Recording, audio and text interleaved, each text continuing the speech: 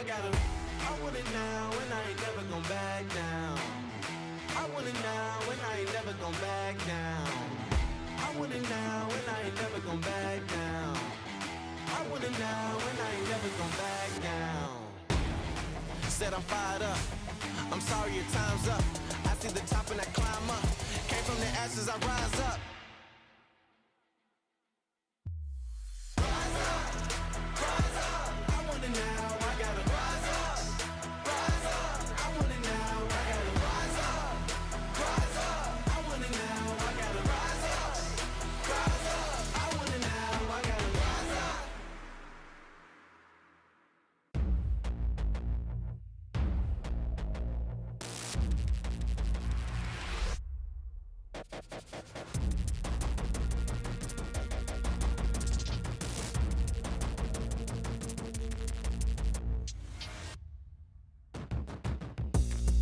Here we go, it's time to show the world. We gonna rise up, I won't ever let us fall. Here we go, it's time to show the world that we gonna rise up, I won't ever let us fall, no. Won't ever let us fall, no. I won't ever let us fall. Here we go, it's time to show the world that we gonna rise up, I won't ever let us fall, no.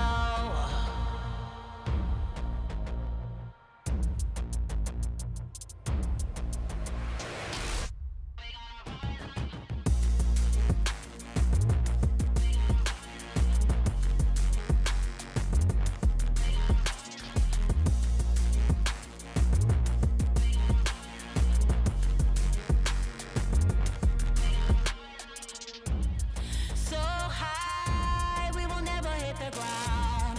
There's levels to this, and we taking a crown. We on a level, a whole nother level, it's just us. We going, keep going, it's only one way and it's way up. I won't ever let us fall, no. Won't ever let us fall, no. I won't ever let us fall. Here we go, it's time to show the world that we gonna rise up, I won't ever let us fall, no.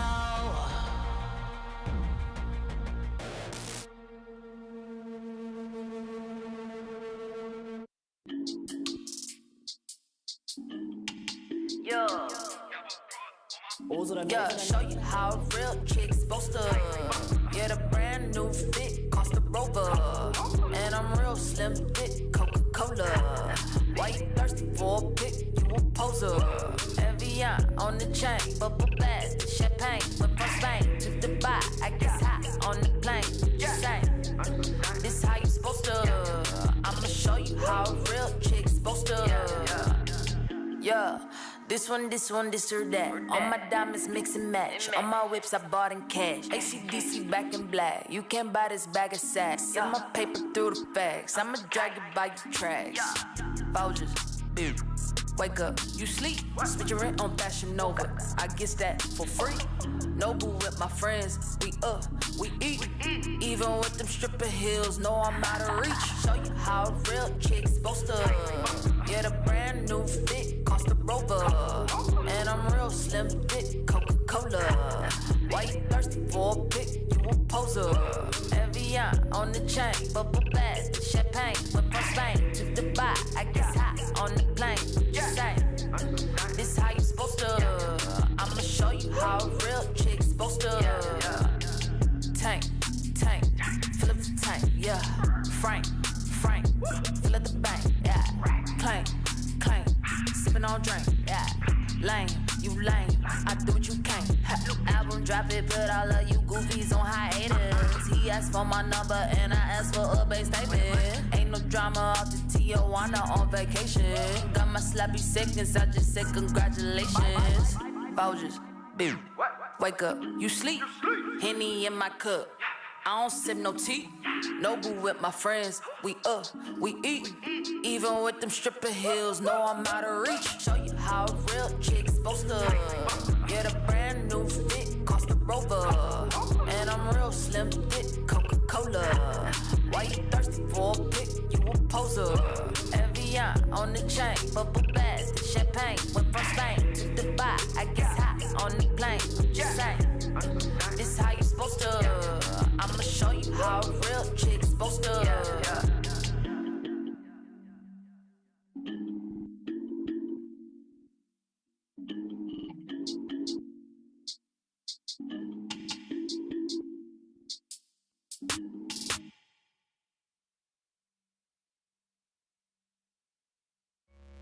All I do is win. I'ma raise the trophy up once again. You did all you could, but you gon' have to try again next year. All I do is win. I'ma raise the trophy up once again. You did all you could, but you gon' have to try again next year. All I do is win. I'ma raise the trophy up once again.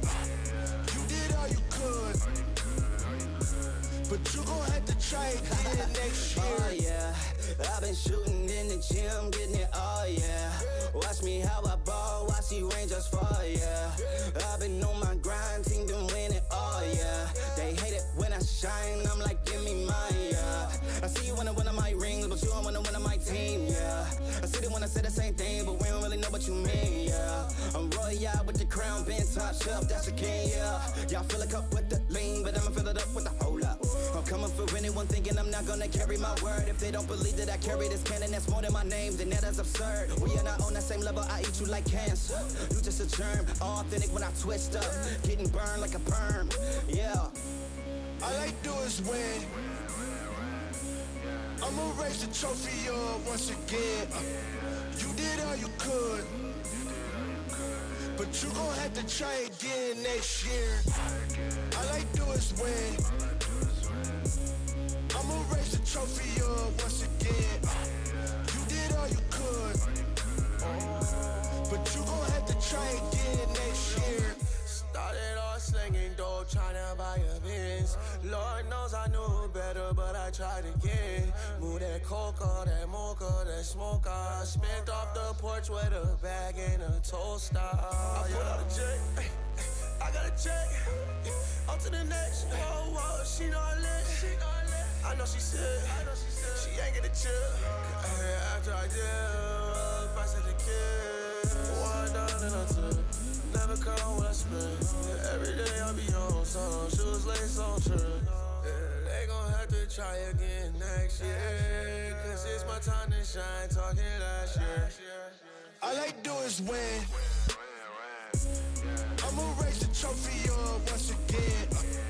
You did all you could, but you gon' have to try again next year. All I do is win. I'ma raise the trophy up once again. You did all you could, but you gon' have to try again next year.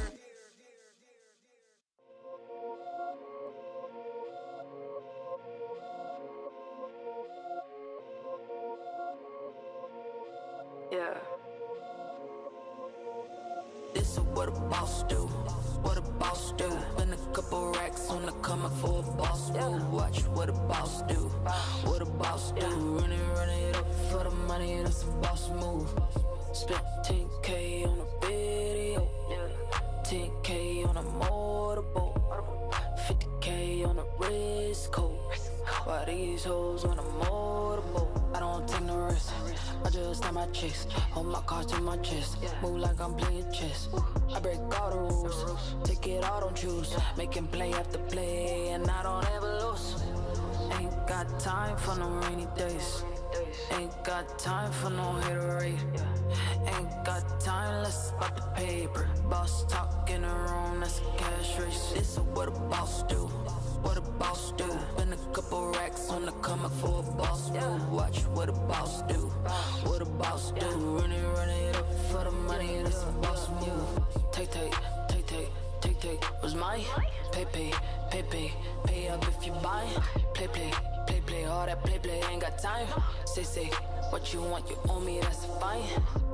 We talking money, this is not a race.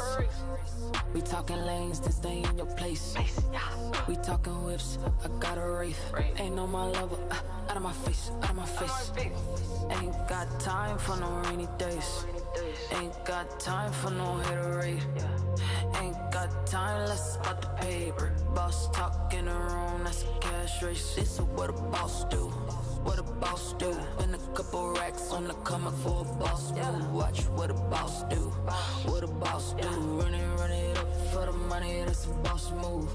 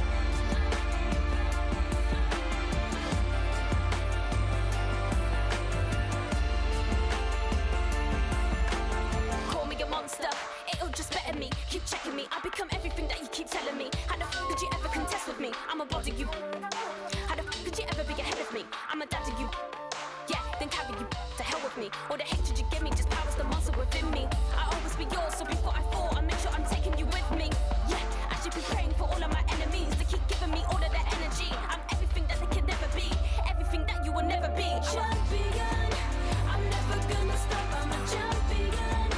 I'm running to the top like a champion. I'm never gonna stop, cause I'm a champion. Oh, oh, I'm a champion. Oh, oh, I'm a champion. Oh, oh, I'm a champion. Oh, oh, I'm a champion.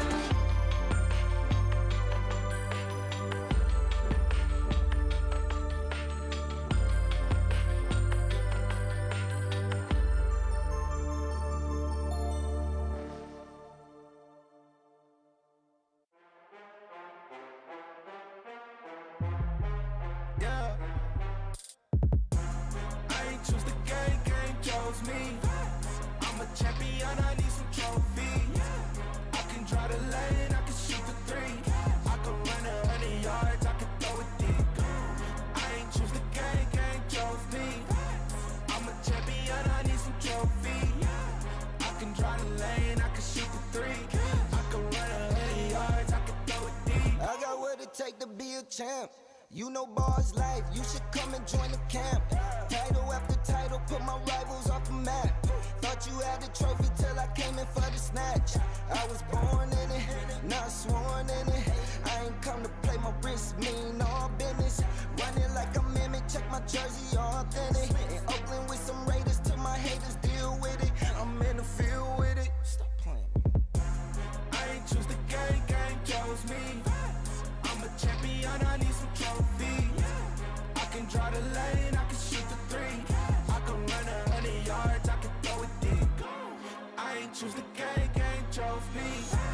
I'm a champion, I need some trophies. I can draw the lane, I can shoot the three. I can run 100 yards, I can throw it deep. I do not know defeat, no. All I know is eat. True. I am ahead of these boys. All they see is cleats. 10 toes down. They won't get the best of me. I've been cooking all day. They want the recipe. No rookie, I'm OG. I am the king of the league. That mean I do what I please. Whenever I please. I keep a trick on my sleeve. Whenever they coming from me, I'ma pull up from the half. Right in your face, that's a three. I ain't choose the game, game chose me. I'm a champion, I need some trophies. I can draw the lane, I can shoot the three. I can run 100 yards, I can throw it deep. I ain't choose the game, game chose me. I'm a champion, I need some trophies. I can draw the lane, I can shoot the three. I can run 100 yards, I can throw it deep.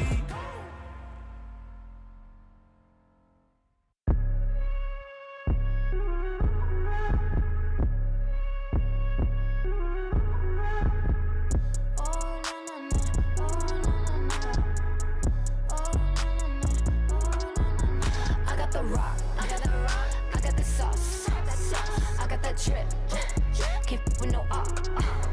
Drinking my cup, pull up the rock, stay getting lit, yeah till I drop. Iced out, I'm too hot. Fly stain on my block. Rolling that green, don't stop.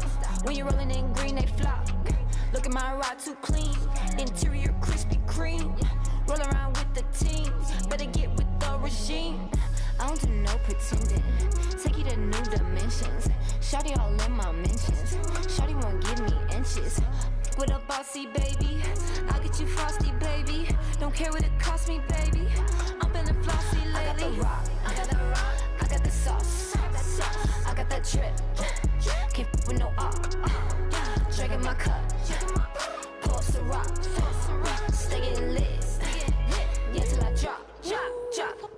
4 AM and I can't feel my face, yeah. Pour me up some more, I'll bubble, yeah. Nothing new to me, so if you trust me, I can make you love me. Baby, do you love me? You love me. You with me, know you on the right track. Drop a couple bands and get it right back. I'm just dripping black diamonds and Louis. These niggas like ooey. I'm so bad and bougie, it's a movie, yeah. Count my wins so I don't take a loss. Baby, can you handle me like Kyrie with the cross? I don't like no boy and you know I cut you off.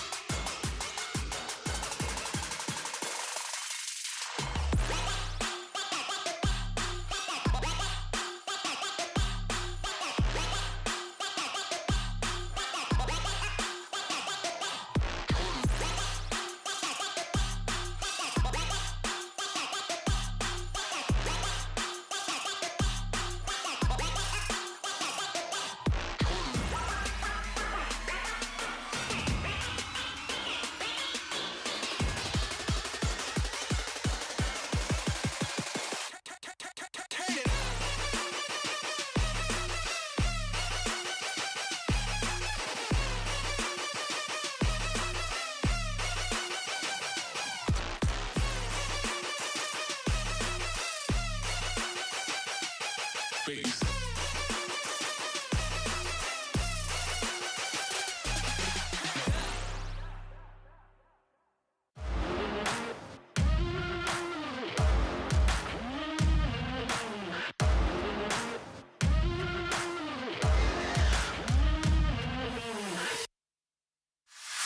The bricks feel different on the spine. This is it, Tony Hawk, I'm getting on my grind. It's all in the mind, I don't even need a sign. Come back, get applying pressure from behind. I ain't got no enemies, turn them all to allies. Face painted, no cat eyes, ship never been capsized. My rationale different cause I made it. No street sweeper, I just gallop off the pavement. Money Mayweather, yo, I came in trying to be the greatest. Not the only, but the latest. Had to keep it like the cadence. If the planet needed saving, I'll be in the conversation. It's amazing how the plan come together like a compilation. If they counting on me, then I hate to keep them waiting. Let's go.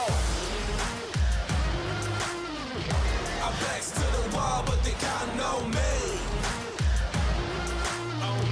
They waiting for the fall, but the parachute's free. Could be playing from behind or aggressive with the lead. You can count on me, and I promise I'm the only one you need. Let's go. Yo, the crown feel heavy when you wear it. I don't do it for acknowledgement, I guess it's just a merit. They still trying to copy me, they voices like a parrot. Staying on my shoulders and I bear it like yoga. The numbers adding up, this is calculus, old school, so they stay counting on me like an abacus. Name is the stone, but acting like I'm not established. Miss me when I'm gone on the throne where I have to sit. Lonely like Akon, acting like I'm A1. Wishing that your neighbors knew your name like Trey Songz. You niggas can't stay strong. Keep coming back for more, they thinking that I'm Jason. You messing with the great one.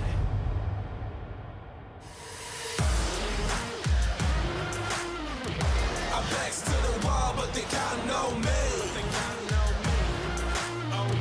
They waiting for the fall, but the parachute's free. Could be playing from behind or aggressive with the lead. You can count on me, and I promise I'm the only one you need.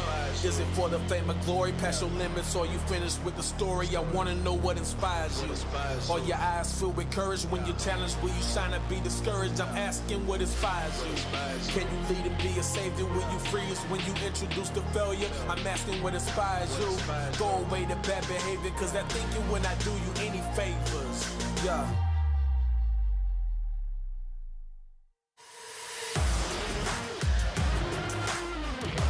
Backs to the wall, but they counting on me. They waiting for the fall, but the parachute's free. Could be playing from behind or aggressive with the lead. You can count on me, and I promise I'm the only one you need.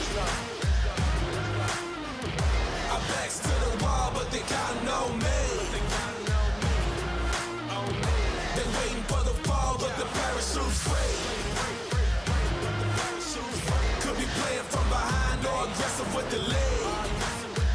You can count on me, and I promise I'm the only one you need.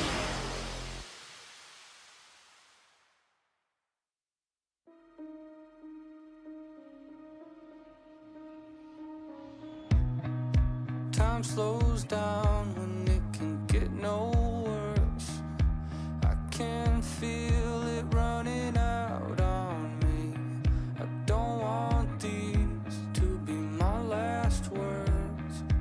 All forgotten, cause that's all they'll be.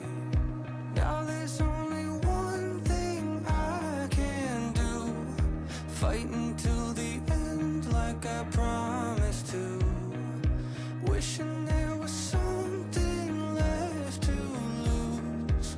This could be the day I die for you. What do you see before it's over? Blinding flashes getting closer. Wish that I had something left to lose. This could be the day I die for you.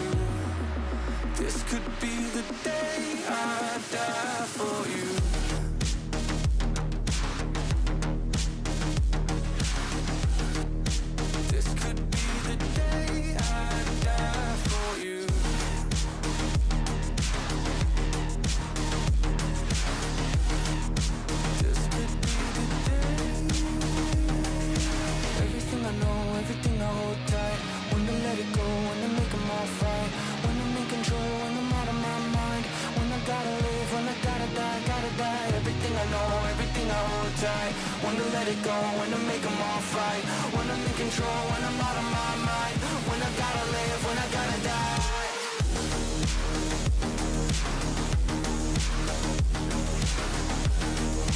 This could be the day I die for you.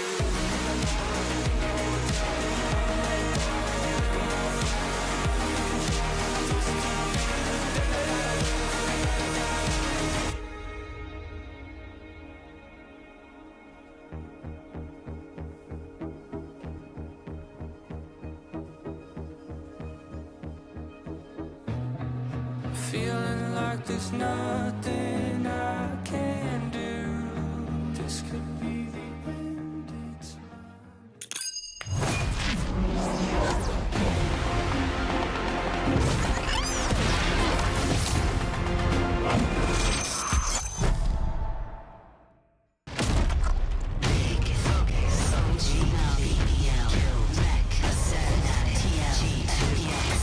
Welcome back to EMEA.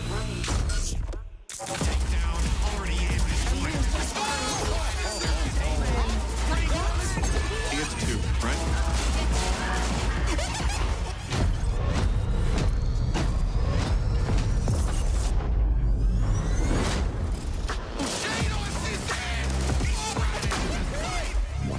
When he got in the back lines and actually overextend. On the side they go, Nivera finds the first kill and the flame. Two clutch players now. Oh, missed it. 9 HP.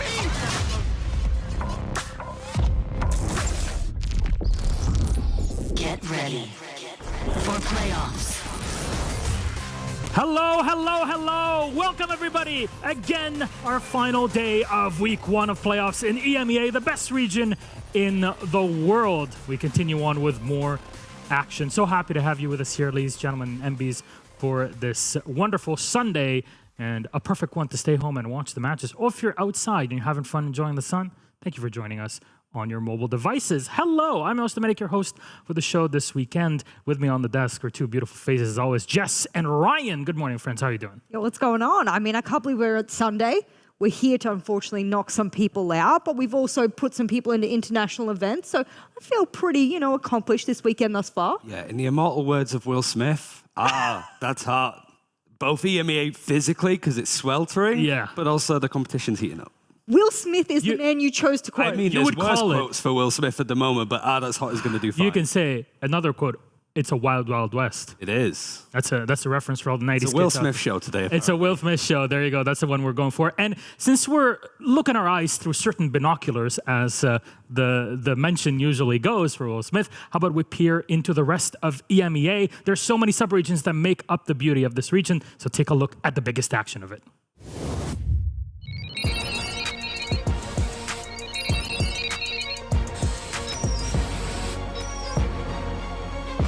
Direkt aggressiv gegengegangen. Der Joro, der kommt hier nicht wirklich zum Zug. Oh, schöne Pop, aber er ist direkt Counterflash. Guck dir das mal an, das ist super gut gespielt! Von Bipo als auch Epps. Ihre Flashes, ihre Concussion.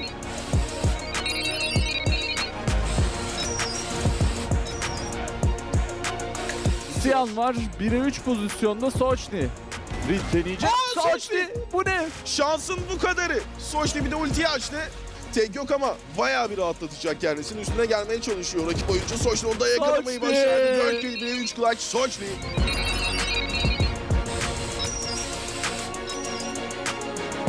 I Frey. Furia łowcy eliminuje jednego, oznacza drugiego, eliminuje trzeciego, ale akurat to Frey gdzieś wcisnął się. Co to jest za skan?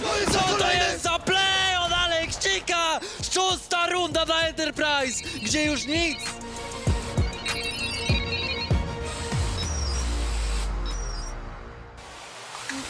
Il était aveuglé. Pour faire une première élimination exacte, il était aveuglé, Center, l'ouverture, il en repère un second, c'est le festival d'un Center terrible ici, qui s'y reprend, c'est le highlight de fin pour un Center.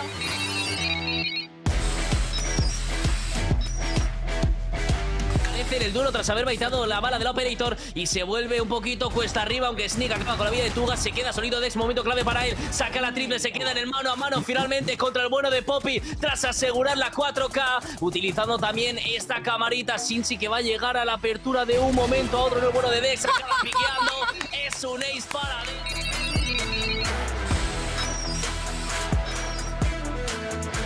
Stuck around the corner, and I think they probably know where he is. Shed is just waiting for it, but the slow field is going to make it a little more difficult to get in round on this one. Sutma gets taken. Oh, uh-oh. Shed, you were literally looking there a second ago. Oh, Devo. He's waiting.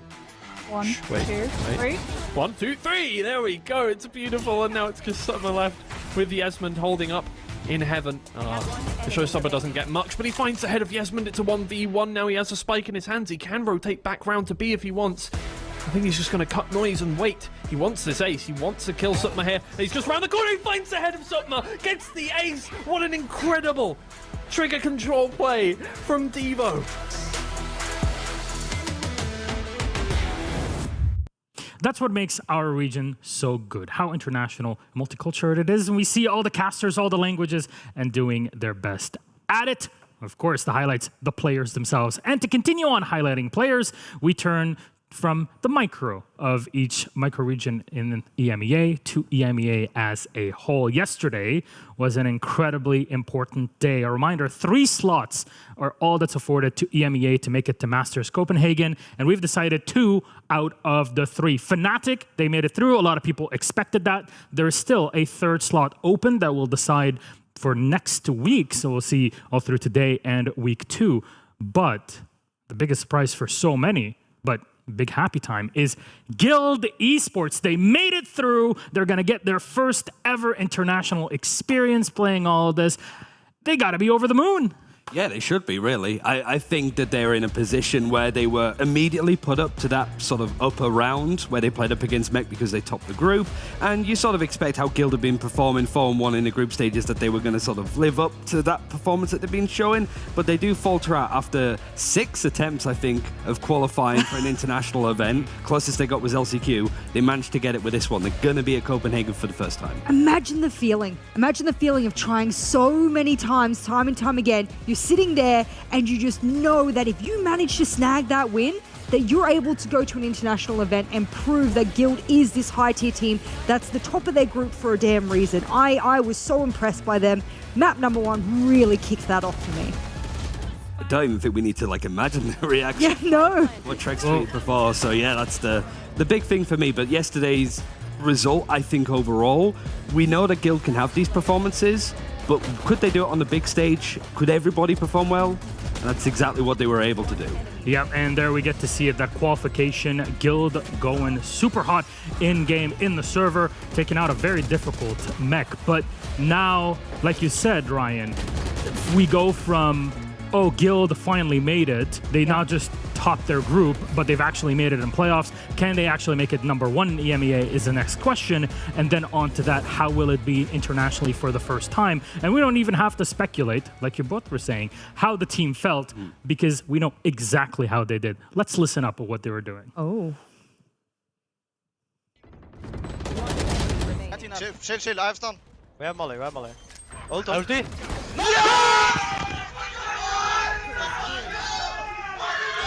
Surprisingly clean reactions as well. Right? Let's go, and not, adding extra words on Beep, to it overall. beep. That would be me. I spoke to Safe a little bit afterwards, just congratulating him, and him and Leo, because they were the mainstay on this roster. They booted everybody else at the end of last year, brought in some other players like Trex, for example, who that video came from. His mic was muted, so God knows what he was in. But yeah, just generally, they've been waiting for this for so long, put the resources in, Guild putting in the money to make this roster work. Now they've managed to achieve it. They made it work with, especially we talked about Breeze and what happened on there. The Sova was incredible. You mentioned that just yesterday, it was beautifully played the whole time, wasn't it, huh?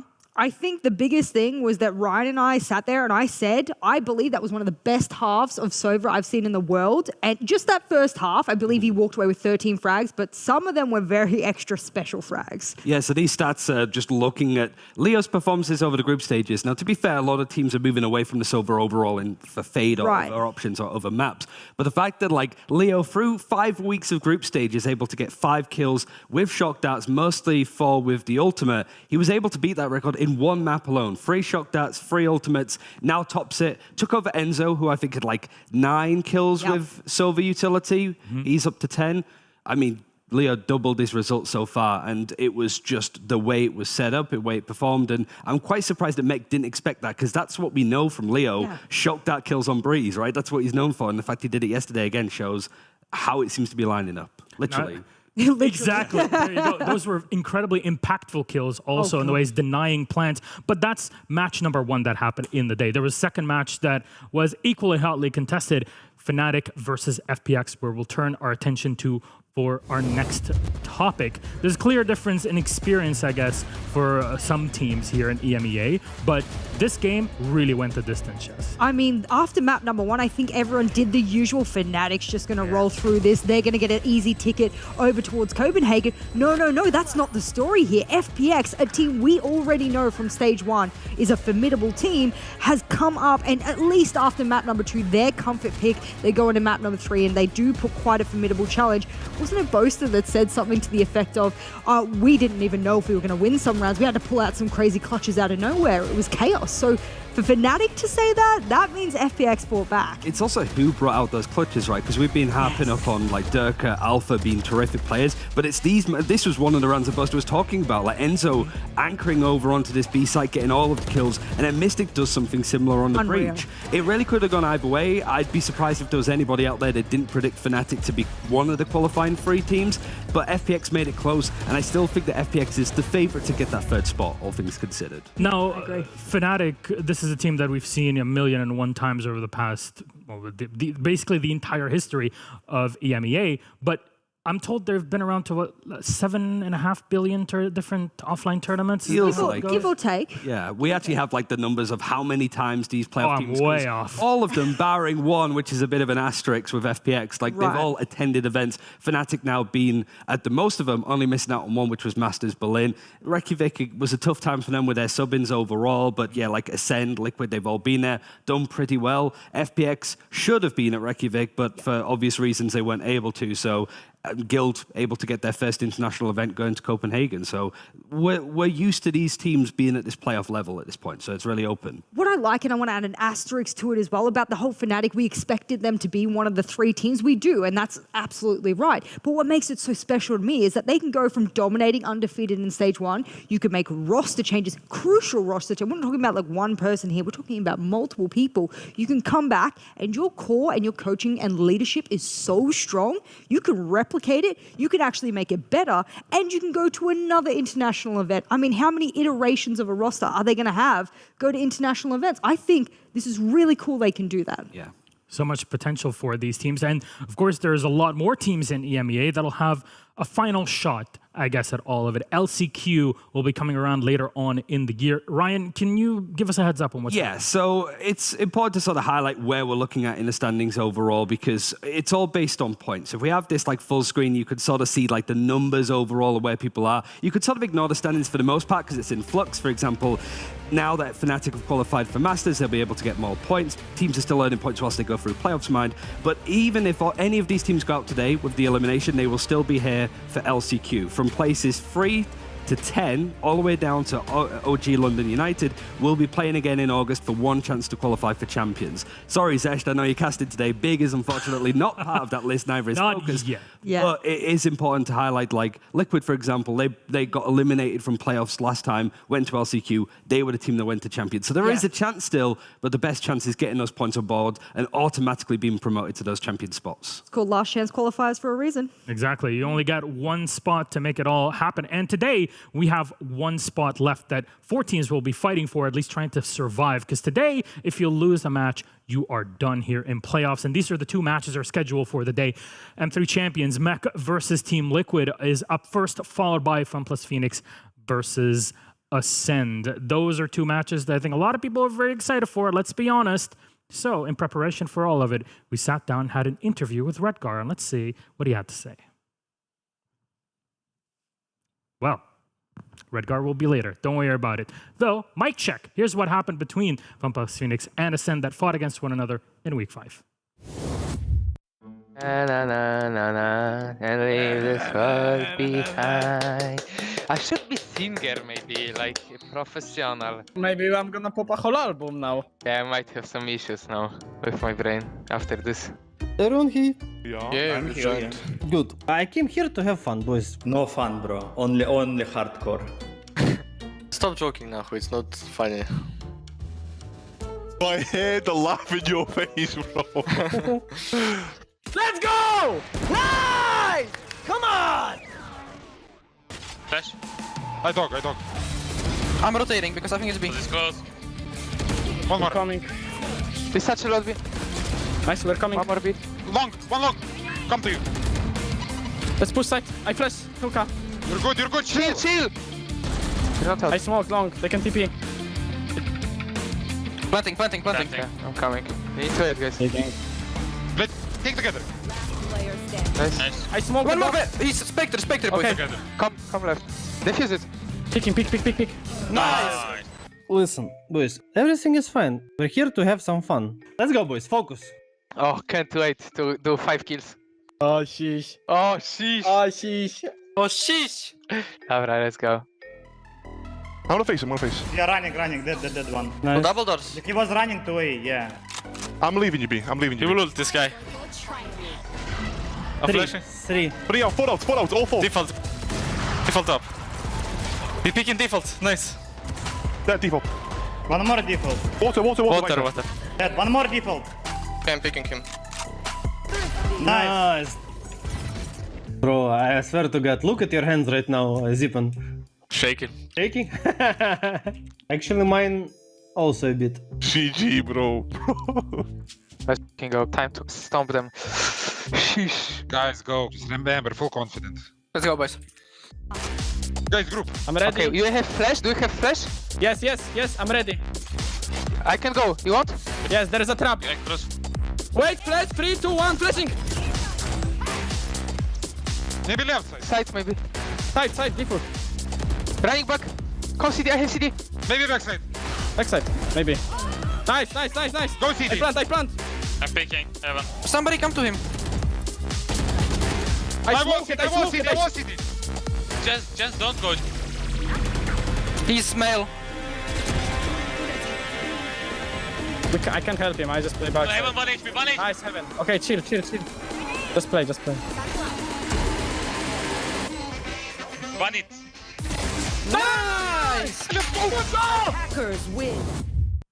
And that is exactly what we're going to have later. That sets us up perfectly for match 2 for today. But before that, it's time for us to get into details for our first game, which, as a reminder, is an elimination match. All of our matches, both of them, are elimination matches. You are out if you lose this best of 3. Team Liquid go up against M3 champions. So let's set this all up and set the stage for our viewers out there. Jess, what are your thoughts on this? I mean, I'm just seeing M3 champions, Team Liquid in my head. I'm like, these are 2 names and only one of them goes through? Nah, this is not the position I wanted to be in, man. I don't want to knock either of these teams out, especially you're thinking M3 champions. Obviously, they're a big name. They've been as far as they have, but also Team Liquid, I think they're in a solid position now, especially with their sort of compositions and everything. Yeah, Preds are going to be broken, I think, just today, right? Yeah. Because if you look back only literally to last week, these 2 teams played. Now, there is a bit of grain of salt, I suppose, to it, because both teams had qualified to playoffs at that point and were playing effectively for seeding, so they may be holding on to some strategies. But for Mech, they kind of got dominated 2-0 up against a team that, like, Mech have been pretty consistently strong against, especially when you look at the fact that Team Liquid, Mech, last time that they played in playoffs was back last year, stage 3. Mech went to Berlin. What happened after that? They won Masters 3 champions, hence the name, right? And Liquid, they dropped out. They had to go through LCQ in order to get there. So the fact that things have switched around, it's looking good for Liquid, despite only making a roster move a couple of weeks ago. The only thing that worries me is they've played so recently. We saw the maps up there before. We can see the B-roll of it happening in front of our eyes. There were not enough rounds to convince me in a very recency biased... Oh, God. No. When I said not convincing, yeah, that's one of the kind of things that might not... But for M3 champions, that's the thing I'm talking about. The rounds they put on the board was not enough to convince me. And I think it can be replicated by Team Liquid again if they were able to come in confident.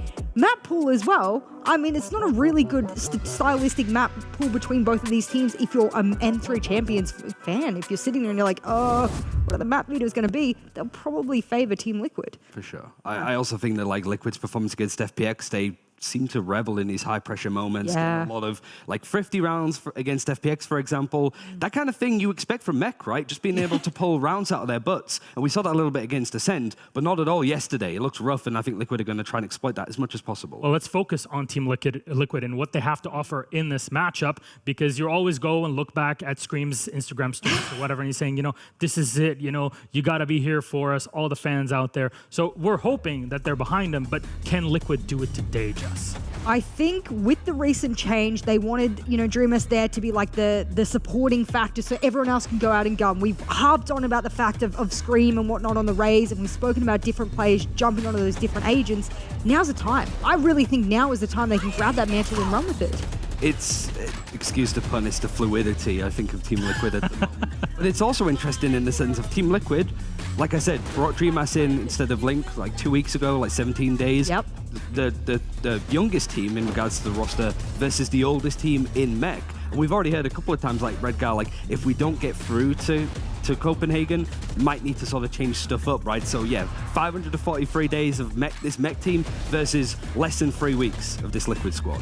Does experience be the one that pushes them through, or is it fresh blood? Right? Like you obviously have like Meg be together for so long, but you're trying to tell me that like Scream, Navira, Yampi don't have experience in those kind of games? The brother buff might hit very hard today. I'm telling you what, Navira, that man on your screen, sheesh, he's been picking up that chamber, and I'm feeling good about it. You could just play all of the Sentinels, right? Like his Viper's been superb. We're seeing a little bit more Cypher usage, right? Like he came on into the scene at LCQ, went and qualified for Champions. Every international event we've had so far that Navira's been in this squad, he's been there. So this would be like a huge disservice to not see him again at an international line because he seems to thrive in those kind of environments. Something is just in the Bettelton family genes at this point that allows them to play so well from their CS days to now into Valorant. So very exciting to see what the squad had to go through. But you talked about the chamber, for example. Do you want to dig deeper into that? Because I feel it's a big topic for so many people. I mean, there are so many players picking up the chamber, and I remember I might have been DL Rex in the most recent international in Reykjavik said, if you're not picking up the chamber,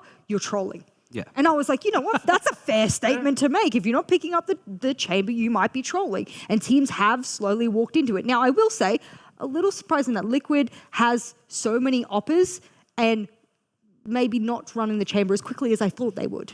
Yeah, I think one of the stats I remember from stage one is 11 out of 13 teams that qualified for Reykjavik played chamber in their qualifying game. I think it was 12 out of 13 that played it full stop. But for these two teams, it's who is going to be playing the chamber. It's a hot potato commodity. And it's not like all of these players are trash, so you're trying to find the best one to suit for. It's like all 5 of these players are insane on the day, right? And like you have some like Defo, a great entry, a great opper, but this isn't necessarily an entry agent. It's about holding angles, opping. I don't want to get into the discussion of if he's a duelist or not, but you get the point. Like all 5 of these players, you could put this agent on. But for Mech especially, which of the 3, Nats, Chronicle, Defo, would you put the chamber on? Oh, I don't know. I liked the Headhunter from Nats. We just saw him premiere and bring out and debut that, at least in a competitive setting. And everyone, I went back and I looked at the chat and everyone went nuts that this man was like officially playing chamber. Now, in a Sentinel role, sure, and we can have that argument about it at the Duelist. We're not going to do it now. I think... first kills, to be fair, so he's finding the openings. So he's finding the openings. He's having success with it. And I actually think there was a lot of accuracy there, which is required for chamber players. But you think about Mech as a whole, is that him being the best Viper in the world, now that he moves over to Chamber, is that being lost in the wind as a result? You know, that's my worry with losing Nats to Chamber.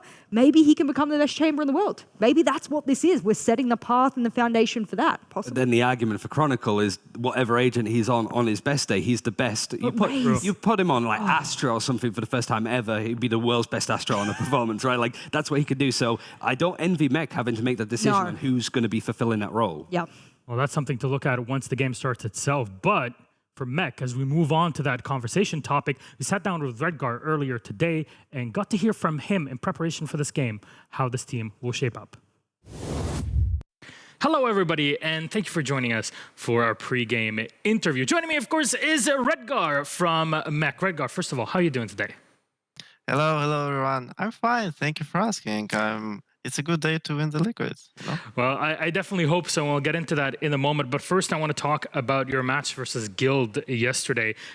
Things looked a bit shaky, of course. It's quite obvious there. But what do you think caused those struggles on Breeze and the close fracture later on? I guess, like, if we're talking about the attack side, we screwed up. It's really hard. You can see the scores. But on the defensive side, we found out a lot of good situation for us, like 5 versus 2, 5 versus 3, and we just couldn't like keep the situation in our hands, and we just lost a lot of clutches. I don't know, maybe we were nervous or something like that. I guess it was like the reason why we lost defensive side on the Breeze. And what about Fracture in that case? It got pretty close. You almost took it to a map 3. On Fracture, I guess it was our like nice map to play, and it was like a comfortable map for them too. But I guess sometimes we had like the plan, but it didn't like going well. Mm-hmm. And now you find yourselves in a similar spot to what happened in Stage 1 playoffs. How do you feel that you can reset from the first 2 matches that you had in playoffs for Stage 2 to prepare for a big game today against Liquid? I guess you just need to forget about the 2 days because it's like already in the past, and you need to right now focus on what you have right now. You know what they're gonna pick. They know what we're gonna pick. We know each other really good. We fight a lot of times versus each other. Mm-hmm. And the previous time, when we needed like to qualify in the Masters Berlin, they were on our way, and right now they're the same on our way. So we should like go through them and prove and everyone that we still can like qualify for the tournaments and showing the really nice play style. And a final piece, what do you think is Mech's secret sauce for this? Is it cool nerves? Is it team play? Is it Chronicle? What's your thought? Okay, so first of all, you see like me on the like first floor. After you see like the Shadows and Defa, and after it's like the Lurking Nets, and on top of them it's like the Chronicle, you know? So you're getting the secret sauce at the end of it anyways, and hopefully that all comes together today for Mech against Team Liquid. Until then, well, good luck in your game, and thank you so much for joining us in the interview, Redgar. Thank you very much. Goodbye. Bye-bye. And that was it from Redgar. Always a pleasure to have him and have a chat with him about all of this. And you know what? Beautiful thing. Give so much kudos to his colleagues as well on the team that really help him make it happen. I mean, Chronicle's been unreal. I think it's without a doubt when he jumped on the Brimstone and whatnot, and I watched him absolutely gunning with it. I will say I enjoyed the man that was just on your screen on Omen recently as well, so he should probably give himself a little bit of props. Gunning, running, smoking as he needs, but yeah, the whole team standing up. And we had that chamber talk before about Chronicle as well. Any agent he touches turns to gold. Yeah, I think that's the best way to put it. However, I think for Mech, they're giving me whiplash watching at the moment.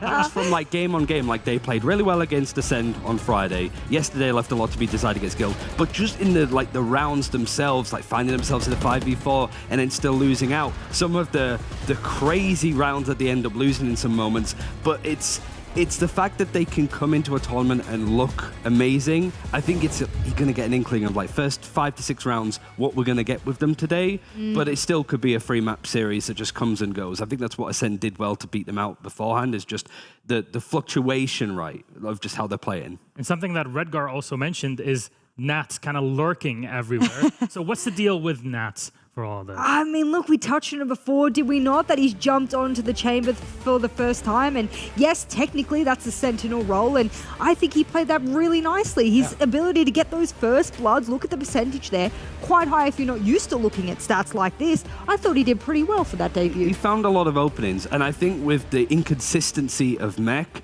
it is actually kind of unreal how well Nats is still performing, despite the rest of his team having some really, like, oof rounds, I'd say, overall. Like, he is still at that sort of precipice. And now if he's able to do that more consistently on roles and open up the rest of the squad, you might be onto something.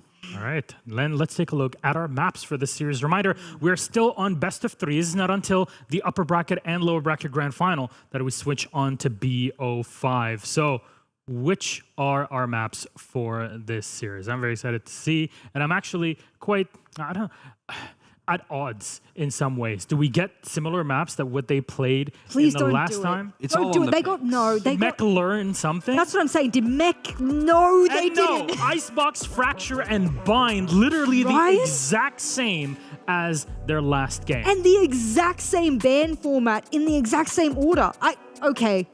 I don't agree with this. I'm going to flat out say I don't agree with banning in this fashion after they got thrashed recently. I think the first bans is kind of like Team Liquid have always pretty much banned Breeze, like Mecha are always going to ban Haven, so it's the first two maps that sort of lend itself into it. Bind could be an interesting one, considering that's what we saw Mech pick it up against Ascend on Friday. Icebox, I think Liquid have looked absolutely superb on it. Yeah. We've been mentioning Chambers, right? Right now, it's Yampy that moves over to that role. Navera typically runs it, but Yampy on Icebox has some of the most insane stats on Chamber. And you sat there thinking, why do we not see him on that more? Like the aggression, the smartness. It's suited him more than Omen has, I think, these playoffs where he's sort of been caught out a lot, and it's just lean into that a bit more. And we got a bit more time, so we get to discuss things because our agent select is delayed by a tiny bit. So, Jess, any more details that we can figure out on these teams if we focus on Icebox? Look, for people who are watching me have a little bit of a giggle about this, what we mean by this is, like, what date was this? I've got listed here that they played this in week 5. They have played these exact. It was literally the other week. We're talking about the fact that the map bans went the exact same way.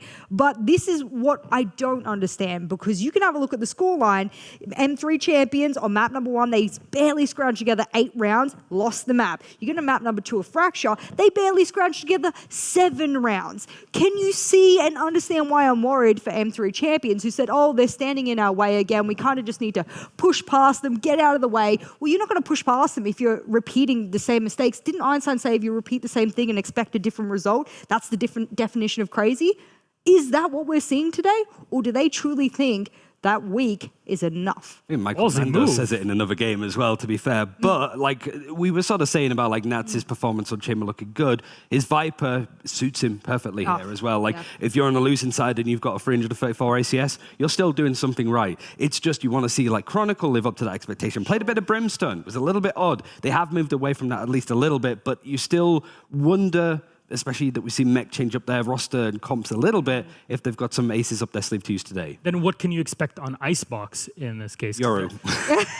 Not again. No, please. No, come on. Be Not serious. again. I mean, Liquid, you don't change up anything right now with what it's been working. For Mech, you don't want to change up what Nats is playing overall. No, especially on Icebox. I think a lot of pressure goes onto Defo, I think. I think naturally people are going to look at him. You know, Scoreboard Stevens, he's at the bottom. He's not performing his role well, but this would be a great chance to show up where it's very hard to just be that entry anyway if you're playing the Chamber. You see a lot of teams just not running duelists at all on this map because you could sort of like shuffle up to a site over on A. You don't need to smoke your way in as a jet and dash in. You could just sort of scale your way up, like lock down these positions and make it a really hard retake. But Liquid, I mean, their defensive sides have been great. I think they usually, on average, win them out 8-4. And they start on defense first, I think. Yeah, this is the big thing for me right now. Is Shados I liked on the KO as well. I think that was a pretty damn good performance. And we've seen Shados play a plethora of agents as well. So for me right now, it is the biggest thing of... And who starts on attack on this map? That is my big question. That'll actually change. Liquid in this case will start on attack. Okay, so for the first half, we actually won't really know and dictate how the entire map would go, purely out of the fact that M3 champions have struggled on their attacks, so the second half is where it will be at. But compositions on the line here? Do we see maybe a change to the fade? You'll immediately see what Mech change up, and it is like Yeah, there we Chronicle go. is going off that Brimstone, so Defo going over to the KO. Okay. I mean, we saw something similar on a map before where Defo moved over to the Sky Unbind, and it kind of worked out, but It did yeah, this work is out. a tough one. Shados has had some pretty lackluster performances over on this map. They're still dedicated to the Brimstone. Wow. It's Redgar playing it instead. Other thing to highlight, Liquid, Soulcast's Fade, some of the best utility that we'll see, and how he combines with Scream, we saw the set it a bit yesterday, has been superb to watch. Oh, Redgar, do it, bro, do it. I loved him on the Omen. I want to see him on the Brim do it again. You know what? I think it's great, and everyone scoffed at bringing Brim on this map, and I don't think it was terrible. I don't think it was terrible. It's like post-plant lineups more often than not. Yeah. But it's you are the literally only team that is running this. You've got to make it count. You got to prove it in Yes. some way. Especially when you've already lost against this team Yes. by playing the Brimstone in itself. Well, a lot of questions are raised with this matchup, but also with the agent lineup in the game. Finally, predictions very quickly for Icebox. Oh, I reckon Team Liquid does it to them again. Not just on Icebox overall. So I'm gonna put my coin in there for Team Liquid. I think Mech has not improved their attacking problems in the playoffs thus far. I think we're going to see Redgar throw a stim beacon at somebody's head. Just, you know. Not again. Yeah. Well, there's what the public predicts for this. 54.5%. Mech win 45.5% for Liquid. But we don't have to theorycraft about this, at least for now, for map 1. Icebox is ready. Thank you guys so very much. Let's toss it to our casters, ExWarrior and Zescht. Enjoy. Thank you, Milosh, Jess, and Ryan. Yes, this is going to be a nail-biter. This is the lower bracket, and everything is to be fought over. Zescht, I'm so excited about this one. Listen, right, your words, an absolute certified banger. I can tell you that. It is. Just a few weeks ago, they have played this map. We see a few adjustments, and this is making it all so exciting. So I would say at this point, let's take a look at those players again, and then we can directly head into Icebox.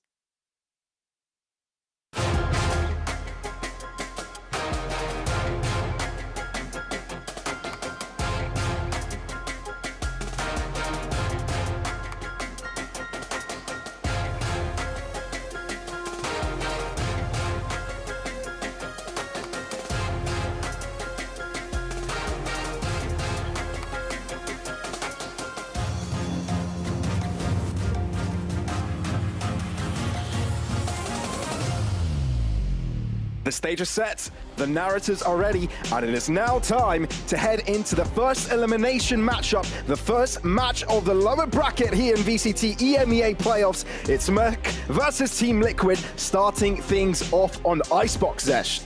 And Redgar said it. Just forget about it. Leave it be. It is what it is. It happened the way it happened, right? It happens, okay? Guild has been proven they're a world-class team.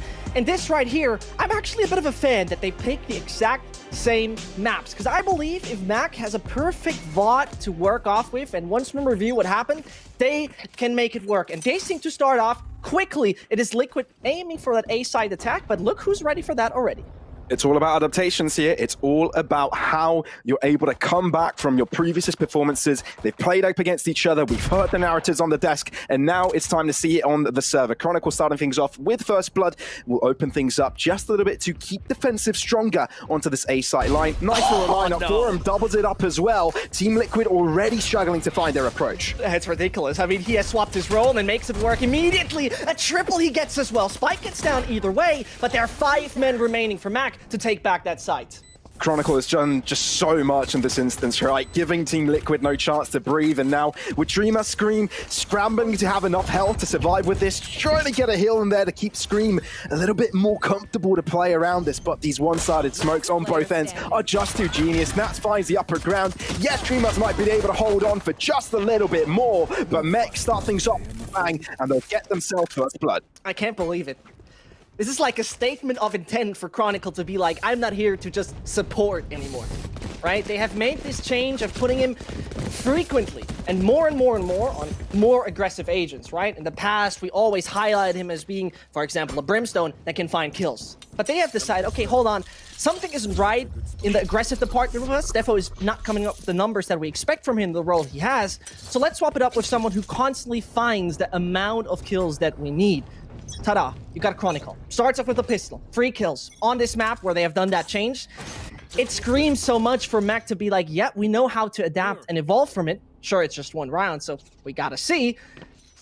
But this already makes me very hyped, Palace. This is like already around the moment where I'm like, all right, we're in for a treat. Oh, absolutely, man. You love seeing Chronicle play on these much more aggressive positions now. I guess the little trade there at the start didn't quite get the better end of it. Yampi was the one to find most damage, but quickly I kind of see Team Liquid sort of formulating around all of this area. Very default start by them. Mech, of course, are all going to be very reactionary with the Spectres as well. But, you know, Team Liquid, they've got good conversion with these eco rounds. You know, we've seen a lot of damage being taken out from these Sheriffs. You know that you can't really count them out on these instances. Oh, no, it absolutely feels like they're always caught in a Western movie, how often they make it work with Sheriff. Very true. Very, very true. Often Scream being the cowboy. Oh, absolutely. Never seen a Belgian cowboy before, but... No. For sure. There's a niche. Always time for something new. Let's start round 2 with a Zeshtism. There we go. Anyway, 30 seconds left. Liquid with one astute and well fought through a execute, and there's no time to crumble for Mac, but they already lose Defo. Oh, you may say it's time for something new, but I say it's high noon. The Sheriff started to shut them down, but Shados is there to answer right back in favor. Make that a quadra kill for Shados, because why the hell not? Nivera, life short-lived, because Mech are here to stay. Looked dangerous for a second or two, right? Just jumping on the train, being like, yep, this could be actually the round where once more it's going to be one of those dangerous half-buys working. I just want to remind you, the last time we saw Team Liquid on this map, when they had this sort of half-buys, they were winning 6 out of 6. Sure, this is not necessarily half-buy because it's Sheriff, right? They cost 800, but you get the idea. The economy doesn't need to be too good for Team Liquid to make it work. That was your Zoe power-up, and now, as we're heading into our next one, and as we're heading in round number 3, the setup is very clear for Liquid, more focused to deny every kind of space that could happen in front of a bit of mid-presence from Yampi to hope that Redgar and Co will overextend, but none of this is happening. Liquid have really very much abused the space they've gotten previously from Mac in the previous series they had here, but now, it seems to be working absolutely fine. For the moment, we're only in a 2-0. Yeah, Chronicle's position has just been telegraphed, so has to rendezvous out of there, but you can see Team Liquid quickly capitalizing on that space. Swill is mid, sort of attention. But very slow here from Team Liquid, looking to find that information. Chronicle falling further back and still finds another. Again. Already finding impact with that Headhunter. That's exactly what you want to see if you're Mech. And there it goes. Chronicle continues to wait and plays a perfect close-range angle. 45 seconds left. Seeker is not gonna get him, and he's out. Instantly out, plays it safe, and they can't even play for retake at this point. They'll be like, come at us if you want to, and they don't make it work. Yampi has been constantly the dedicated lurk, fails to do that again. And so we're in 30 seconds. The Nivera is quite deep into B, but the rest have to catch up. And you see the clock up there, Pavlos. It keeps on ticking louder. Team Liquid really need to make a quick decision here, and it has to be a very good one. All they know is that they need to find a pick and quick, but Mech aren't really going to lie to that. Look how far back they've set up now. Really not allowing sort of Team Liquid to get in a close proximity with them to allow these trades, but importantly enough, they do get the spike down. But you can also see how far Dreamers is closed into this. Up against the wall there, already being broken up. Dreamers has to do everything already with the first one. Looking for the second, but out into the open. Chronicle quickly trading, but still 2 here for Team Liquid. And they have to play this perfectly at this point. They have a massive disadvantage. Soulcast starts good, get Redgar down. And the spike being so much out in the open, they could benefit massively from it. But it's not enough. There was a moment you thought Nivera could have done it, but not quite. Mech able to find it with the numbers. And by the end of it, they will get the defuse down as well. It's already defused halfway. It's going to be a 3-0 start for Mech, and a devastating loss here for Team Liquid. And I'm sure, correct me if I'm wrong, anyone out there in this world, and we're just 3 rounds in, the sample size is low, but I think Chronicle is playing an absolutely phenomenal chamber at this point. Period. Absolute period. No discussion about it for me. And you saw right there the classic movements, the classic stances we see, and for example, in mid, you see the big X, that was Yampi dying. The man is constantly trying to lurk, and that's what he's constantly done in the previous game as well. But it doesn't always have to work, and if Mac, with that game they had on Icebox, can understand and realize what happened, and if Liquid have nothing new in their strat book, if there's new chapter added, this is where problems might become very visible early on. Again, we're very early in this though. It's just a few rounds played. Just put it out real quick. 8-0. Chronicle 8-0, and I think in every single round, Meg 1, he has found the entry so far. And I mean, this is a perfect round to keep on extending that score, right? I mean, we're looking at Sheriff, Guardian only for Scream.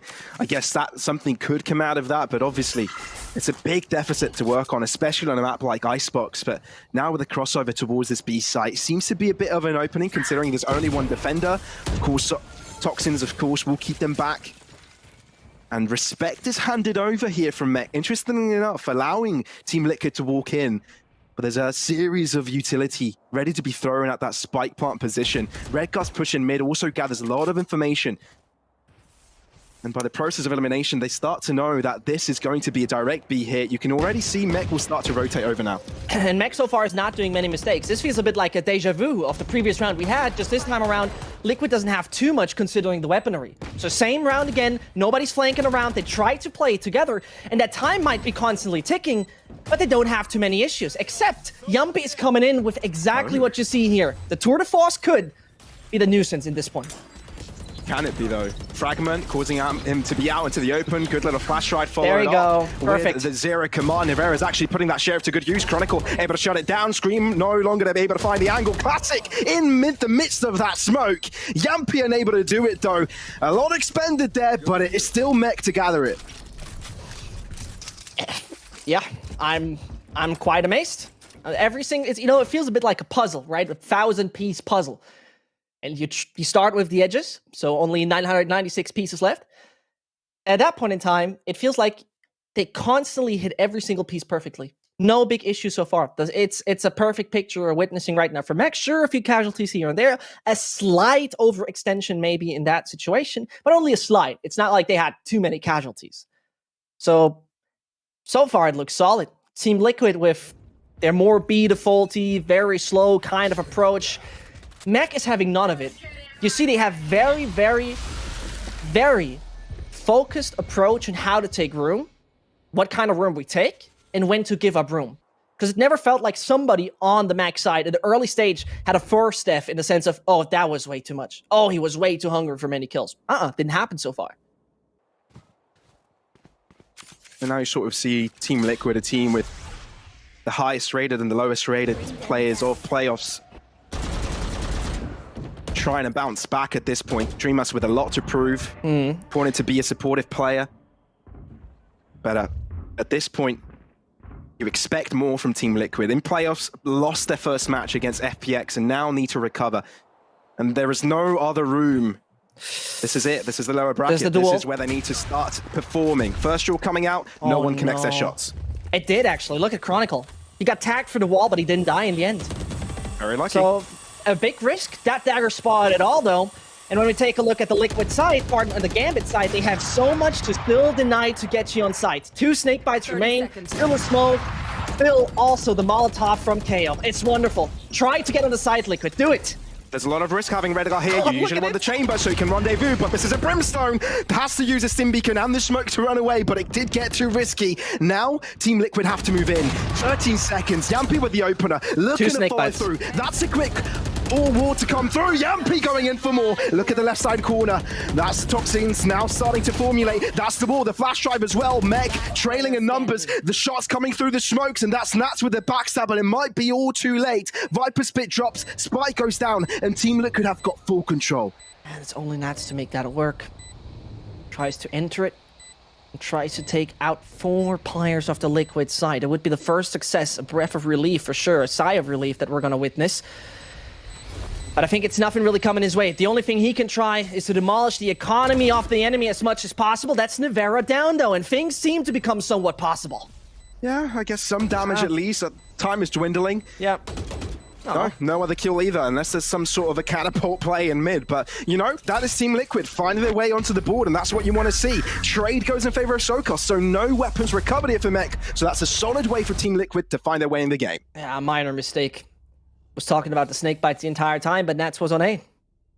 So that didn't even have any impact. But you saw it right there, where you were at the 30-second mark, and Mac had all the utility left to still deny. It was millisecond decisions that ruined it, sort of, in the end.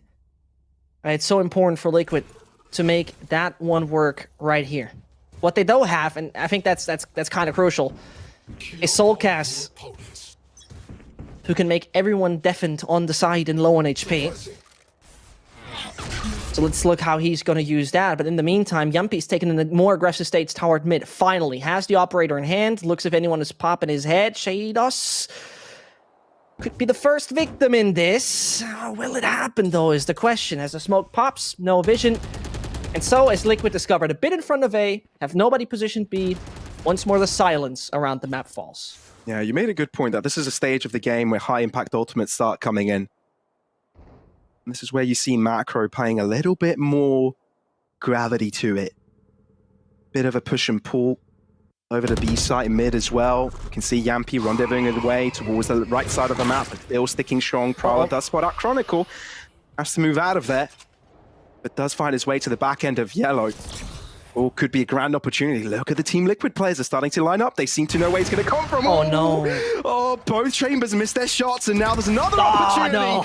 That's an opener for Chronicle. Time dwindling for Team Liquid, but they're starting to move in here. Toxins enabled, Resurrection, bringing all players back alive here for the Liquid side. Wall, not going for the part though, not quite next to the wall. Soulcast wanting to regress, Soulcast with a double, and they get the spike down. Now they can fall back to defensive positions. It's up to Mexico for the retake. And there's not much more they can do at this point in time. It feels near impossible. And when you take a look at the utility, sure, there's a smoke, 2 snake bites, and information dart. All of this is available, right? But they do the reasonable thing and take the weapons home. Dreamers might crush those dreams, but I very much do not believe that that's going to be the case. Shadow at least takes that Yamp. Yeah, you know, something. It's something. It's something. You know? It's not much, but it's something. It was a Soulcast individually really stepping up in there because it was still a 5 versus 5. It was still a very good retake capability. Wait, the thing is that there was also a player to the right that was shooting at Dreamers. So a bit of a waffle. Yeah, everybody survived. Yeah, no, it looks like... No, never mind. Nats was chasing, but not for long enough. Remarkable stuff from Chronicle in the end, but most important are Soulcast in this round, for sure. The individual that really stepped it up was taking a peek that was maybe a slight bit risky, but in the end still made it work absolutely fine. And we saw it there from Liquid. One of the first times they finally aggressed a bit towards mid. Not that it was necessarily bringing them too much. Surely showing presence, surely shooting that one shot. Not going to peek mid again because there's an operator. But Team Liquid positioned himself a bit differently right now. More A-focused, it most definitely looks like. And as they already been spotted early though, it does not seem to bother them too much. Because one thing that Liquid did really well in their A executes against Max last time around was really getting close to 410. Because Mac does not take any risks there. They do not prod forwards. They do not move forwards. And you so far saw the Chamber do mainly its work over on B. Mainly. Team Liquid, the trendsetters, if you will. Whether many follow in their path is a different question. They'll probably have to prove their ideas as strong ones. But the A side seems to be open here. I think they found an opening. They've realized it. Prowler, Alarm Bot as well, starting to move forwards. Doing well. Yeah, but they're still Shados with his old Pavlos. If they realize that there is something coming their way, I very much believe they will have a problem. Yeah, but that's an interesting plan. They don't know. Aimed at the wrong direction, and it's a little bit too late to get that first tag. I think it did damage to Redgar there just a little bit. Now we can see Team Liquid formulating these post-plant positions, but Yampy's still up close, and it's a perfect angle to pick up Defo. Rendezvous away, and even though there's one-sided smoke, Streamers has an upper angle here, and they can clearly shoot down on the spike from that position. Now comes in the haunt. Hold on. Now they can't hear, but they're sticking to the defuse, and they can't No him. way. No way it got defused. No way that's how Mech get the win. This is where you love Brimstone, right? His smokes are so good. The two he places to the left-hand side of Belt, to the right-hand side tower pipes, and your vision is pretty much blocked. And you're going to see it right here. You don't directly know where Redgar is. You could see it a little bit if you have the right positioning, but Dreamus didn't have the right angle on him. And so he kept on sticking, was diffusing from the lower side on the boxes. Brilliant stuff. Exactly individually played perfect. And I think you could also see Team Liquid a little bit panic at the end there and trying to get the diffuser off that spike. But at the end of the day, you know, you had also had Mech pushing a little bit more forwards, and they actually ended up with a lot of those kills by the end of it. So Team Liquid, a little bit troubling now. I'm getting Greek economy vibes right now. Did you say Greek economy vibes? Maybe. Liquid has been really out of my Zescht factory. All right. Thanks a lot. I really love it. Gonna remember that one. Trying to counter the one way with their own little orb. Chronicle got a TP away again. They found a really good way to get him out of the somewhat aggressive angle he has in front of B. But Liquid, with their classic defaults, waiting in front of B a little bit, trying to find something, swapping sides. And you see there was a big contact in the form of Yampi, who got very deep. And Mac doing the same as usual. They have no real interest in holding A actively. And you saw why right there, Pavlos. You saw why they don't seem like we have to take it. And so they get on the site. That is for certain. They get the control. That is for certain. But I think already Mech realized it by the end of that. I mean, there was a recon bolt that only spotted out the Sage. Dreamer's not getting caught out by the orbital strike, but it also means he's left isolated onto that position all by himself. Socast to the left end, Mech looking to formulate towards that main entry. This is where the smoke starts to fall. That is the null commander enabled. How much close can you get to the action? Nat's pushing through, but it seems that Team Liquid very aggressive with those angles. Nevera also holding down the line. Scream starting to press those headshots as Chronicle on the back end looking to hold on. Chronicle again, unable to find the Sheriff shot in time. And that is Team Liquid simply overwhelming there with their firepower. Yeah, and you see how successful they are with getting on A site. I mean, sure, the previous one was lost because of a retake that was done by Mech, but I personally believe that maybe in the long run of this half, the last 2 rounds that remain, they might present us a different stance on the side of A for the future. But for now, great stuff by Liquid. Really disrupting the retake capabilities and the retake procedures that we would have seen from Mac. So that 5-3, still obviously in favor of Mac. Sure, Chronicle leading the charge massively. It is the point in time where he is coming in with his tour de force, still playing it on B, still no A control at all as they focus a bit more towards mid and towards tube. And Team Liquid at this point going to be like, hey, thank you very much. I think we're going to take that. Yeah. Free gift at this point, why not? Yeah. I mean, they rule out mid at this point, and they rule out B long. So it seems like it's a very, very clear case of what is about to happen. I'm just curious to see how much damage Mech are able to inflict here. They delay. There's a bit of a delay. Yeah. Snake bites thrown at them, you know, they can't really move aggressively just yet. They're moving as a unit here. They know they can't really take any risks. Sort of Mech was in that little force-up territory economically, so they are a little bit wary of it, but no, it's just pistols. And it's sort of a matter of just closing this out on time, really. You have to remember the stakes in this game, Zescht. Yeah. You have to remember how important this game is overall. We're talking about a lower bracket, no returns, therefore closing this up gap quickly here for Team Liquid is vital.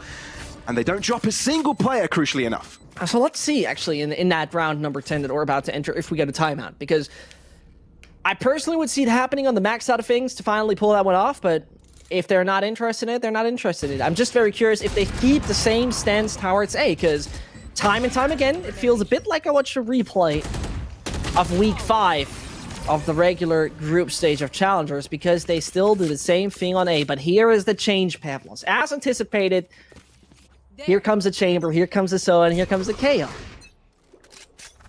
This is going to be interesting at how much aggression they will take, or how much of a surprise it will be when suddenly a Chronicle is standing there. He has done that in the pistol round. He's been successful with that in the pistol round. 3 kills he got there. But so far, Liquid is not very keen and interested in it. Possibly feeling it. Possibly feeling like Mac is surely aware that they need to adapt. And I'm sure Mech also have the back end of their heads, you know, their weakness, the attack side, right? How much of a buffer can they build now on the defensive side? How far can they take this before it's too late? You have to say one thing, though. The last time they've played, obviously, that was Mac only getting 4 rounds on defense. Most of them actually on good old retakes. It was a very back and forth game. I think I don't really want to talk about that, but yeah. So we're already doing a little bit better. Yeah. I mean, yes, they do a little bit better. If you say 1 round is a little bit better, yes. Is it the ambition of Mech? No. No. Mind you, it was a 13-8 loss in favor of Team Liquid, so they've got a long way to go here. But Liquid adapt to what Mech probably would have done. And so they go back to the B side executes. Very quick. Stream is trying to find anything, push players away. And as there is the Viper ult, he's like, all right, I gotta do something about it. His rocket is about to go out of fuel. Oh, no! Oh dear. Well, misses out on the time there. Oh, does set. DreamHack can't die. Time doesn't commence, and now they have to push. They need to get the 0 kills. seconds. Snake bites thrown at it. Now they need to go for the plants. I think he's just got it in time. Just he got barely. it. Oh! That is the toxins taking the life of Yampi from Nats, but it's simply not good enough. Mech fail to get the plant. Team Liquid get the dub, although they lose all players. Or did they just switch that up? No, it's Mech to get the win. They Mech get the win, but imagine right there, Wow. Pavlas. Imagine for a second that Scream is popping his ult just when that 1 millisecond was left. Because he was very much aiming to shoot that behind the containers, right? You see it right here. Look at it. Nats is exactly anticipating what's happening. He cannot send in his ult. Shoot it, mate. Just lingered. Just act like it's a Rambo movie or something. Half a second. It really is. And then they play it perfectly. The second snake by Pavlos, look at that. He anticipates perfectly the movement of Yampi, and he's out of his. You're dead, man. That is mad. That is just crazy. I really like the idea from the Scream, right? I mean, throw the pencils to the right side, try and draw them towards the left. Could have gotten a kill on potentially Nats there, who Nats was the entire difference maker of that round. He was the one that killed both attempting planters. And now they're in trouble. This is where the Team Liquid timeout comes in. 2 rounds of difference. And a chance for them to grab back a round that they lost. And start to rethink how they want to approach this. Oh yeah, absolutely. It feel like again, you witnessed how they adapted to Team Liquid likes to go A, and then suddenly they went B. I mean, it is as simple as that from time to time. Surely there's much more to it, but we see a classic. This is going to be absolutely alarm bells. We're going to go mid to B. And they draw the attention away from A. So they're selling this. They make them believe they could wait very deep in Tube, but look who could make the change. Oh, it could be Chronicle. It could be Chronicle. He gets one. He was a far in position, gets the info, gets out of there. Resurrection has to be expended here, though. And now you'll already see Mech circulating back to the A site. They already have 3 defenders to the back lines. And that's the important part. Team Liquid don't mind that, though. They're starting to push through anyway. They don't care. Yampi very aggressive, Tour de Force in his hands. DreamHack will be able to achieve the spike plant as well. They think it's a very passive plant, but no, it's fairly deep onto the site. Yampi finds a lurking defo, and now May wants to go in for more. Viper's Pit now enabled. We're looking at a 5v4. DreamHack's really put on his feet, and it's able to give Shados the info to get the kill. Out and out, Yampi gets another on their back end, and now Team Liquid with full control. And that's their smoker dead. That is Brimstone, who's so vital in those retakes, which means make it on individual plays, and that starts exactly with that, beheading Soulcast. Has to keep it close, but it's They're can't saving. be easy. It's a Viper's Pit, right? You know you're damaged up. They're 3 players. If you spray at them, they are dead, and that is a very expensive operating rifle as well as the Phantom to save over on the mech side. Very well played out from Team Liquid. Did not slow down their pace at all. And the idea was good initially. Mac was reading it as well. They were trying that mid to B fake once in a while. And I think like, yeah, this is going to get him all off rotation. But the man who stayed was Chronicle. From that point on, though, they were once more pushed back in the defensive stance because that resurrection was exactly what they needed. This is where it was once more a 5v5. And Chronicle couldn't hold it all on his own. So that's where the story told. Of course, Liquid doing it well with sending a Prowler just in his direction. It could be just a very well tied up half. Again, though, I think it is an improvement from Mech we're seeing. Same starting half in the same previous game, only 4 secured. It's looking better. It's looking way more promising. And it could even be a decent lead they're taking. A 7-5 is nothing too crazy, but something you can work with. Yeah, definitely not too bad of a lead. I mean, especially if Defo gets a kill here. We are talking about a null command available. Ooh, I thought that could be a kill for Chronicle, but it just isn't. And it seems like Team Liquid are pivoting now towards this B site. Toxins can be enabled, and you see Mech fairly deep with their positioning. 2 players hold. Smokes will fall, but they're not holding back at all. Look at the rush in. Yampy just swings by. Redcar in the sky smoke. They've got no clue he's here. That could be a double kill for Redcar, and that's just a stinger. Soulcast looking to bounce back from it, but the damage has already been done. The part commences, and we're looking at a 3-on-3. That was a stinger, mate. That's absolutely ridiculous. The good part is exactly that.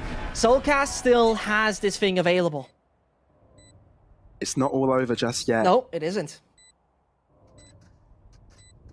The Team Liquid have the upper hand. They're the ones defending. Now Mech looking to approach. Toxins will be trouble. Flash drive has to be utilized. Yampy, which angle can you find? That's Chronicle now down and out. This is good. Also has to fall. Yampy steps up to the plate when it's most required. And there's only one singular player remaining on the Mech side, but not for long. Give it up. Set up that mantelpiece for Yampy. He wants a fourth player to be set up there. That's his skull now on his table. This is wonderful. It's wonderful due to the fact that Liquid recently made this change. The game versus Mac was the first game where they put Yampy onto Chamber, away from that Omen with him. And it was a perfect change from an individual basis. Sure, this was insanely smart from Redcar, exactly knowing how to use those very close range weapon. Low4 has his own tactics, but you could also full auto spray. That works as well. And there it goes. It still is a proper one. It took a lot of time for Liquid to adapt on this. It took a few minutes. And when we talk about Icebox, their pick, it is, let's say, decently even. They have good advantages on the attack side with their new composition. Always starting attack, though. Gotta really emphasize that. And with the previous composition, they were just better on defense, which is absolutely logical. Double controller just smells more like, yep, we love how to hold sites. But this right here needs to really work with map control. And let's see if they make that one work. I'm moving into kitchen at least now. I mean, seems to be figured out here by Yampy, but he could be in trouble. That's a perfect flash. They know where Yampy's hiding out. Nivera needs to help out, but he's also damaged up himself. Mech have got a perfect read on this, although they sustain the position to not get hurt by the paint shields. Nivera is able to find one onto the other end. Chronicle does trade back the chamber kill, but we're still looking at a 4-on-4, and now they're trapped around kitchen. Team Liquid have circulated around them. I mean, the man is a literal headhunter. The man is a literal headhunter, but they still have made it on site perfectly. Shados might be trapped, but you see right there, Scream has no paint shells to throw into this. And as Defo tries to find another headshot, he dodges, gets a beautiful kill on Nivera. And so only 3 remain. Got the dink on Dreamas, but it was through the wall, yeah. Or the snow or something, I don't know. The ground? Maybe, who God knows. 3-on-4. And that's with the perfect position. Oh, now it's keeping it going. That's awkward. Dreamas. Oh, he wanted to put a wall up or something, but still doesn't work out. Dreamas to try and make it work, but Shados just Ferrari peeks that corner. And that is Mech now on top. 7 on the board for them. That's how you want to start off your attacking side. Yeah, that's how you want to start off your attacking side. You say it, man. Absolutely, you say it. This is wonderful. And you know, I gotta be honest with you, Mech is overall not the best piss around team in the world so far. Not the very, very best for sure. No. And this is such a very good direction. They're steering the right position with this team. But Liquid and Sheriffs are a combination that I find, let's say, scary? Yeah, scary, dangerous, hazardous. Michael Schumacher in his prime, dangerous, something like that. Yeah. Something that needs to be respected. Oh yeah, absolutely. Nivera has the right angle for putting one down, but they trade at least. Headshot machine starts off good, but instantly they enter onto that B side with no real issue. Worried for a second. Yeah. But Spectre masterclass from Redcar. 8-6 is absolutely in the books. No real doubt about it. And so there we go. This is where we start. I knew exactly what to do. Just close up those gaps. Just push forwards. Team Liquid just couldn't stop it. I'm just very curious to see what they do with the chamber, because what we've seen time and time again from Yampy was a variation in his play, right? He was very A-focused the last time around, with a little bit of mid and under tube spiced in when they played against him on the defense side. And so he does what he does best, and this seems to be taking aggressive mid control with his TP. This is exactly what is about to happen. And in combination with Fate and Raze here, I'm scared, Pavlos. I think something's going to be thrown down there, possibly. Never mind. Yeah, it's a bit slow. But the stack up, that's the important part. And you can also see Team Liquid spending a lot of players in this direction. Yampi may be all by himself. What can you find? Just a singular one. That's a free Guardian now to be upgraded here for Defo. But still, sustained positions, while Team Liquid now have left open the A site, so they're wondering, is there going to be a push in that direction? They have to expend that extra player. They didn't see it. Oh dear. They did not. And that is Redcar. He's pushing up, but still a trade. That's the perfect situation for Mech, especially when Nats is coming from that position. They've got no clue. Gives the call that the B site's completely open and can even go in for more. Oh, he doesn't turn around in time. The timing. Oh, and that is when Rivera gets the kill. Oh, Nats, that could have been perfect, but now turned around. Anything could happen. And suddenly you have no more smokes or walls left. They still get that spike down for Cert and Defo with a wonderful kill, but not much more than dead. Oh, Shados. He's trapped. What to do? And Soulcastle's got the right angle. As soon as Team Liquid gets some weapons in the game, they're able to retrieve a victory. It got a little bit too close, but they get it done nonetheless. Well, I mean, I like the try, I like the approach in the way they have done it. Perfect swing into mid. Loafer would be very happy about those fundamentals, I can very much tell you that. But that 8-7 is where the momentum could shift. Both parties not with the best economic reserves. It looks a bit better on the side of Mech, but it matters so much for Liquid to get that one going. Fracture would be up next. Yeah, that's a bit of a stretch, right? That's a few more rounds in. But they take a bit more of a mid-aggression. Mac is very keen to see what they can find over there. As we always have the same thing. Soulcast playing towards Spoiler. They rule out, though, B already. And that's what I'm kind of worried about. This could force a big rotation from Liquid and being like, guys, I spotted out everything in front of B. Nothing's going to happen there. This is... I'm slightly worried at this point. Because Scream is absolutely ready. The bot will give it away. And there's otherwise not too much rep control besides the Nats in front of A. Nats has been lurking quite a bit this game, so if he's able to find an opening towards that A site and sustain that position, that would be perfect. But the plan for Mech is to differentiate. Now taking up kitchen control, deeper movement towards this B site. But you can see the wraparound from the spike is starting to switch things up.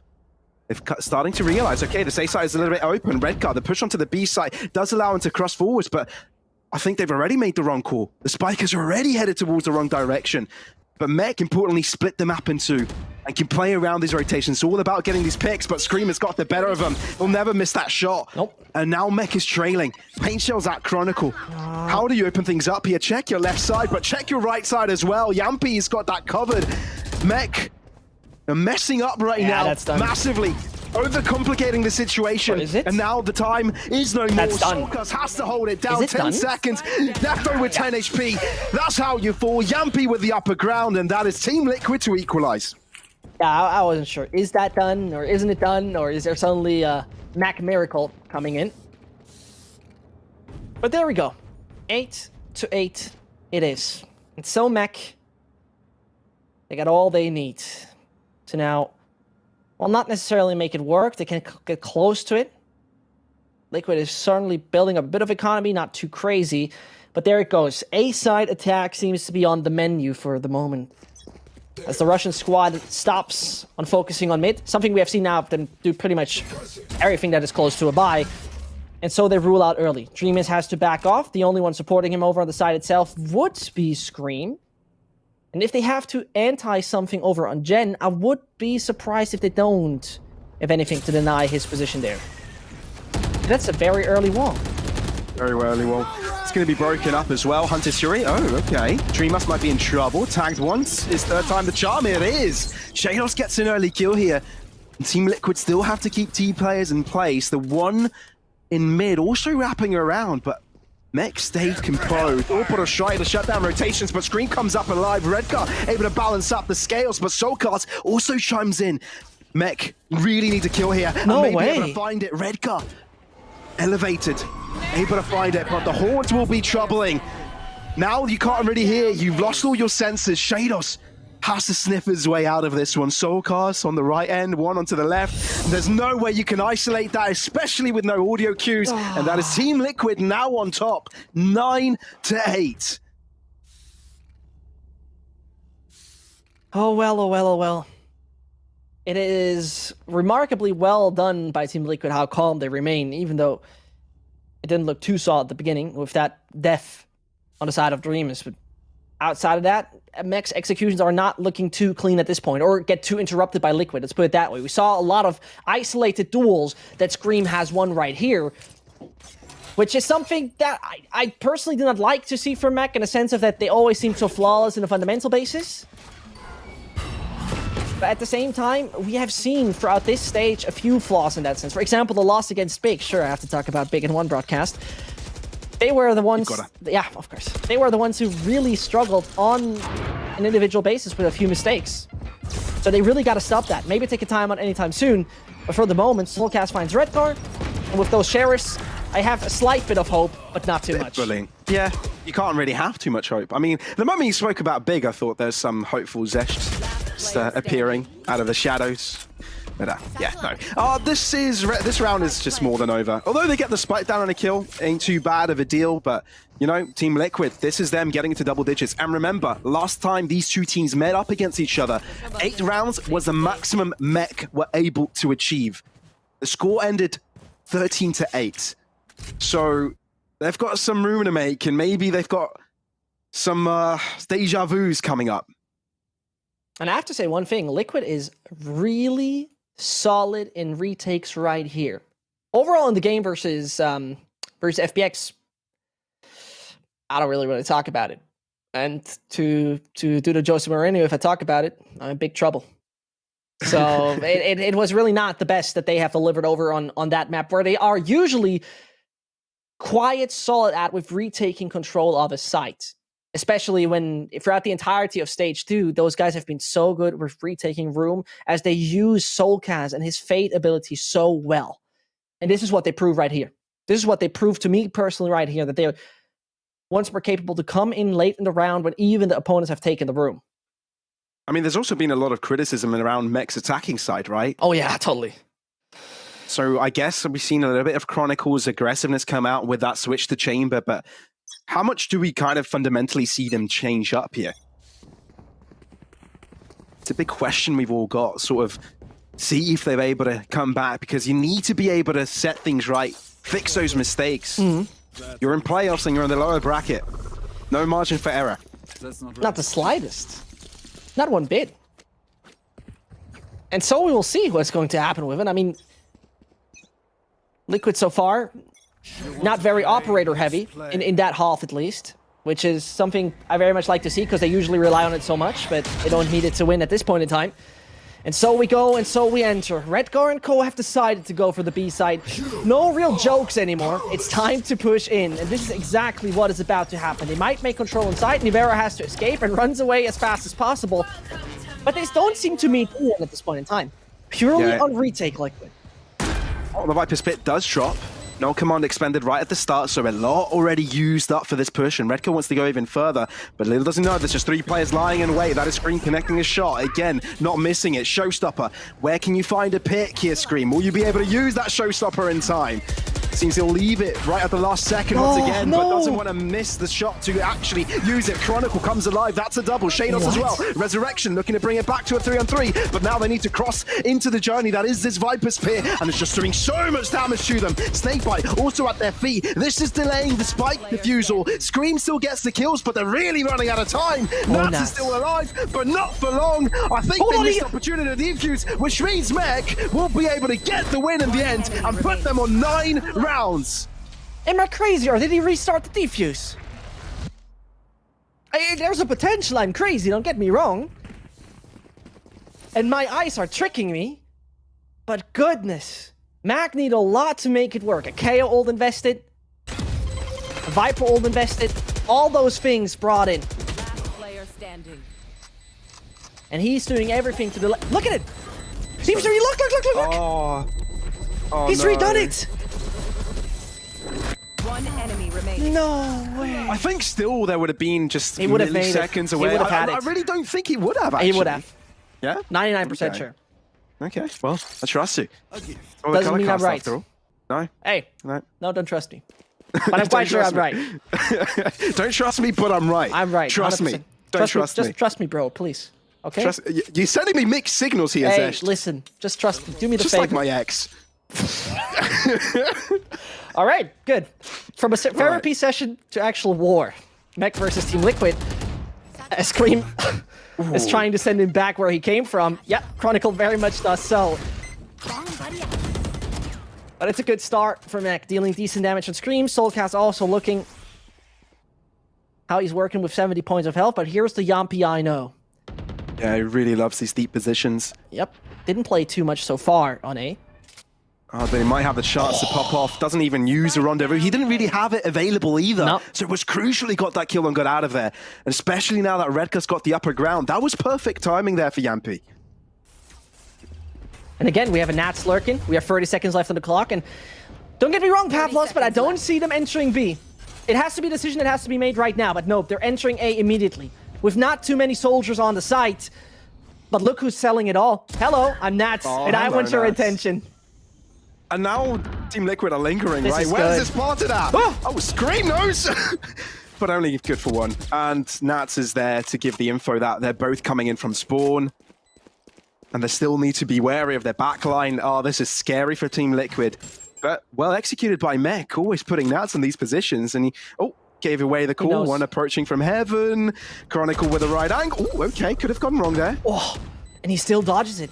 That's absolutely Sidesteps. remarkable. And he goes in for more, but Dreamer's able to find the kill, but I don't think they'll be able to do too much after that. Dreamer's looking at pre-fire. You have to do something. Oh, maybe they've got it! Maybe they do! Oh, he misses the shot, Nats, no! And that is Team Liquid somehow pulling it out of their pocket when it wasn't even theirs. We need to see this in slow-mo. Because I believe for a millisecond, we witnessed that Nats saw his head. I could be wrong. It could have just been the ponytail or something. I think he saw his head and I think he just dropped. Okay, yeah, so he flanks around. Let's see it all from the start. Let's see it all from the start. He flanks, smart man, no doubt. Chronicle, also, no idea how he's alive, but... No idea how they missed their shots later on as well. Here it comes. Here it comes. Okay. Nats is moving in. Nats. All right. Very good free cam operation. Okay. Has a good awareness. Okay. Let's see it slow down a bit here. I'm sure he sees his head. I mean... Oh, you can't tell from that angle, but you must have. I believe he did. Oh, man. My goodness me. That shouldn't have been Team Liquid's round. And now they're on 11. 2 away from closing this out. And Mech have no money. This is a Sheriff and Spectre buy.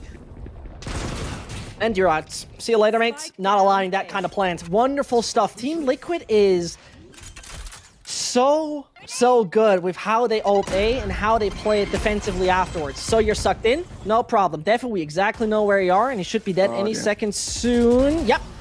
That's wonderful. They really know how to retake this with the abilities they have. Right. Although there is a snake bite at Dreamaz's feet, there's no bullets that can be thrown at him. Now another one will take the hurdle and start diffusing. Hunter's Fury desperately trying to keep them off it. Nats as well finds another. Yeah, that is it. Didn't expect they'd use that, to be fair, but things are getting desperate here.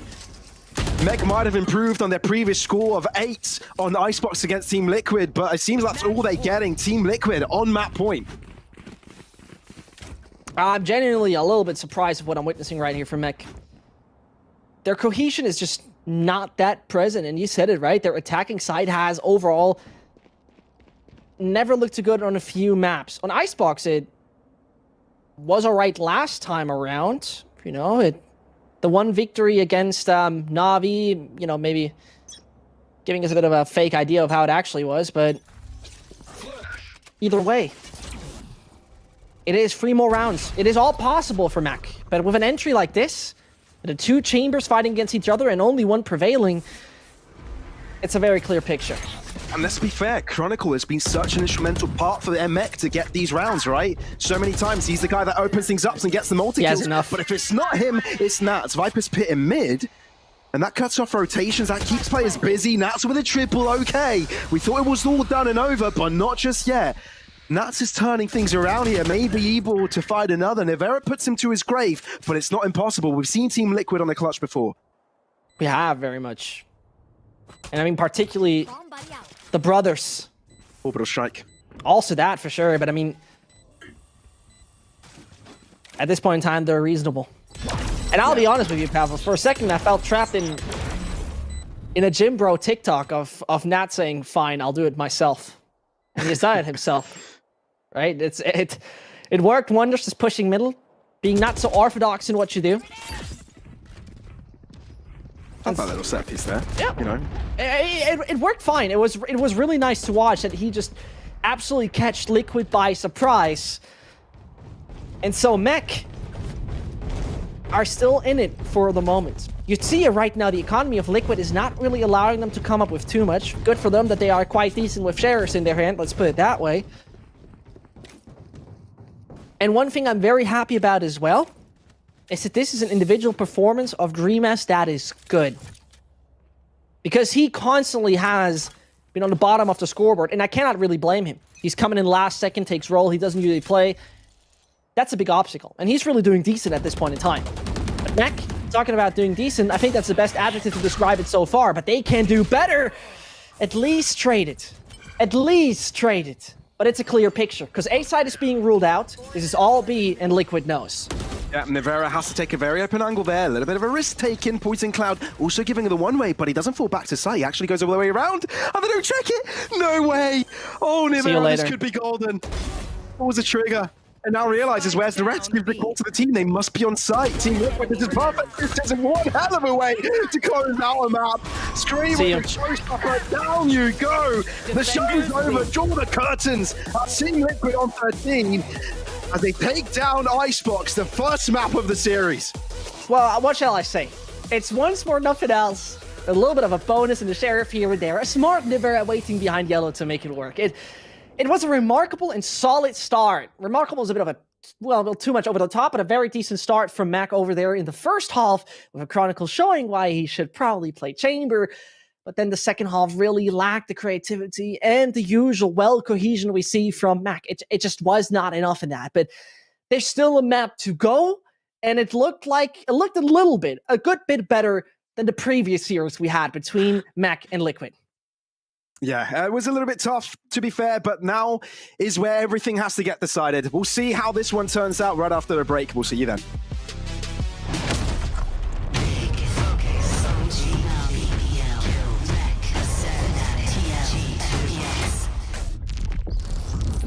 Get ready for playoffs. What if I told you you could win a VIP trip to Copenhagen to watch Masters 2 in person? Well, by playing these 3 new AIM Lab tasks, you can earn a chance to win a trip to Masters for you and a friend.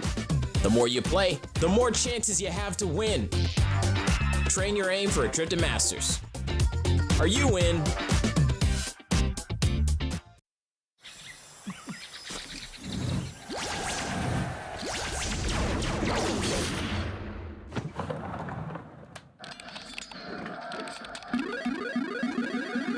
Red Bull gives you wings. In and out, I get what I need and down, in and out. I get what I need and down, in and out. In and out, in and out, in and out. In and out, in and out, in and out, in and out. I get what I need and down, in and out. I take what I need and down, in and out, in and out, in and out, in and out, in and out, in and out, in and out, in and out, in and out, in and out. I get what I need and down, in and out. I take what I need and down, in and out, in and out, in and out, get it in and out. Yeah, I'm in and out. Start and finish routes. I can't even stay there like what this about. Ain't got time to waste her like when grilling up. Hey, what you really want? I want a million times 100. I'm number one like Zion Williams, say I'm dunking out. Don't condone violence, but I'm killing them off one by one. Got many rings, man, I've been ballin' since a young gun. They never seen anything like him, he's a one of one. I show up early, but I leave out after everyone. Hey, I go harder than the hardest of the legends. Hey, hit my line up when you ready, I'll be ready.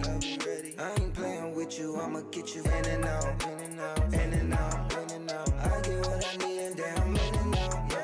I take what I need and down, in and out, in and out, in and out, in and out, in and out, in and out, in and out, in and out, in and out, in and out. I get what I need and down, in and out.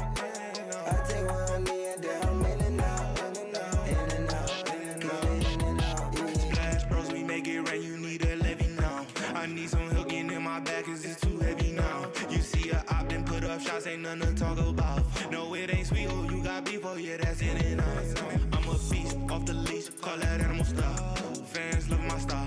I make them go out. They can't compete, they ain't like me. Coach, sit them down.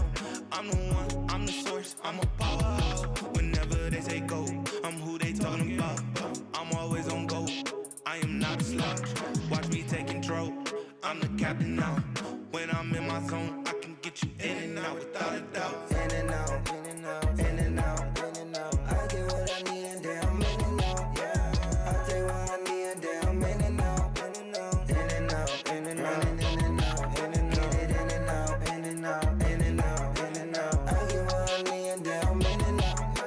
I take what I need and damn in and out, in and out, in and out, in and out, in and out.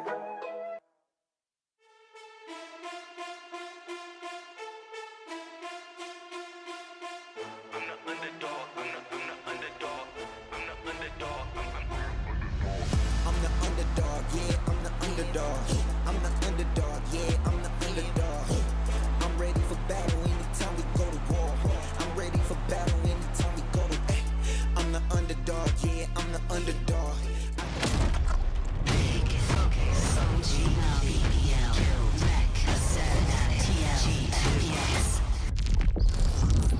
Get ready for playoffs. Welcome back, friends, and that was map number 1, Icebox. Like we said, repetition of the same maps that Team Liquid and Mech went up against one another in Week 5 exactly 1 week ago, and things, well, that entirety of that wheel, you know, Ouroboros, the Wheel of Time, all that, it seems to all be repeating, because Team Liquid have taken Icebox, not as strongly as they did the first time they played Mech, but still were able to do it regardless. Your thoughts? Run, Forest, run. Groundhog Day. I'm getting a lot of different vibes from this entire match. Other than I also want to say I knew it as well. I turned to you in the green room before Milosh and I said, if Team Liquid gets 5 rounds on the first half, I just see them winning this match. I just can see this being the thing where Mech gets onto their attack and struggles. I really think this is just another one of days at the office where Mech can't string together attacking rounds. Yeah, and racking up those rounds was always going to be tough enough because they were 4-0 down to begin with. Yep. You said just then, like, Liquid, they took it a lot harder than they did the last time that they faced Mech. But Mech won both pistols and also a bonus round as well in the first half. This was Mech's to lose, realistically. And I was praising both these teams because there wasn't any getting thrifty by any side. Sure, there was mistakes, but it was just full buys against full buys, holding onto economy. The last 4 or 5 rounds were crazy in how they ebbed and flowed, switching from which team was going to end up winning. But then you see Mech lose up against 1 rifle in the last round. I mean, it was the Vera. It was just, that is the principal moment, I suppose, of like, that's where Mech fall. And it's just, you can have 1 really rough round for Mech and that could be it. It wasn't just a rough round. I really feel like that second half, I felt it deep in my heart. I knew that second half would be tumultuous. I knew Mech would be climbing up against it, even if they had rounds to work with, even if they won pistols, even when they won seconds and converted. My heart knew it. That round, I think Zescht was like, he must have seen his head. Just want to clear the air there, and the fact and give the man a little bit of leeway. He couldn't have seen the head because the spike was in the way. So I don't want him to cop flack when he actually couldn't have seen Dreamus' head there. So it's also the round before that Dreamus gets off the flag. He does. This time he was like, I'm not making the same mistake. I'm sticking it. Pros don't fake. Pros don't fake. But like, if that's what you want to see from like Liquid, right? Like, that's the kind of like solid team performance. The calling was good. They took timeouts when Mech was starting to come back into it, and really it felt like Mech were running off that pop-off ability, and they were sort of droughted out, I suppose, to an extent. Yes, do go on. You were going to say no. I was just going to say that you were saying Mech were trying to do the pop-off ability. They were also trying to do the Nats lurk thing again. And I wanted to pull out just real quickly to show everyone what Team Liquid, because Team Liquid looked like a gunning team. Yeah. There was a slight moment I noticed where I actually think Team Liquid prepared and enabled him to lurk straight into players that were holding. If we have I think it was round 16 up here. Look at your mini-map. Dreamus is the one that sits and waits over to A, and he's dead. And he's dead. All you have to do is look at the minimap. Every round they did that to Nats. They said, we know you're going to lurk somewhere. We can slightly isolate where that's going to be. And while all of the racket's happening in the mid side of the map here, it's an opportunity for Team Liquid to just let DreamHack pick him off on the other side of the map. There were so many times, it's like they let him walk into his own trap. Yeah, and like Mech want that breathing room. I think it was a couple rounds later that he's over on B, pushing through, like past Shed, gets a kill, pulls the whole team over towards him, and then we saw how that round ended with Dreamas sticking the spike, defuse overall. It really sort of felt the Mech were set up to succeed, especially in that first half, but I think if there's a player to really go on, it's Yampy. Slow start, but as soon as he got that attacking up, he won 6 out of the 8 rounds that they played for the rest of the attack. He was immense, and that continued into the second half. And let's actually compare then Yampy and Chronicle. Yes, two incredible players, and we got numbers to back all of that up. So what are we looking at? I mean, look at the big numbers. You do quick maths? Yeah. 70-ish? It's one of these things overall where I think that like Chronicle performed well, but like it felt that Mech's whole playstyle was a bit scared of the attacking up. They didn't show anything. They played it very slow, tried to stall out mostly. Yeah. No, I loved it. Look, again, I love Chronicle as a player. I love him on different agents. This one's one of my favorites, of course. But Yampy, you said it. The casters said it. I think the world needs to say it. Please just keep putting him on this agent because my heart flutters and the numbers flutter as well, as you see. You know, when I try to think of this, I do this. Yep. And that spins me round. That was my round, Milosh's round. But what about Ryan's round? Need to see if we need some like vote if I like have to peepo spin over to or Bopo spin. That's it. What I would say is, like we saw, like I mentioned with Yampy on the attacking side. So I wanted to show a few examples of the alterations that Liquid made on their attacking side, because typically what they would do is sort of put the Sage Wall over on B, plant in this spot, and just hold post plant. But this time, because Mech have been set up to try and be like a lot of post plant utility, Liquid adapt, and this is the first round that Yampy and Liquid are able to get off the board. So if I continue to play it, you can sort of see the stall time on the clock is not great overall when it comes to the plant coming in for Liquid. So it goes through, then we see that opening from Yampy. That first up kill out of plenty. There's the plant that you typically see from Liquid just on pixel angles, but Liquid continuing to sort of push and go for these fights, knowing that Mech are pretty much around the corner, ready to stall out with utility, go take the fights on. But I think the best example is actually this round if we keep it nice and quick, because what we've seen frequently from Liquid is putting a Sage Wall here in this position, ignore the arrow, it's supposed to be a line, we'll draw it in its completion even, and then you sort of plant the spike on this little X in this corner. Mech obviously know that because they actually throw a lot of utility into this position. Dreamas is already used to Sage Wall, so it goes for a more default plan. But you see all of this utility coming in from Mech. Shock darts, the fragment, you see the poison cloud thrown in. It gets nothing when it comes to the stall of the plant. And so it's one of those cases where Liquid adapt very quickly to going, you know, we can't do this plant anymore because Mech are just spraying it down with guns, for example, breaking the wall, and Mech just thinking that they're going to keep doing the same thing. So Liquid adapted, Mech, however, didn't. That's a nice little bit of, I guess, leeway for Dreamas, who maybe did a couple of unexpected things he shouldn't have, but always made sure the plant got down. So that is a little bit of buffer for Dreamas there. Well, now, since we wrapped up Icebox, I think it's time for us to move on to our next map, Fracture. A reminder for everybody, last week when these two teams, I know we said it multiple times, but yes, I can't believe this is actually happening. But last time they played, they had the same exact maps, Icebox, Fracture, and Bind. It ended with a 2-0 for Liquid on specifically these two maps. So we move on to Fracture. This time, Mech's pick. They are starting off on the attack. Jess, your thoughts? You know what? Speaking of Dreamas, guess who top fragged on the side of Team Liquid on this exact map the last time they versed on these exact maps? I mean, it'd be Dreamas. It was on the breach, and the man popped off. He got 16 kills for the team, had a huge amount of impact, 90% over the entirety of the rounds. He had impact. I mean, Yampy behind him on the Sky as well, my good girl Sky. There is an opportunity when Scream and Navira are firing in all cylinders. We saw it on Icebox, and they were one of the bottom fraggers. Oh, God. Mech is in trouble. Mech is in so much trouble because all of Team Liquid is on form right now, and the last time they went head-to-head, they got a, iffy Team Liquid that still won. Yesterday, we saw a new look for Mech on this map. They brought in Nats on that chamber, so you sort of expect that to stay. It's also something that Liquid recently did, like they were playing with Cypher for the most part, but then started to bring in, I think, the Vera on the chamber overall to see what these comps are. So it's different since the last time that they played for the most part, but Mech, are they going to change up anything again? You're looking at Chronicle to potentially be that Raze like he was beforehand, but it seems that they're sticking with the composition that they played yesterday despite losing against Guild. It was a closer matchup against Guild, and that's something that gives me a little bit of hope. I might be saying this is scary, this is bad for Mech, but there is that glimmer of hope, that sort of silver lining in that that was a close match with this composition against a strong guild. So I do think that they were mere rounds away. They have a strength on it. And on the other side of it, you just get an old Team Liquid that they know how to run on this map. They've done it to this team before.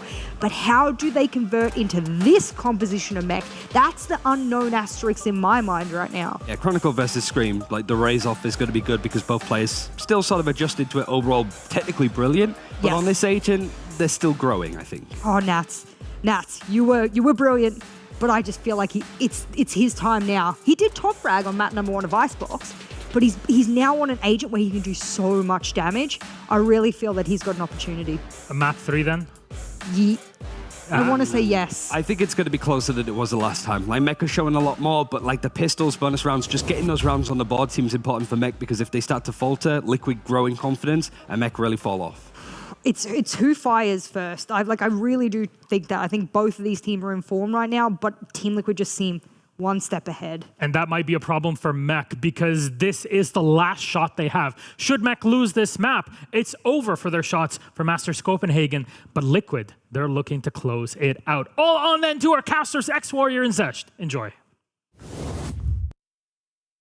Thank you, Milosh. Nats did say the other day that this is kind of a do or die for the team, right? They don't win their match today. They don't know what they're going to do. We don't know what's going to happen to the roster. They've been standing for quite some time, but everything could change. Everything is determined from this game. Everything is determined whether they are able to cross the finishing line here on Fracture. It would be remarkable to see, them right now bouncing back over that map on Fracture. At the same time, what I would find very interesting, or most likely very important for Liquid, is to show that they're not just here to play in EMEA, right? The last Masters event this year, they pretty much got invited because unfortunately FPX couldn't fly in. But, this is not obviously their own ambition, right? They're not just here to be the replacement team from EMEA. There's much more to them, and they are capable of much more, even though they recently had a quite big change. So I would say, let's witness how that one goes. Can Mac once more prevail with the roster change, or more likely, the compositions change they have presented us when they played against Guild? Or will it be a Team Liquid actually proving everyone wrong, proving everyone that they are the ones that you should still look out for more and more? It's a big journey we're embarking on, and both teams look to get there first. It seems that if we're looking at a lower bracket, one may not be floating by the end of it.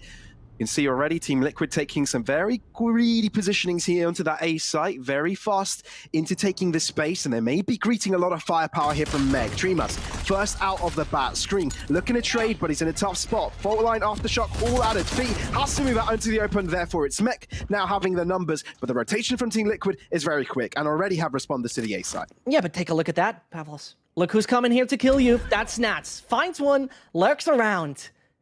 And so, the B side is somewhat open. They make their move onto it, but does he realize how close Soulcast is? Yeah, and that's already highlighted in the Analysts desk, but will end up falling here. He's already found the damage and the information, though, to allow the team to cross forwards towards the site. Redcar even flies a trade towards Soulcast, which means it's Nivera left with all to do.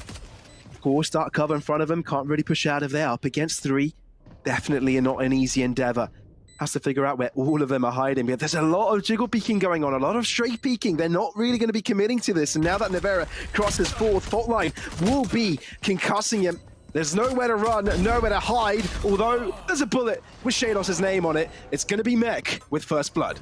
And it didn't look like that necessarily when they entered the site. That's something to point out. Yeah, you're going to witness it a lot that Liquid shows interest in taking a bit of a main control together with Breach as well as Raze. I mean, when we talk about a Fracture, it's something that worked quite decently for the side of Liquid from time to time. I mean, sure, there have been those games versus Guilds, and there has been that one versus Zeta a while back. But I like what they're doing right now. One thing that I really enjoy, actually, is the information play they have with Yampi. I think he's a very creative piece to rule out space, which a Liquid needs, because they like to not only rule out space by utility, but rule out space personally. And that's a bit of a difference to me, Pavlos, that Liquid have all those tools to gain information, to be a bit more proactive, and Mac in the previous game have been a bit scared. Does alone here, so Really needs a kill to stay alive in this instance, otherwise he may be good, man, okay. Yappy is really showing you the Marshall, and now Nats has found the opportunity to also come and help. So Mech are on top. I mean, we thought that would be the case, but it kind of felt like Team Liquid had a chance to find a number there. I would have thought that would have been a good entry for Yampy. I'll say so much. It could have been. And we know that he and Sniper Rifles, very good friends. Like, they shake hands on a regular. So you can surely call the Sniper Rifles by their first name. Either way. And that one I call Bob. Very Finnish name. Yeah. Could have not been a Heikki. A Mikka. No. Has to be something like that. Kimmy. Of course you pick Kimmy. Valtteri. Okay, settle down. Settle down. I'm sorry. You don't want me to do this, Pavlos. We don't want to go there. Okay, yeah, sorry, not bringing up any more car references. Nah, it's not your job. Either way. It's going to be a quick one from Mech. Sure. I think they're pretty happy about that one, especially not dropping a singular player. That's what you like to see. Flawless Mech. Start things off strong. We alluded to the idea. It has to be a strong start for Mech if they want to stay in this game. And so far, everything has connected. And the last time around, I really think I have to highlight that. It was Cypher in the form of Nats still playing against Liquid. That game was not too long ago, as mentioned on the desk. But it was very importantly a game where we still saw that Cypher play come in. And the Chamber was a big change. I mean, the pistol was a great lurk by him. We're going to take a look at that throughout the course of this game and how much it will going to play a role. But for now, the Zoe power-up is this round free, because Mech could run away with it. With two Marshals, it's a bit odd to see. Let's put it like that, but they're keen at A main control, have nobody on the north side, and they know, and that's one important thing more, Pavlos, Liquid is not so keen on taking north side control. So it might be exactly anti-straight for Mech. Yeah, I mean, Scream is the only person now trying to push forwards. The Guiding Light also expended to the left extremity to see if anybody's pushing out aggressively. But Mech are really feeling out the space right now. You can only see paint shells thrown out. Lower ground also taking over here by Nats, but Team Liquid are starting to get curious. Scream a little bit more forwards. Nivera as well looking to go for a bit of a swing, and maybe this is what Mech is waiting for. Maybe they start to fall into their place. Oh, that is Nivera now to get challenged here. Has to rendezvous away from it as he takes damage without giving any back. But the push will also come through here from Arcade. Soulcast falls. That's a freebie. Yampy puts that judge to good use. But as the solo defender of the B side, and Redcon wants to stop the rotation from Spawn, but is unable to do it, which means Mech need to act quickly here. Starting to push forwards. One close to the left side. Won't be reading it. Yampy, Judge, again coming alive. Triple for Yampy. What you love to see. And Shados won't be alive for too long. Or maybe for a little bit longer. I don't know, is this Valorant or Tony Hawk? It feels like they're absolutely skating for the map, jumping around, doing whatever those skate tricks are called. I have no idea. Just boomering around, but there you go. Boomerang around. Scream got it. And so it goes for the side of Liquid in that round number 3. Ah, I remember that sign. You remember that sign? I do remember that sign. Ah, stakes are high. I've got a feel we're going to be seeing a lot of that sign. No idea who's observing. No idea. But to be fair, though, this is a match where stakes are pretty damn high. It couldn't get higher than that. 30 seconds left. Lower bracket with Mech behind in map scores. Yep. There you go. I think that really doesn't apply to Valorant, because you have to talk a lot to have good communication. Either way, aggressive stance up towards the north side. Perfect combination with the Astra Suck. And suddenly, the top part of the map, useless for Mech. Which doesn't change the matter of fact that they basically went through A. So they can take that control with ease, Pavlos. They can get that spike down. Let's play. And from that point on, it gets interesting, because Liquid have been looking decent in those retakes. Ooh. I think Team Liquid have only just figured it out. Now that the spike will go down, the call has been made, but they need to be careful of the rotations because they opened up the B site, which means Team Liquid will take a while until they traverse all the way around. SoCast already with 1. It's actually Team Liquid ahead with the numbers. But it is taking a long time for the rotation to come in from the B extremity. And they're all going to wait for everyone to arrive to make sure they're playing the trade game here.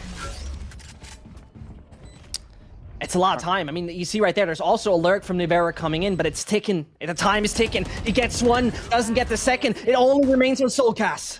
Yeah, Redguard gets both kills there. Won't be able to find another, which means now we're down to Azure. Aftershock, definitely to delay the spike defusal, running out of time, has to touch it. I'm afraid that time is now over. Nothing you can do, Soulcast. You can just get that kill and run away because the round is falling under the control of Mech. Very clean from Soulcast, though. Sure, he didn't win that round. I mean, that's unfortunate. Mac getting their third, but very calm and very collected. Like to see that a lot. And so, Team Liquid, we see that the proactivity on the top side of the map, something they have rarely shown in the previous game against Mac, has been working decently. I mean, they get the room, obviously, and they get the frags and great combination with the Astra ability. But when you totally forget about the A side in that sense, and Mac can just take it, it becomes a problem. And take a look at the minimap again. 3 players towards Dish, 2 towards main. Yampy gets a kill. Out of everyone that has a weapon on the Team Liquid side, it's Yampy to get a kill. I mean, listen, Marshall. he's a sniper specialist. He is the Finnish sniper. He is impressive, to say the least. Okay. Oh, not able to find the shot in the close range there. Of course, you want to keep them as long as possible, but still, Team Liquid have won on every single end here. Even though they've got tower control, Defo will struggle to enter through main. Just so many crossfires to set up. So many positions you have to deal with. Although Spike can be collected, scratch that thought, Soulcast has got the perfect angle for it. So Defo is in an all too familiar position. Left stranded by himself with Team Liquid looking to close out the gap to get a second round. They know where he is now. Is given the call away with that flash. Gets one. Not impossible if Team Liquid keep gifting him kills, but it is Team Liquid we're talking about. They don't make the same mistakes too many times. No, they don't.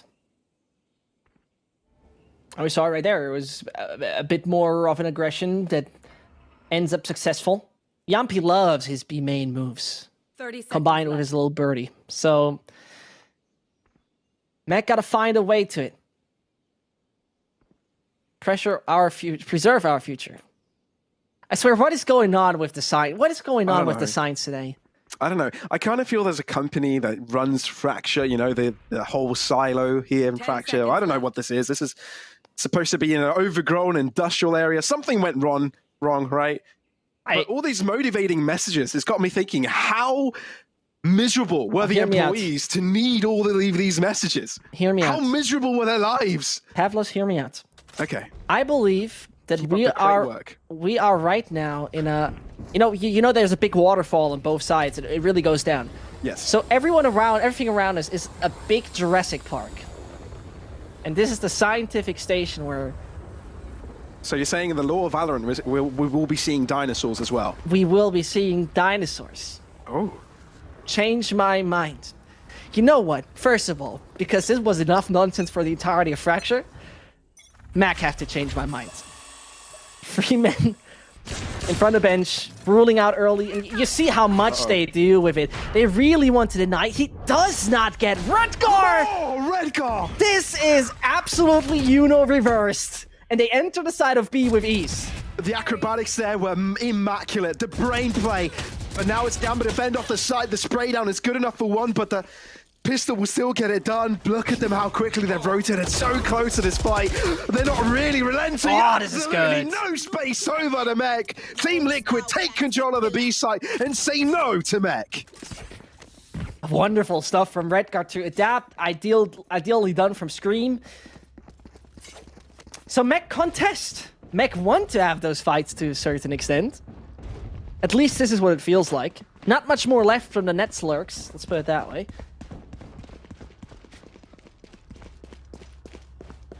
And Team Liquid?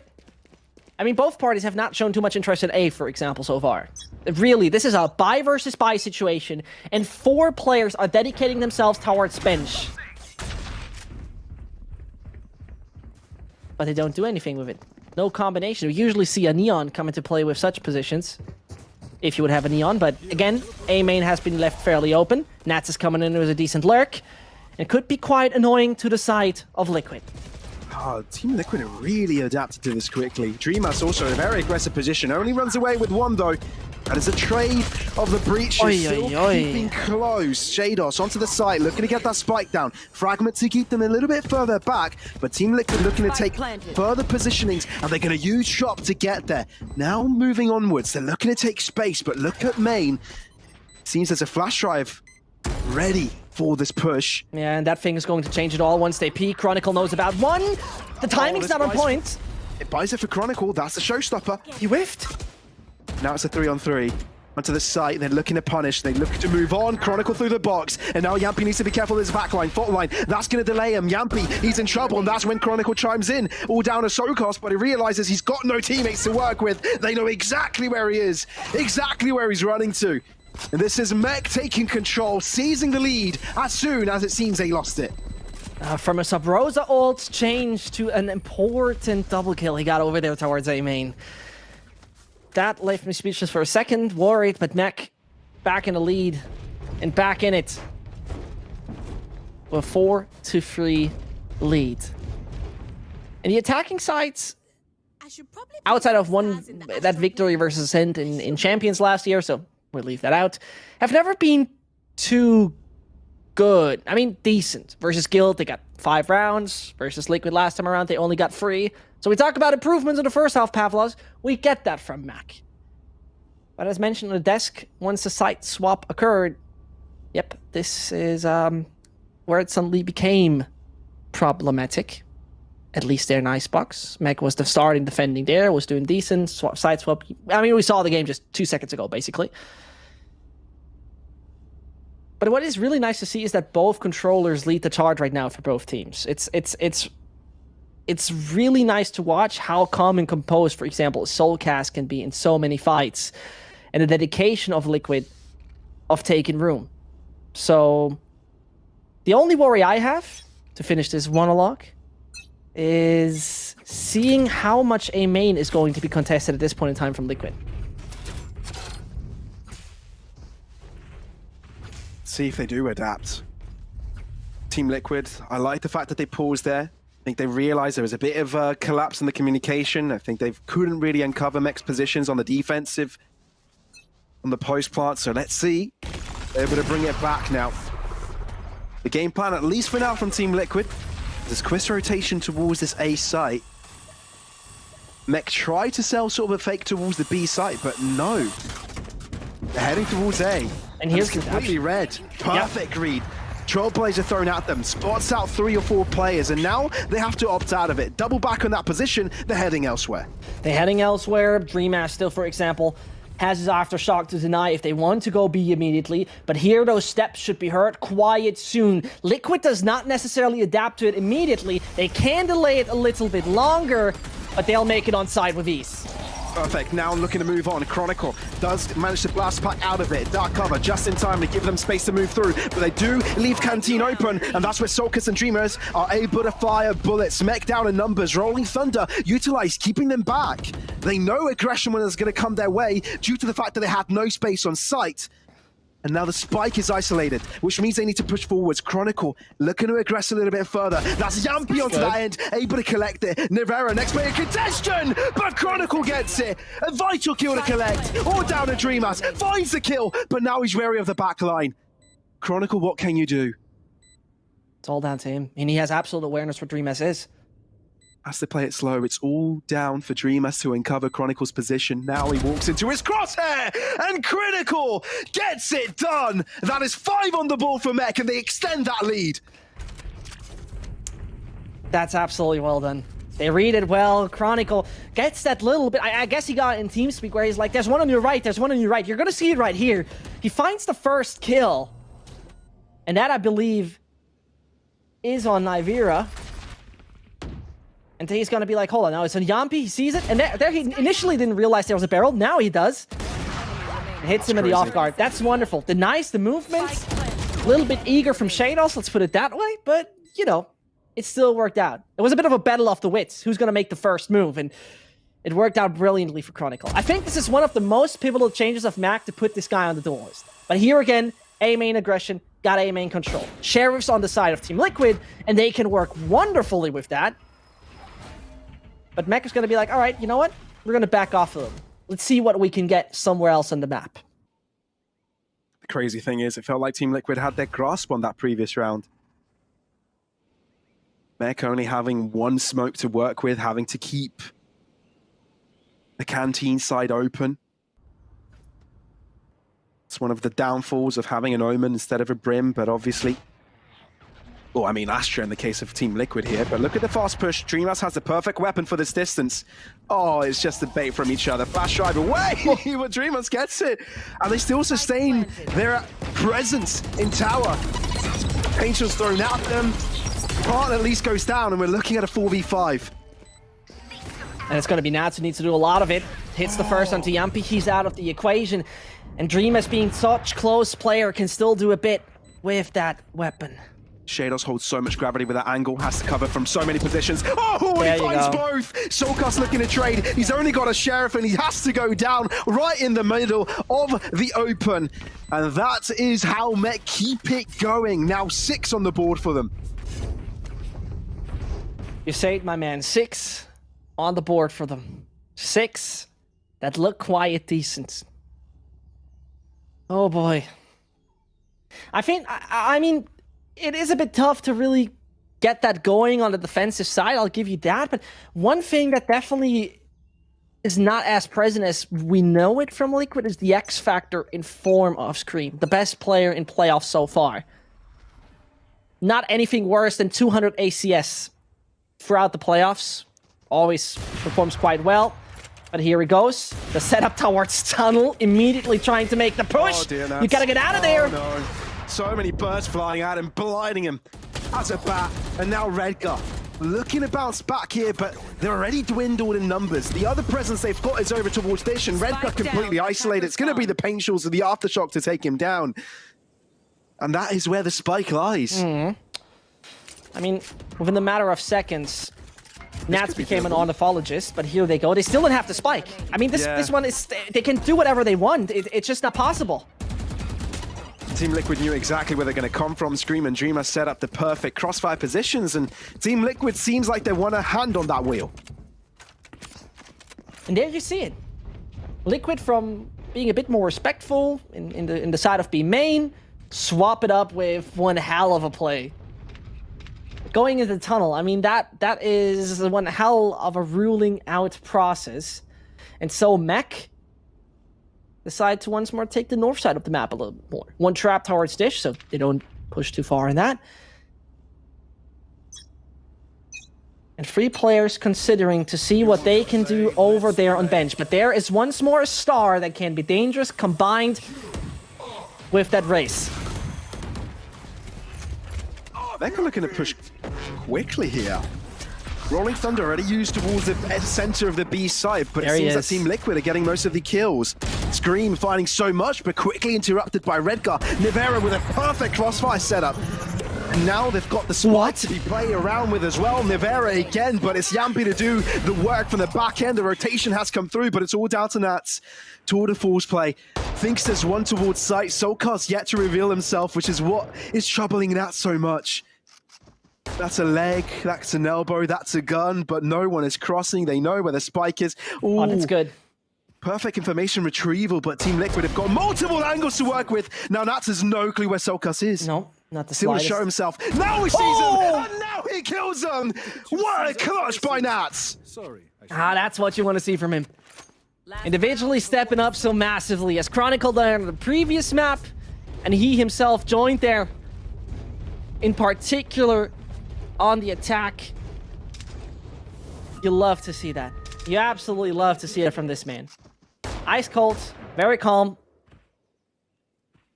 I'm quite sure Lofar's having a heart attack already by that. Either way, this is exactly what you want to see. It is exactly what you want to witness. And they had a good idea in the beginning, right? They were using the KO ult to deny exactly every kind of shenanigans you would usually witness in that position. But here we go back in it. And so they know there's a bit towards bench. They know that there is at least a Chronicle awaiting them. So they back off. Liquid have decent ults. Especially Dreamers and Scream are very interesting to me. And with not that so complete buy, we'll see what they can do with it. A Chronicle wants to take tower control, is in it, and the B side is theirs. I mean, Team Liquid are giving it to them. Of course. No issues.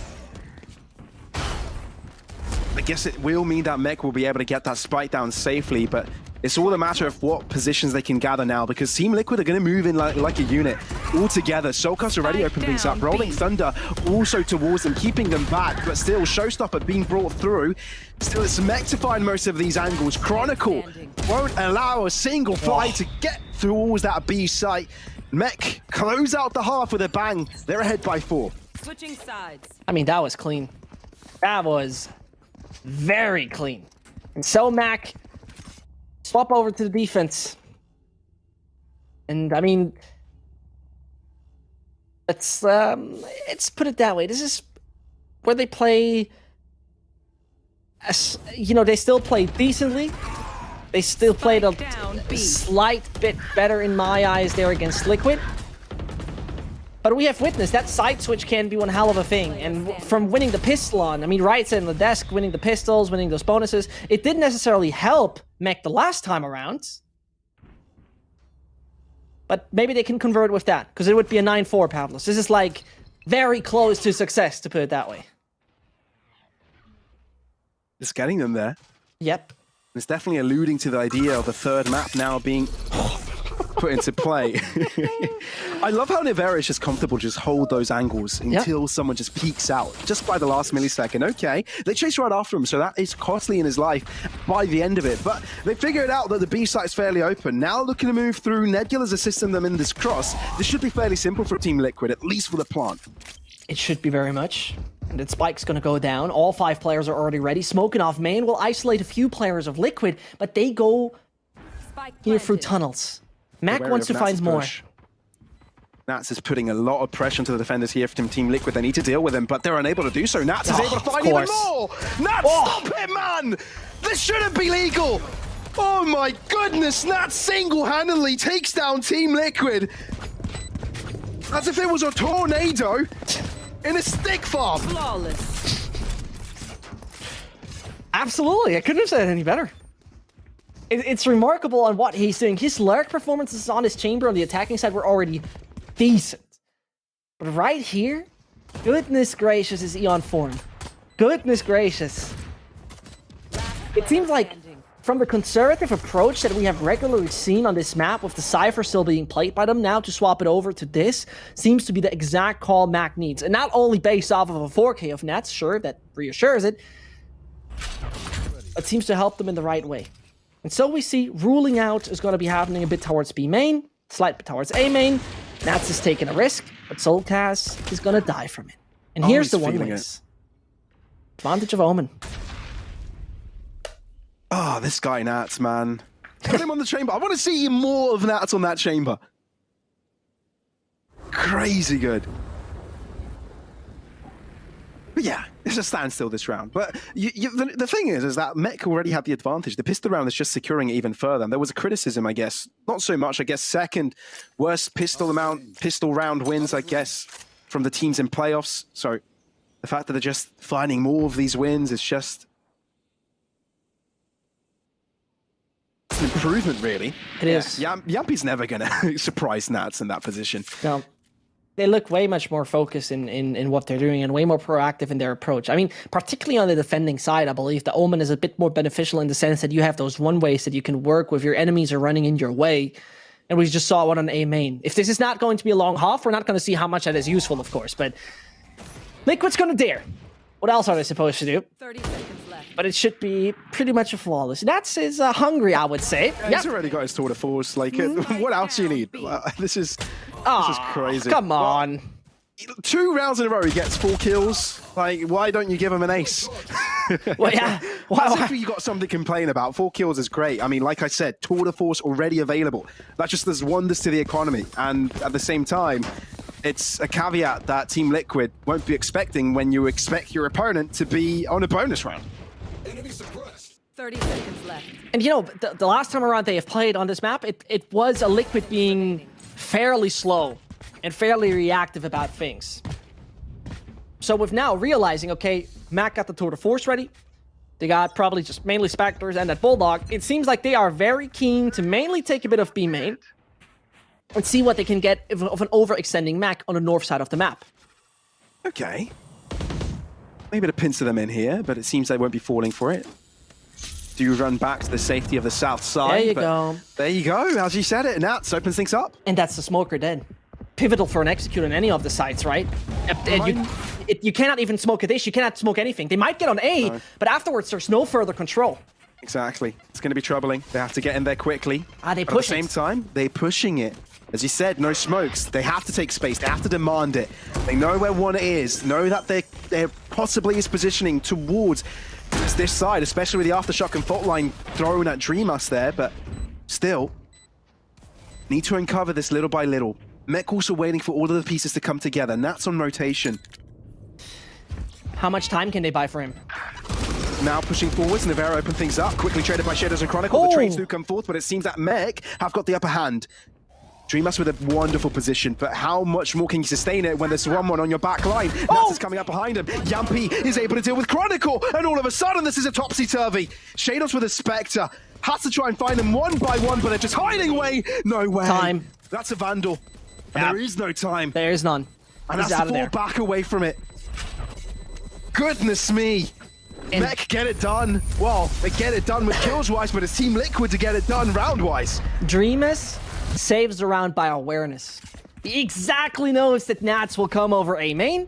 And as Jess said on the desk with Icebox, very vividly how she was talking about it.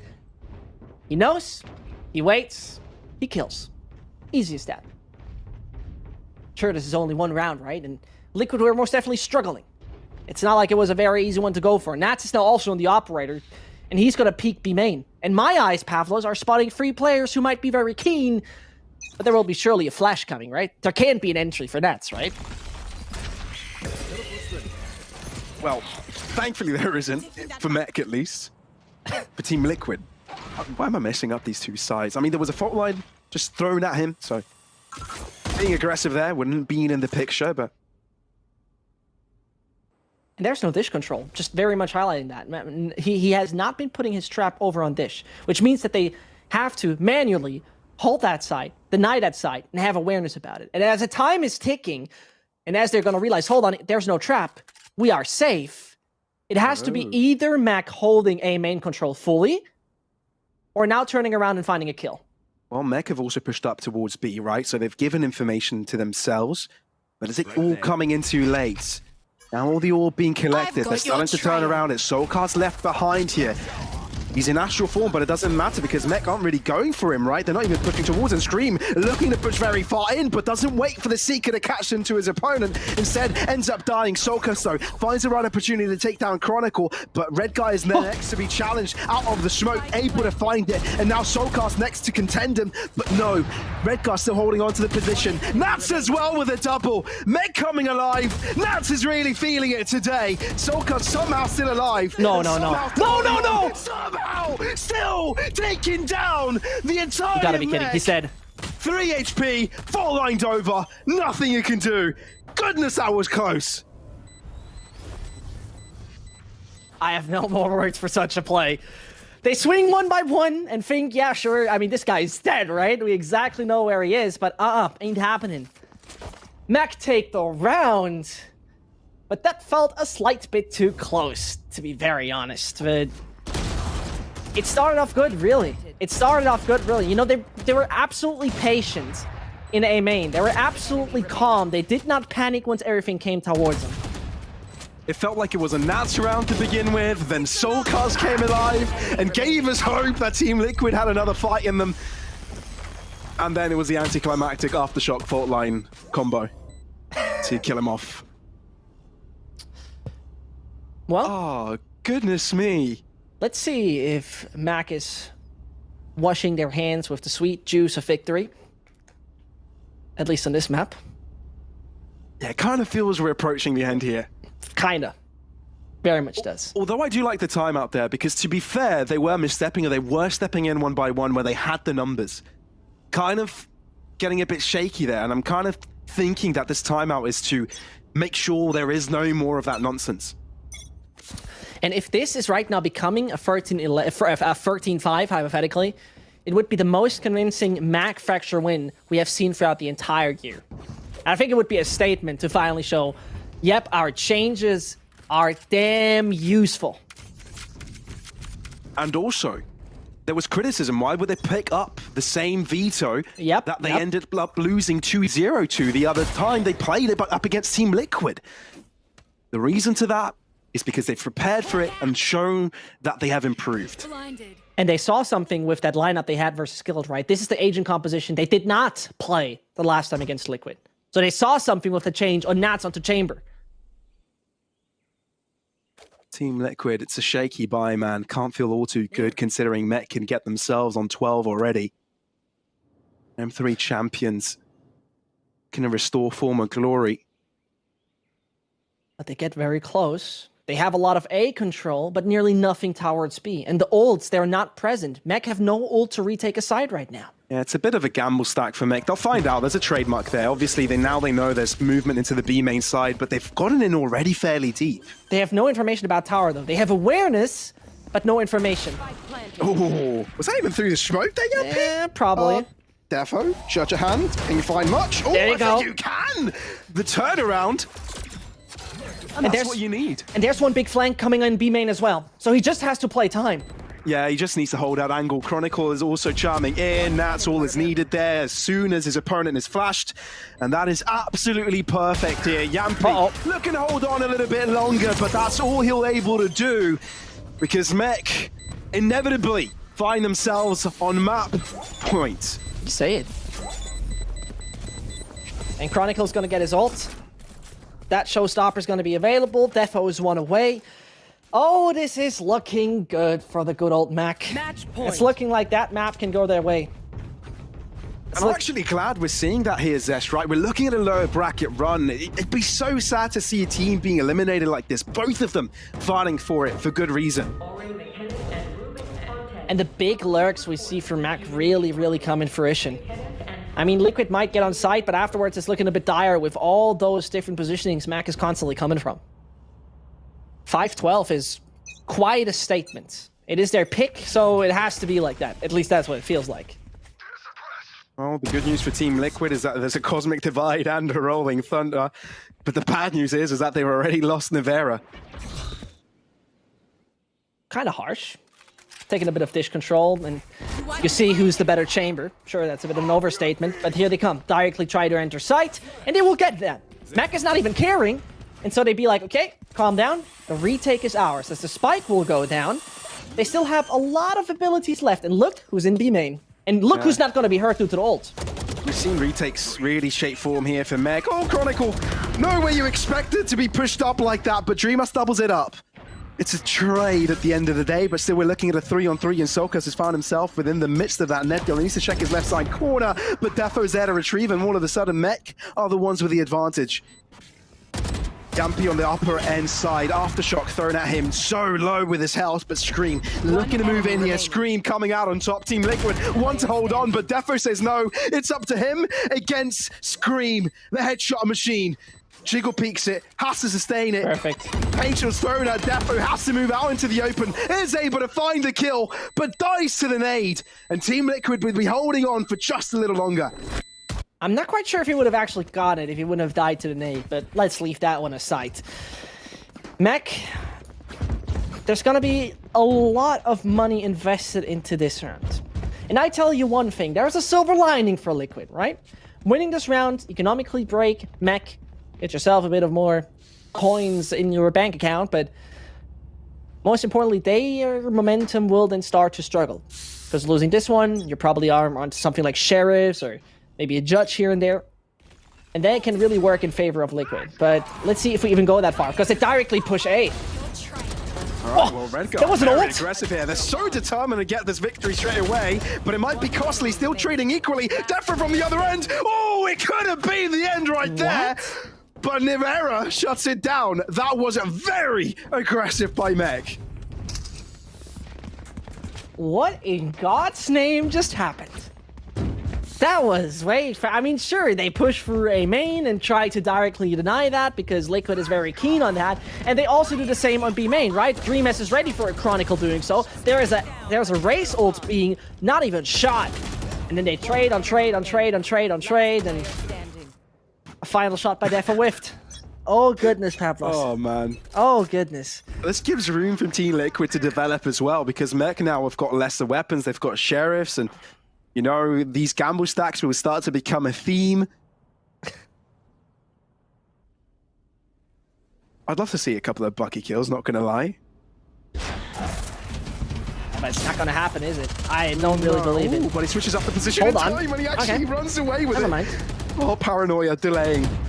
He's holding it really good. He just holds it. And now Mech are also coming in. Team Liquid realize their push has now been stopped. Oh, and he's going into the smoke. Stop it. Oh, Red Cut, stop it. This is so intelligent by him. Soulcat's gonna grab an upgrade and says, I'm out of here. Oh, no way they keep on fighting that. No way he gets a third, right? This is impossible to do.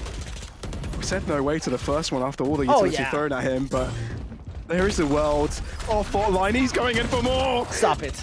Oh, 10 HP. Nate's thrown at them as well. Sheriff's joining in. Not this way. Team Liquid could be humiliated on the final round of this game. And there's also, look at the backline. Nats is slowly approaching from behind, and he's got his tour de force. It's starting to hurt. They're running out of time. They've got no space. Flash there. The swing comes out. Soulcast looking to salvage the position for them. 20 seconds. Looking to move on site. The only thing they can do is push forwards. No time for rotation. Jumping on top, and that's now approaching from the back end. They have to deal against Defo and Chronicle. 10. They're so low. 8 seconds. Flash drive. Defo finds it. Oh. Scream gets 2. 5 Nope, seconds. the spike. Look at the spike. All Nats needs to do is just hide. And that is one hell of a way to close out the map for Mech. This series is going the long haul. It's going to a decider. It felt like Mech have said to themselves, you know what? We are going to take control over A main. And we're going to do it the entire time. We're going to deny it every single time once that round number 12 has been hitting for them. It was wonderful to watch them succeed, really. It has been looking like they found the right adaptations to their play. It really felt like Nats was feeling so comfortable in Chamber from an entry perspective as well as from a lurking perspective. This is the perfect introduction to map number 3. I mean, last time these two teams played up against each other, they didn't get to see Bind. But now we will. We'll be there right after a very short break.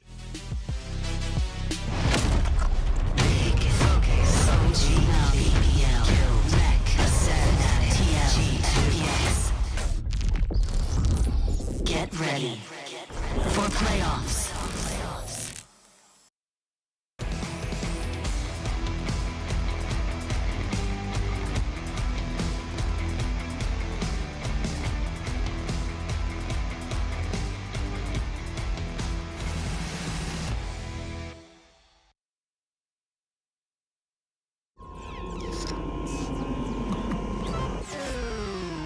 Red Bull gives you wings.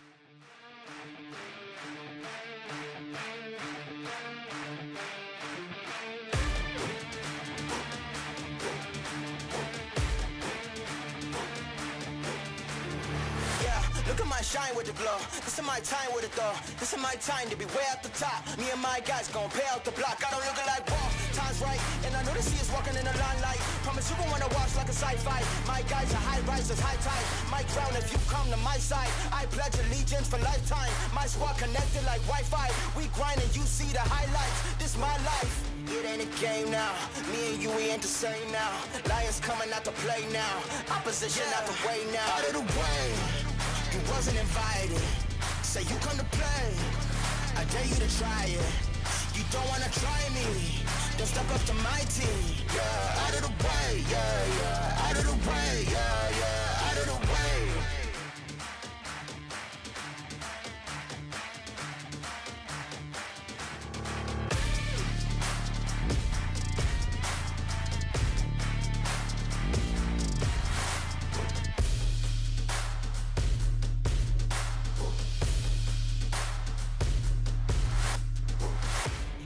Game now, me and you, we ain't the same now. Lions coming out to play now. Opposition out the way now. Out of the way, you wasn't invited. Say you come to play. I dare you to try it. You don't wanna try me. Then step up to my team. Yeah, out of the way. Yeah, yeah. Out of the way. Yeah, yeah. Out of the way.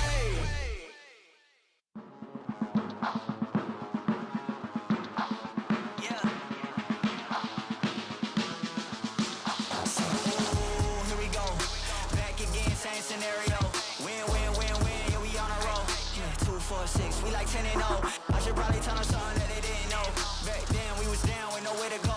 Shit, might have been down, but we didn't fold. Now we running it like some intervals. Ooh, what now? Tell me who you see when you look straight up. Like, wait, who us now? What you gon' do when we pull up on you? Like, ooh, touchdown. You already know what it is when I come through you. Ooh, shut down. Say, ooh, shut down. Say, ooh, what now? Tell me who you see when you look straight up. Like, wait, who us now? What you gon' do when we pull up on you? Like, ooh, touchdown. You already know what it is when we come through you. Ooh, shut down. Say, ooh, shut down. Say, ooh, give me that crown. I need that now, right now. Ooh, don't make a sound. It's my time. You hear the crowd. Hey, we need that rain. Me and my team. Deja vu. This here a dream. We done all seen 100 times over back when we was just teens. Now we going dumb. Told them we the one. They would count us out.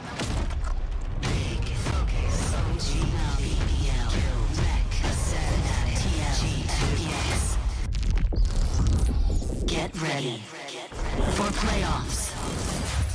Welcome back, friends, and you won't believe it, but we talked about the fact that this matchup here between Mech and Liquid is a mirror of what happened in Week 5, only a week ago to the dot.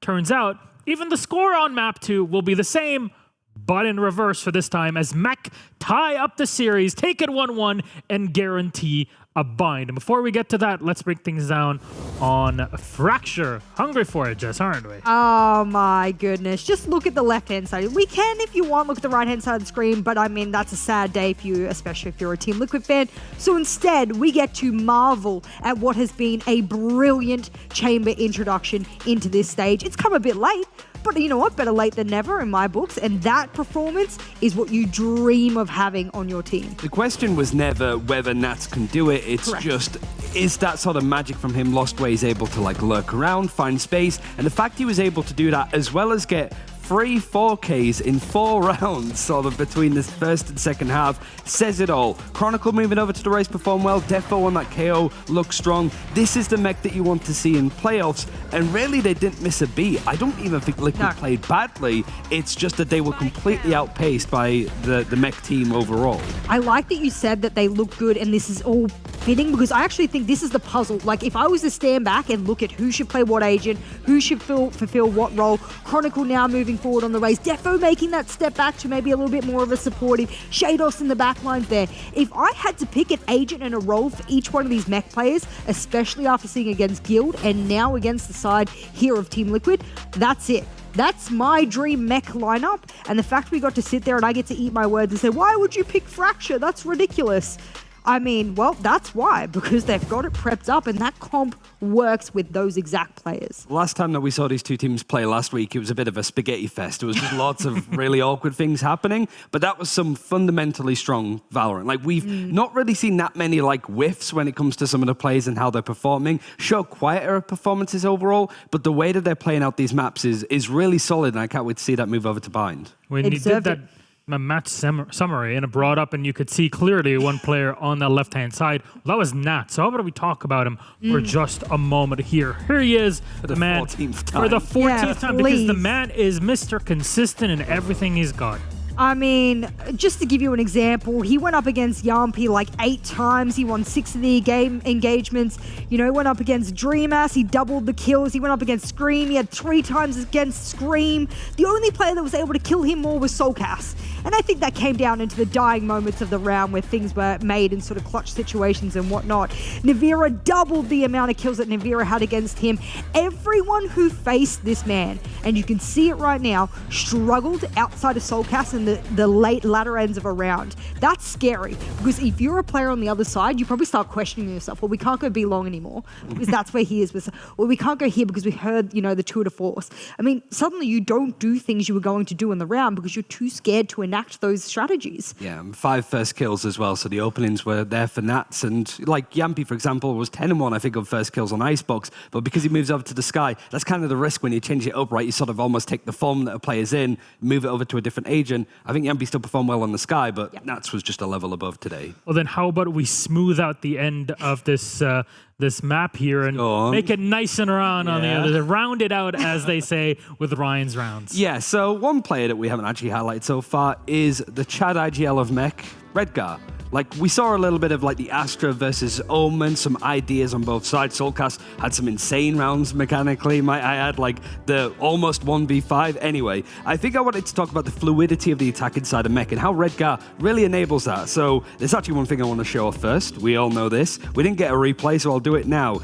This whole outplay of Scream coming in with the ultimate. He gets hit by the paranoia. The teleport comes in from Redgar to get up on the high ground and just nails it with a headshot. Like I said, Chad energy right there to do that up against Scream. But this is more of the big picture stuff that I've really enjoyed from watching Mech over on this map. You can see from the top of the map, there's a crunch coming in from all of the defenders of Liquid. Common strategy, a lot of anti-strats to try and shut it down. But Redgar over towards the B tree part of the map is actually going to teleport and use the fact that Liquid has taken a lot of space on the top side to pull in with the teleport from the Shadow's ultimate to actually get in and execute over to A whilst the rest of the team moves in. We could speed it up because you get the general idea and some other nice utility comes in. I think a round later he gets another few couple of kills and a nice little set play, but speeding it up, it's a 3 versus 4. Soulcast is up on the high ground. This smoke comes in, which is a little bit odd. I thought it was a mistake initially, but look at the fact that if we slow this down, it does get pre-aimed by Shados, this angle that Scream is playing from, and obviously they know that he's there. Misses the shot, Scream backs off, but this is the play if we start speeding it up again, going to normal speed, this waiting for people to drop for the paranoia to come in and get these kills. And it's all set up for Redgar, by Redgar as well. So it's a player that we've not really highlighted mechanically. Calling's been a bit iffy from Mech overall, but I would say that he's performing well, everybody on Mech's performing well, and the fact that you have an IGL making those fluid calls versus a team that doesn't really have a traditional IGL could be a difference. Redgar Omen. Just keep doing it, friend. I love you, bro. That's Another so good. question is, are we going to get it for map 3? Yes. This decides it all between these two, between Liquid and Mech. If you lose this map, you are out of the running for Masters Copenhagen. Simple as Bind is our decider, mimicking again what happened last week. And Mech start off on the attack. Jess, your thoughts? Oh, okay. I'm going to do a history grab here. I think that's, pretty good, especially when you're talking about M3 champions who've had a fantastic fracture. But if you go back in the recency of what they've played Bind in this stage specifically, there's a glimmer of hope because of what they did with Ascend. Yep. If the Ascend game didn't exist, I'd be like, oh, no, they can't do it. Their bind's not good enough. They haven't shown us enough in this stage. It's been pretty shaky. They've cleaned it up a little bit. I actually have extra hope because they've done so well on Fracture. They cleaned that up in a week. Imagine what they can do now after they've already beaten Ascend on it. So yes, the hopium, the copium actually just becomes, I solidly think they can do this now. I think for Liquid, though, because they've only played it once with DreamHack in this roster, they lost it to Na'Vi. There was some great plays from Yampi being able to be on the Omen to teleport to find openings in space, but there were a lot of first deaths alongside that as well. So there is elements of this Liquid, like we've not seen them play much. There might be a bit of a change up on what agents they're playing, going up against the Mech that seems to have sort of cracked the code for them that seems to work out. Now the question is, how does our team compositions look like for map 3? Bind again, Mech on the attack. Once they come up, Jess. I'm sorry to disappoint everyone, but I don't think we'll get Nats back on the chamber, even though, God, I wish he would just main it on every map. We've seen some great camps from him on the Ascend game on this particular map. I think it's part of a lot of their strategy on the defensive side. So if he strays away from it, it's a big change. It's a big change in a short period of time. And as a result, we get him on the Viper. Oh, yeah. Okay. Well, they've actually gone back a little bit to what they usually play. Like Shados on the Sage as well. I think he was over on the Sova beforehand. And Chronicle's still on that race beforehand. Defo performed immensely. Oh, he played so good. So it is like Mech just adjusted something that makes a lot more sense up against what Liquid are playing, who are playing the exact same composition as they did before. The Fade is going to be interesting. I think she really rocks on this map, but Soulcast, I want to see him bring it out and Scream, Navira again, those key agents of Raze and Chamber. Now's the time to have an absolute battle on this map. Yep, you underperformed. The brother buff was not activated on Fracture almost at all. They can come into this, reset themselves and go at it again. I think it's map comfort for those boys because they've actually done that before. So I think they're uncomfortable on Fracture and how they move. On this map, Redgar back on the Omen. I said he'd be there. It's great. The way he plays Lambs like an absolute lightning king has just been awesome. I don't know where this goes. Again, you said Mecha starting on the attack, yes? Correct. I think it's decided in the first half. Would you agree with me? No, I don't think so. Really? I think it's like, see what like Yampy can do, especially as Sure. one of the highest average damage per round. But like I said, there's so much risk. And so if he can sort of make that performance a bit tighter, I think Liquid have a good shot here. Guys, thank you very much. This is all setting up for Bind, our final map in this series. That's it. That is it. If Liquid win, they are through to actually fight for the last spot for Masters Copenhagen. And if not, it's Mech that will progress. We'll see who gets into it. It's Bind Map 3 onto our casters. Enjoy. It could not get any more cutthroat than this. Really could not. We're looking at the final map where each team has a map apiece. And basically, whoever wins this can qualify onwards. The one who loses is no longer in contention of making it to Masters. You say it. You absolutely say it, my dear Pavlos. And you know what?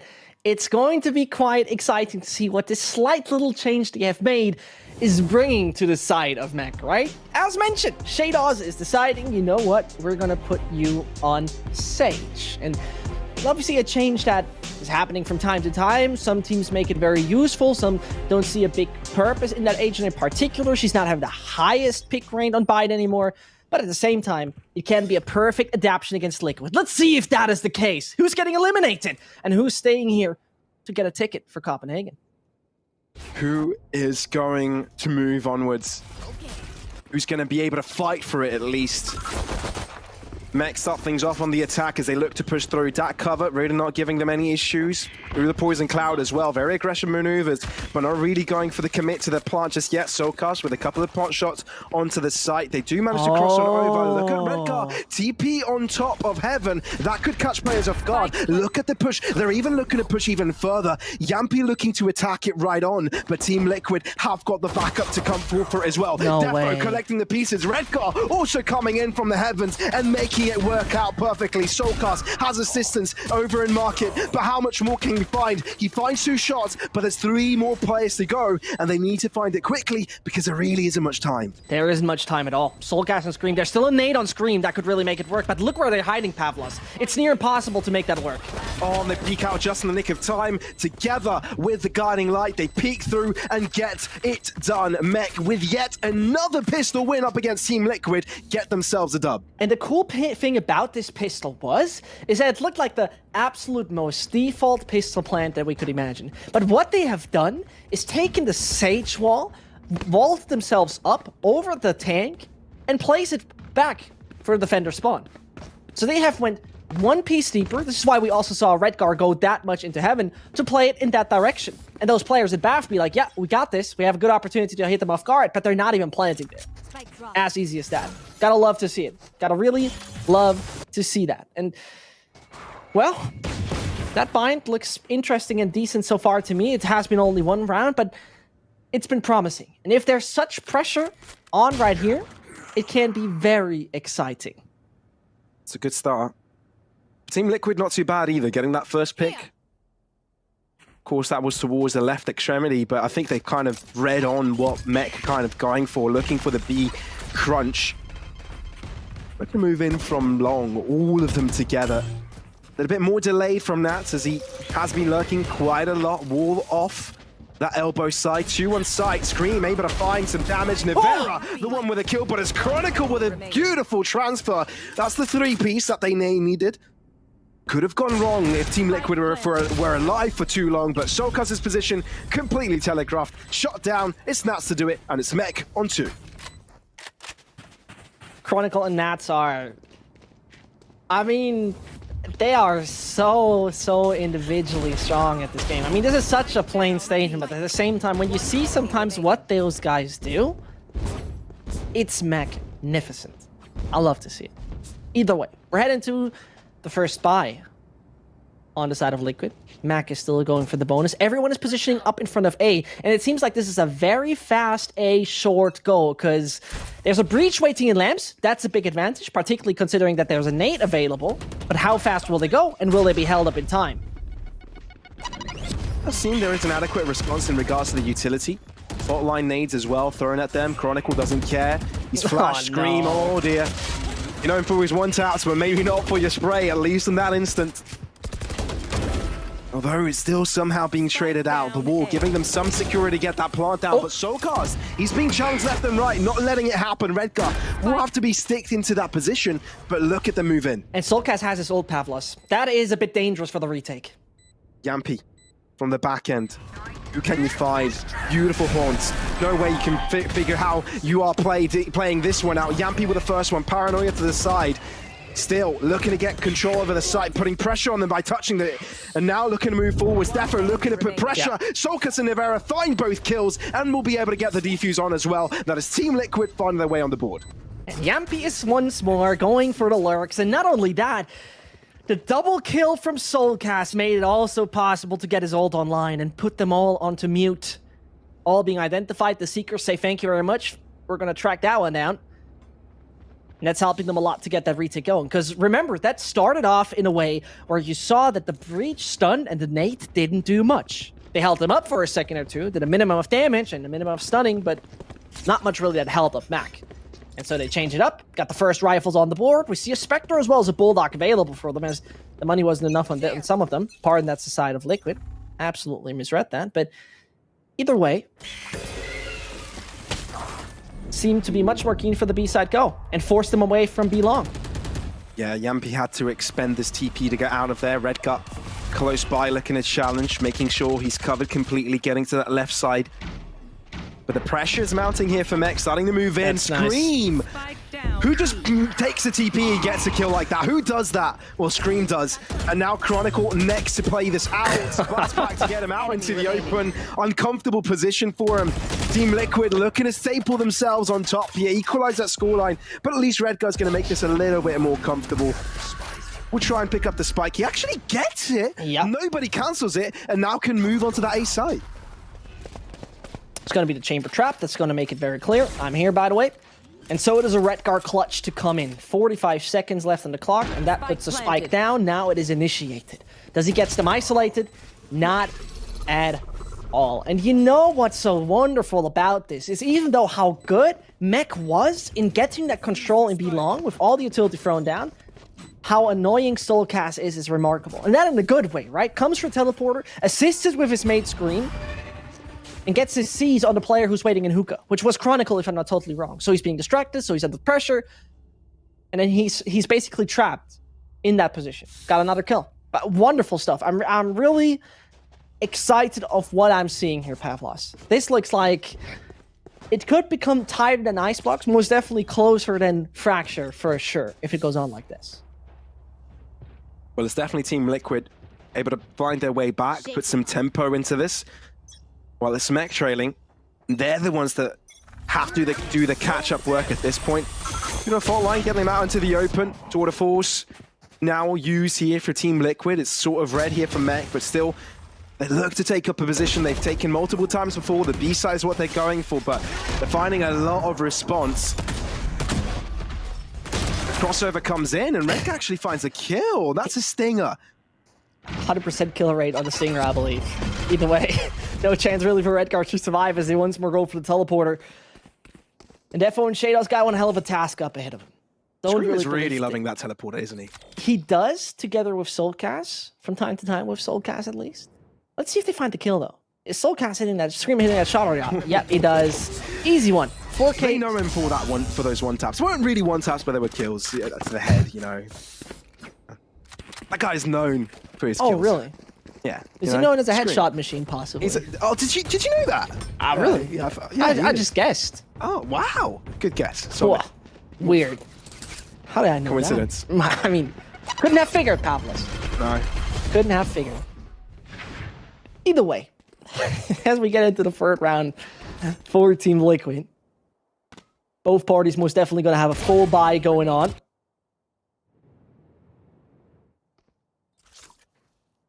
And as we witness right here, it is going to be, first of all, a bit of BAF control. One way is coming in from Yampy. That's obviously a very nice piece of denial, as you sort of have to respect it. With the dog, though, showing that he don't need to respect it, they can go a little deeper. And here it goes. Nats is going too far. Same could go for Redgar. And does he survive, though, is the question. He does. Gets away. Not bad. Okay. They'll take that. But still, it's Team Liquid on top, right? Even though they had to push towards the B long side, they still find their way back onto the site. M3 champions not really gaining any space from it. And what was really nice to watch is that Niveras have an absolute awareness on what usually Nats likes to do with his Viper in the sense of his lurks. Absolutely punish it instantly. And so Liquid, free players waiting on the B side, and free players with a lot of stopping power. Yeah, they've given them a lot of respect as well. You see Chronicle trying to use that showstopper but denied. There's also a showstopper from Team Liquid. Space guaranteed here for the B site.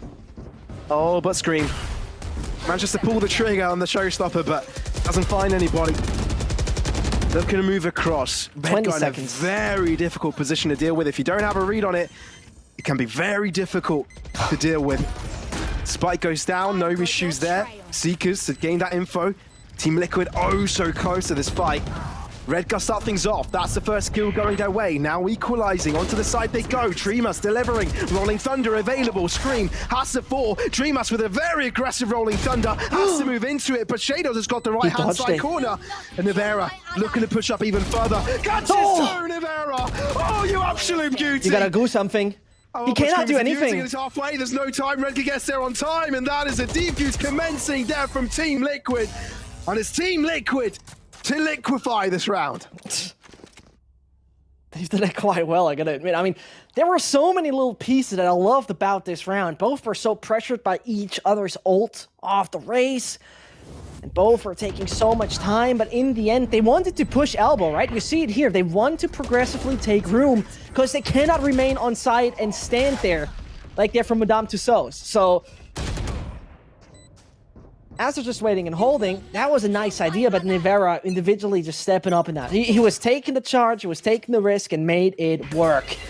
And so, Team Liquid, contest belong, don't contest bathroom too much, but they definitely want to make Mac feel uncomfortable.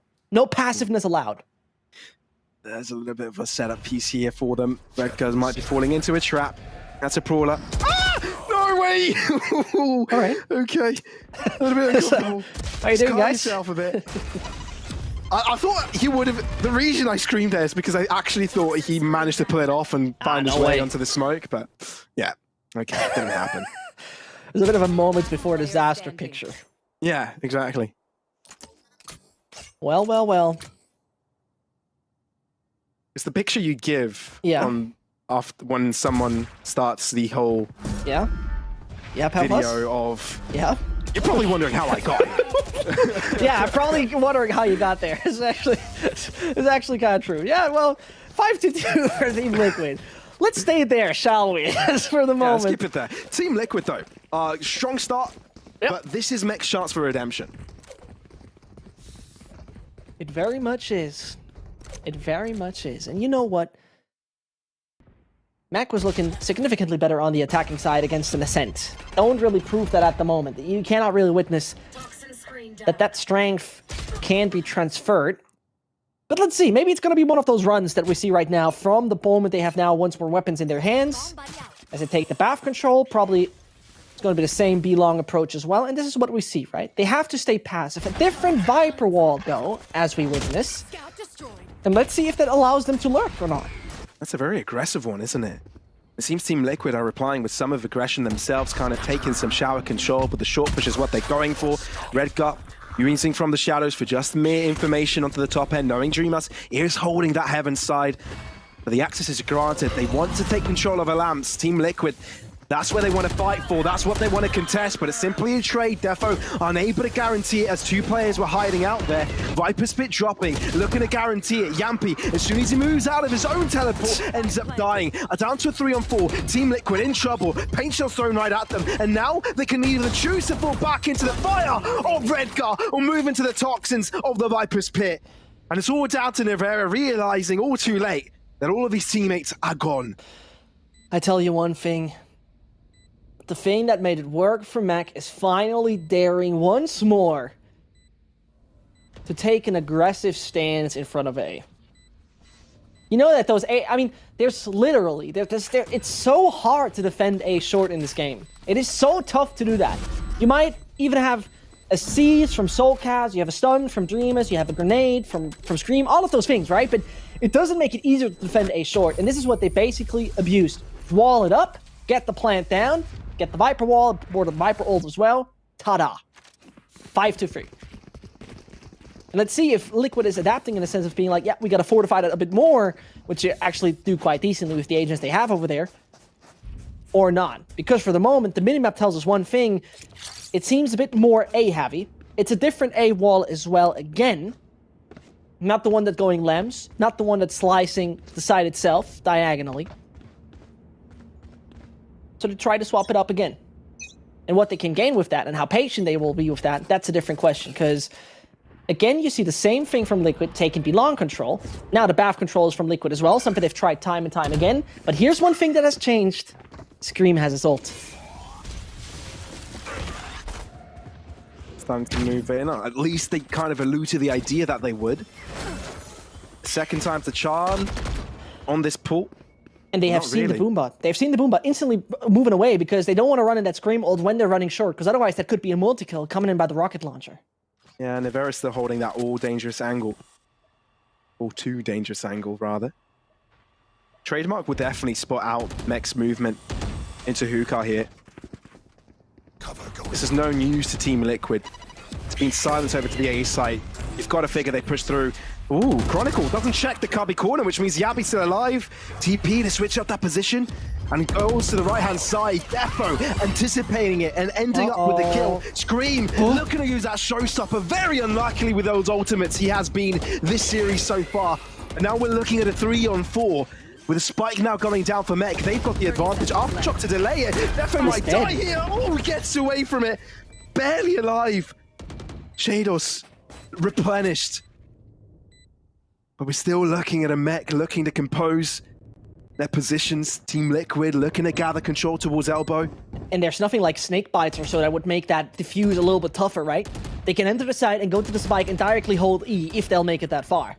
And that wall has massively delayed them as well. Yes, they've opened it up now, but they're running out of time. Yeah, it's done. I mean, Liquid Dreamers this is over.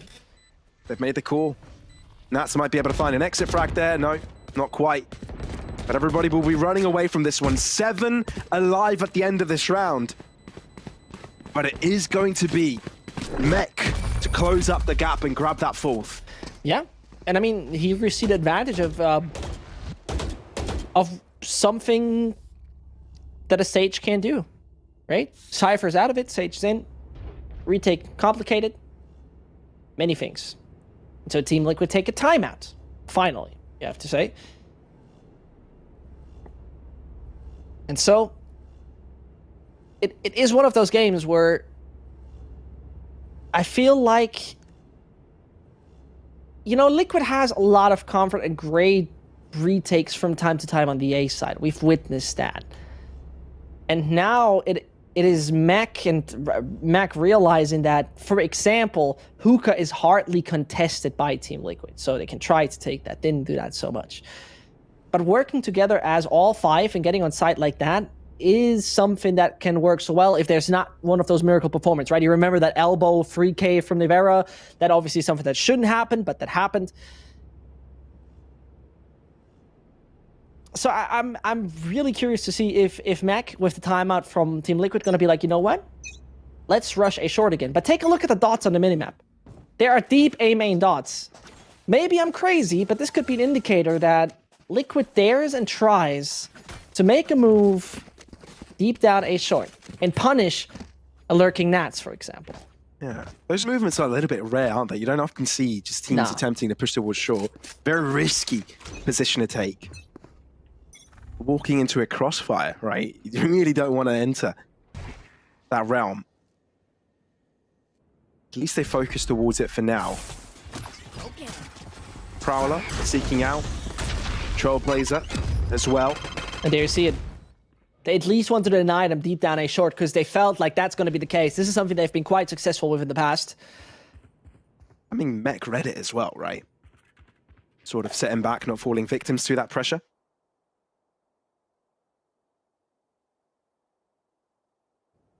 So to just weigh it out. And by the positioning, right? You see Scream standing up there on ATC. He's going to be the first contact on things. Is he going to find the kill, though? No, absolutely perfectly smoked here by Redgar. Very nice that cover. And one is going to be spotted. That's not too nice, but Scream's out of it. Wall is here, and let's go for the plan. Only lamps they have to take control of. Yeah, Faultline definitely looking to delay them, but they're Or like using the TP a little bit delayed, though, a little bit lingered. Now, Nivera, the sole defender, actually, no. He's got the reinforcements of Yampi, gets one and gets the hell out of dodge. Now needs to have a different position to work with. Chronicle onto the site, struggling to find the kills. 25 seconds approaching. Spike now being planted. We're looking at a 5 versus 4 with Team Liquid with control. Look at Yampi. This could be multiple kills flowing his way. No. But no, it's Chronicle to double up. And now it's Mech to equalize. Showstopper towards Scream. He's got to run for his life and gets the hell out of there. But now they're looking to stabilize, and Nats has got a very strong position. And the question is, with the economy, they will try it. They will dare. They're on side already, but there's not really much to make it work at this point. Very fine margins. They have to nestle out with these kills. They had no clue Nats was in that position, and that is all important for Mech. Equalization delivered. 5-5. M3 champions back at it. I mean, the afterplan looked so good, right? That was... I mean, Yampi nearly with a chance, but getting punished for it. And Nivera whiffing, getting punished for that. They really react right to the mistakes of their opponent in that sense. It's a millisecond decision, don't get me wrong, but exactly what you're looking for. And so, at that point in time, they forced him off, they forced him away, forced him to particularly come only from B main. And so there it goes. Liquid still have decent money. The next round would be looking a bit problematic, but we're coming to the end of the half anyway, so it doesn't really particularly matter anymore. And they have stopped taking risks. For example, Buff, a room they have taken time and time again. Not one player there this time. Freely handed over. Nivera oversteps. Yeah. It's Redka opening things up. Solkar spotted, but still holds his position and takes down any opposing player. And that's down, right? No Viper, well, no Viper Wall. At least they've got Redgar to work with. They do have a controller in play.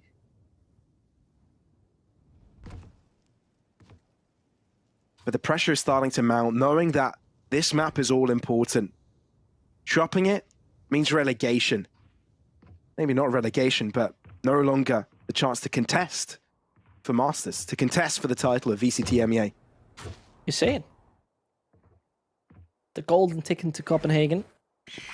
Up for grabs for one of the two, but there they make it out. Nate backside, perfectly executed. Dreamers is trying to hold them up, but Chronicle Airlines has already entered sight. Oh, Dreamers, beautiful cubby corner, but still traded out.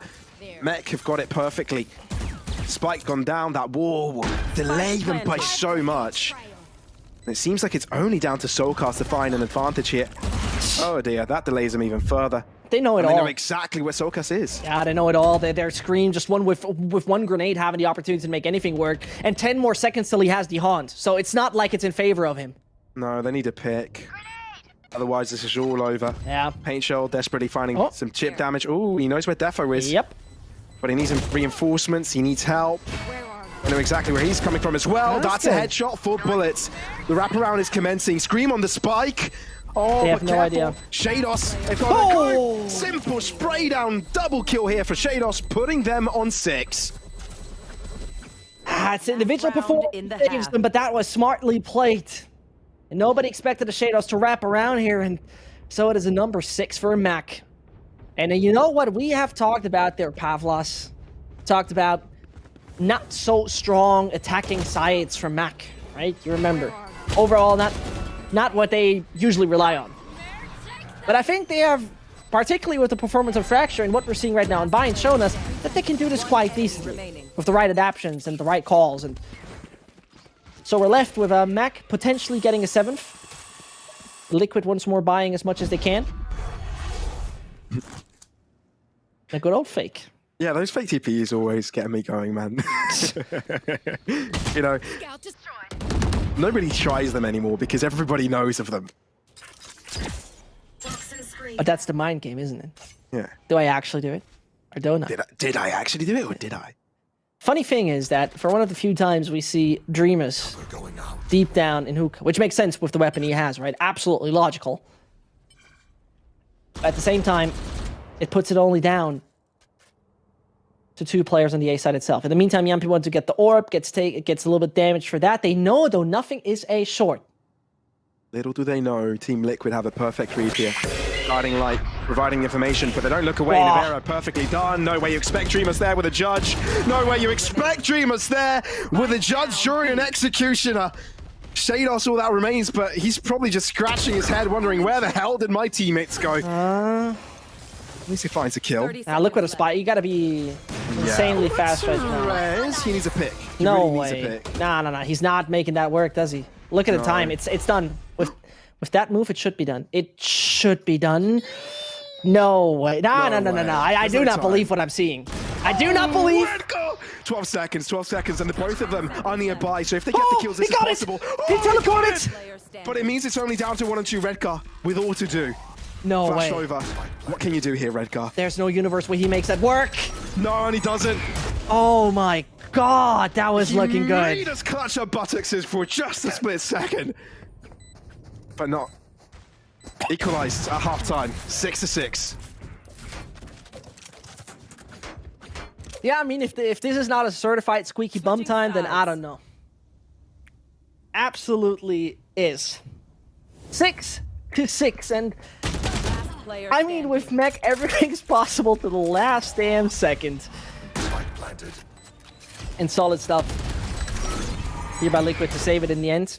Taking a bit of a different approach towards hookah, and really the bait and switch that worked so well. Nivera's out of hookah. There's nobody else there, right? Right? And well, obviously that happened. In the words of my co-caster, this can now be declared an absolute certified banger. Absolutely. Absolutely. Yeah, it's a good thing you're learning from me. I really appreciate that. Of course. Hey, no worries. Anyway, enough being said. Did you see the head of Nivera? Did you see the haircut? I don't think he did.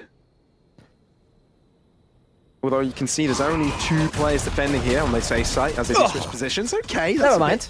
It's a bit ugly. But Redcar gets it done. And you can see a wraparound here for Mech as well, slowly rotating over, looking to have adequate amount of players to defend, but Nat's maybe in trouble, won't be able to find a closer, but Redcar still keeping things on an equal level. There you go. Chronicle has also chimed in. Mech, they're winning so many pistols this series, it's unreal.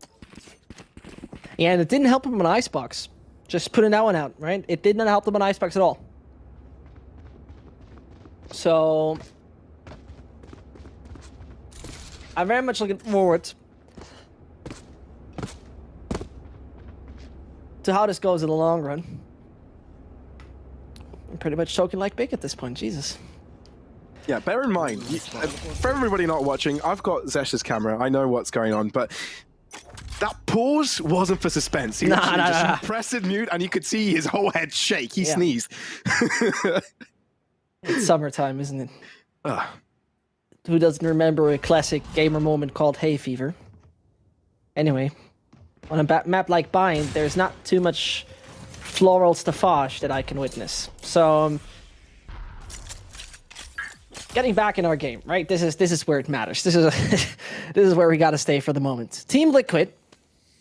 When we talk about Bind and recent performances, their attacking sides have been looking very decent. Versus Big, it looked quite good. Versus Navi, it was quite alright as well. And this goes on and on. This is an entire theme. So, this was all a long time ago, though. The Big and the Navi one, long time ago. So, there's not much really samples to work with. But as they contact up A, this is where I'm worried, Pavlos. I'm not worried.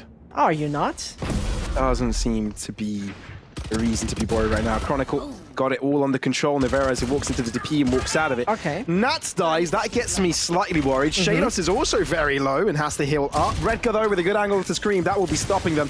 And slowly but surely, Team Liquid starts to run out of players to work with. Spike will be going down at least, but the Soulcast is there. I'm not worried. Leaving Dreamers with no position to fall back to.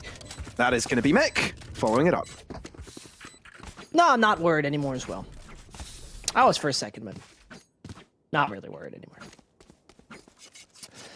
Well, oh well.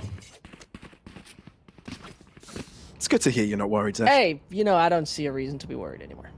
What I liked a lot when we take a look at the previous games we had from Mac on this map, At this stage, they have done a good bit with the combination of Fade as well as Raze. Obviously, that's swapped away. This is something I liked because they had decent combos on Fade and Raze, and now it's only one Raze, but they have shown very passive behaviors so far on the defensive side. So no big room taking outside of Bath. They have a very nice set piece for that.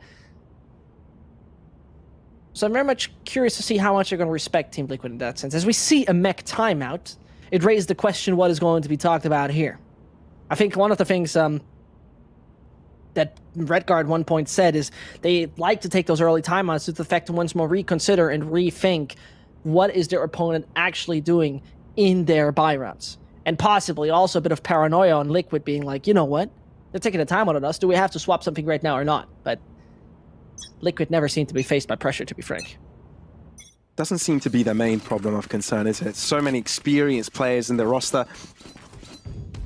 Long-standing professional scene for quite some time, and multiple games as well.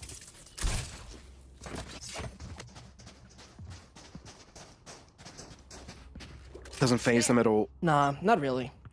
And it's going to be interesting to see what they'll do with their B-long control, as they very much like their deep brim smokes in the past. The little edge there from Redgar.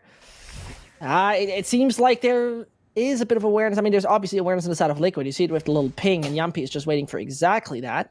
But with the Prowler going guarding Pavlos,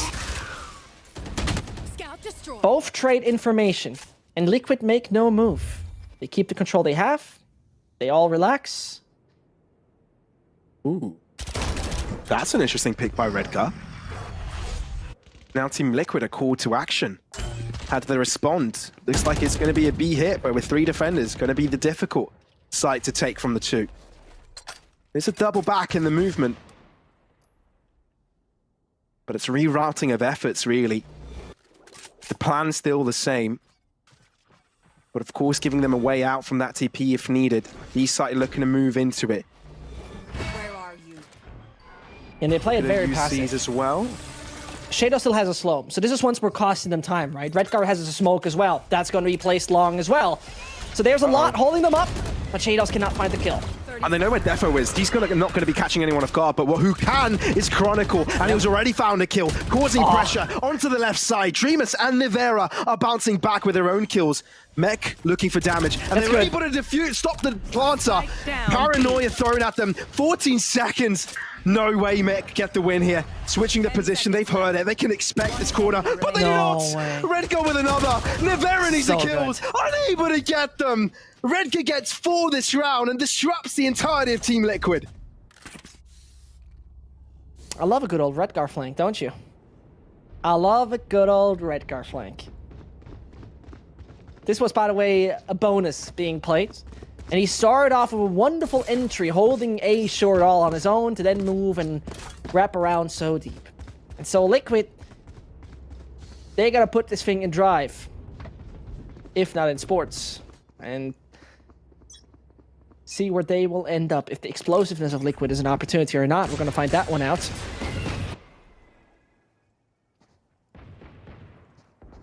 But so the one way is holding them up a little bit. No B-long control really taken. Hookah is the only visible weakness at the moment. That would be something they could take, but... Find you. No charges. Liquid is just so patient in their place. Particularly considering the weapons they have, Lo-Fi. Pavlos. Lothar? Yeah, sorry. It's alright. Hey. He's a handsome man. He is a very handsome man. Don't think I share his voice, though. I think we've got very distinctly different voices and accents. Oh, I could have not figured it all. Not the slightest. All good. Very similar names as well. Very exotic, in the words of Xilv. Very exotic. Okay, I was starting to question there. No, go on. Just please stick to the game, Pavlos. Stick to the game. Yeah, do us a favor. Stick to what you know. All right, Soulcrest. Gone for a little bit of a journey there, but called short. This should be a clean round by Mech, not looking to get challenged. Team Liquid's chance to come back was the previous round, right? They haven't gotten a single victory on the attack so far. So, inflicting damage to the economy of Mech is what they'd be looking to do. A little bit dreadful there. Scream dicey with own names. Oh, no, man. It's getting from... It's ugly. Ugly to hideous. And it's going to be interesting to see if Mac is going to get punished for the very defensive stance that we're seeing there, right? You always have a guy in Lambs, right? You always have Omen and Lambs. You always have the Viper standing in front of Bav and not taking deep control. The B-side players all very deep down, right? There's nobody deep in hookah. There's nobody contesting a fight over on B long in the middle of the round. So it's going to be interesting to see if Team Liquid at one point going to be like, we're just overrunning them all together from start on, or something else. Did he nade the same position he satchel? Yeah. No. Stick to the game. That's what he said. Stick to the game. This is where we remain. Oh, very deep wall there from Meg, really denying that Shower's control, but the distinct movement coming out from Team Liquid is this hookah place. Exactly, and it's a very early hookah play, right? Very early trying to deny, very early trying to trigger a rotation. Usually 3 players start on B. This time they got the Sage over there as well, but based off of that, there is a good bit of information gain. Hold on, what happened there with Nivera? Why is he not hitting his shots? Oh, I'm not sure, man, but at least Sokas has got his back and able to trade it out there. I think, thankfully, for Chronicle, his showstoppers are actually connecting, unlike Scream today. To the B site they go, Scream out into the open, I call his name and he ends up dying. Chronicle just stepping up to the plate and can't be rolling Thunder enabled, but they've got adequate number. He's alive! Here, able to get out of there. Paint Shield's thrown out to delay the push as well. Dreamers, that's fine the kill, but how more can you find? Chronicle gets another red card, steps up to the plate again. Mech look unstoppable, lose the first map, but they're on the way of closing out the series in a reverse sweep. Oh, how dire it was at the start. How damn dire it was at the start of this series, Pavlos. And that said it himself. He asked the question. I'm not even certain what we're going to do if we're not going to make it. Because Mech has constantly, when we talked about their performance after Champions, we're like, yep, they're hella dangerous for certain. In Stage 1, let's be honest, Pavlos, there was not much to really witness. Sure, they were playing decent, but not as good as we know. Stage 2 didn't start better in any sense. Initial loss versus Guild, repeated at the playoffs. But there's a lot to prove for this team. And I think they're taking the right steps at this point. Can I just let you know one thing, though? Can you take a look at the scoreboard of Mac for me and tell me that this is not a fever dream I'm having? This is crazy. What is this? This is crazy. Red card 23-13. Dude. Chronicle 21-12. They have... And the rest of them are fairly low, far behind. 44 kills. Amongst 2 players. 44 kills, and the other 3 combined have 19. And I think there's not really a point where you can really mess with them, because Nats is doing his part with delaying space. Same goes for Shada, same goes for Defo. He's really enabling his teammates. You see he has 11 assists for a very good reason. But that's ridiculous. That is ridiculous. Team Liquid once again without funds. Let's play. Trying to figure out what other Mediterranean economy it looks like right now. Italian? But honestly, yeah. Not doing too grand, are they? No, Mr. Draghi can't save them all. Team Liquid really need to be careful in this one, because we're looking at, again, Meg getting to that 12th. It's getting really tough, man. Yep. Considering Liquid looks so strong on Icebox, it seemed like the same thing would repeat itself again from the previous time they met each other in the regular season, but no. Mech show us why. They stuck to their guns, stuck to the same veto. I think Nats had an interview with Yinsu as well, where he was like, it just was not our day. And this is a very esports cliche sentence, but it very seemed to be true. So let's see how that one will pan out, because it's 35 seconds Pavlos, and it seems like their GPS is telling us, let's end up on B. That seems to be their target destination, but Nats might be there to end their lives a little bit quicker than that. Nasty. Sends them to hell, the direct opposite position that they would have liked to be right there. And Nats once more. Quadra, make one of those kills be through a snake bite, why not? Defo cleans it up at the end, and we're looking at an all too dangerous Mech. One that wants to carry on in this lower bracket run. 12 rounds for them, 1 away from qualifying onwards, and keeping Team Liquid out of contention. And it's again a good defense side. Oh, good old Mech. You're doing things sometimes that it's really a massive roller coaster ride. It starts very slow and you're like, did I really pay for this? And then at the end of the day, you're like, yep, that was hella fun.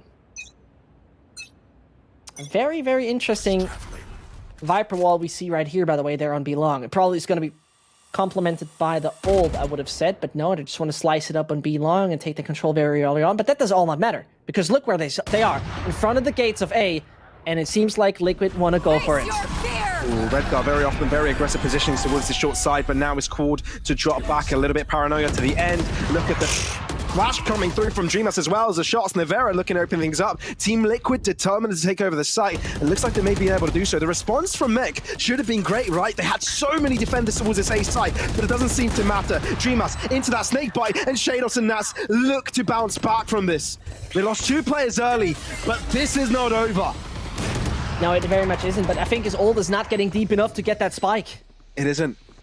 Which means they can also hide to the left side corner. Oh, Snakebite no. will get them out into the open. There's the But wall. the wall is there, looking to interrupt it. Nat is sticking the defuse. Yampi able to shut it down, but there's no longer the Viper's pit to play around with. Shados out into the open once again, looking to put that guard into good use. Then for all that remains, a 1-on-2. Time dwindling to the left side. He gets it! He and now halts it. it's all down to Nevera. Will he stick it? Down to halfway! Defo!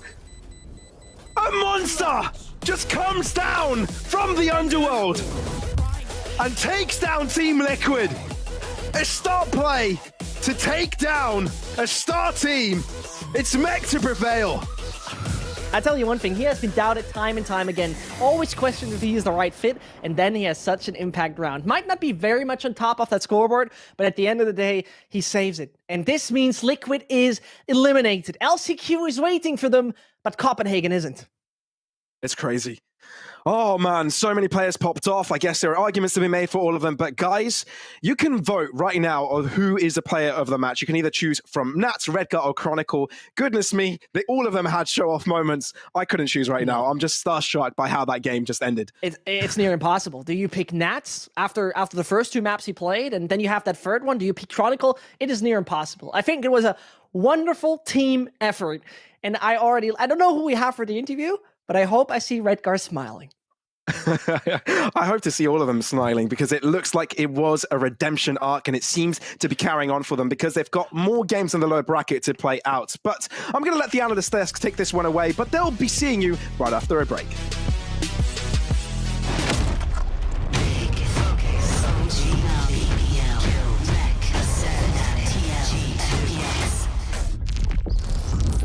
Get ready for playoffs.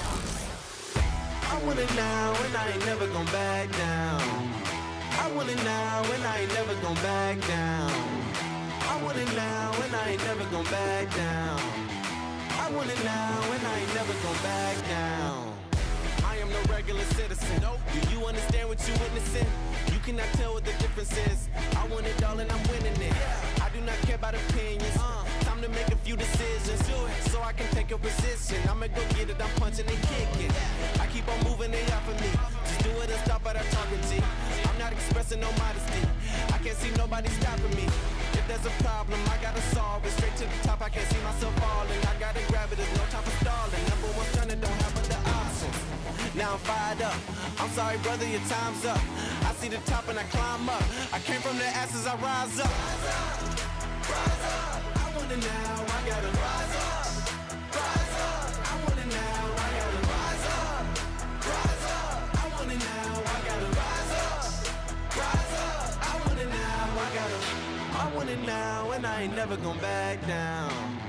I want it now, and I ain't never gon' back down. I gotta go for the goal. I need to switch up the mode. I'm gonna win on my own. I'm in a whole nother zone. I reached the pinnacle. I don't have time, this is critical. It's time to finish you. I don't care who I just did it to. I gotta go for the goal. I need to switch up the mode. I'm gonna win on my own. I'm in a whole nother zone. I reached the pinnacle. I don't have time, this is critical. It's time to finish you. I don't care who I just did it to. I want it now, I gotta rise up. Rise up. I want it now, I gotta rise up.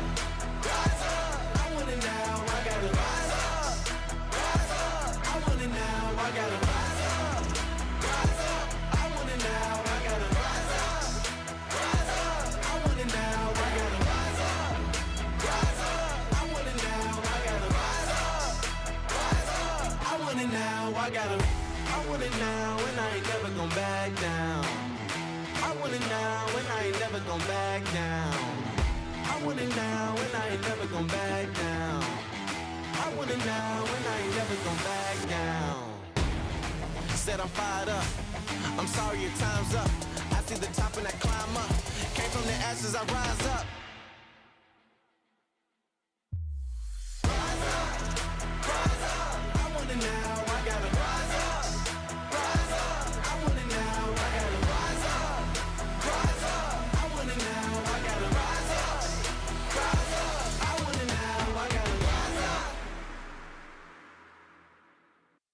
Still rival. I came in the league, went straight for the top.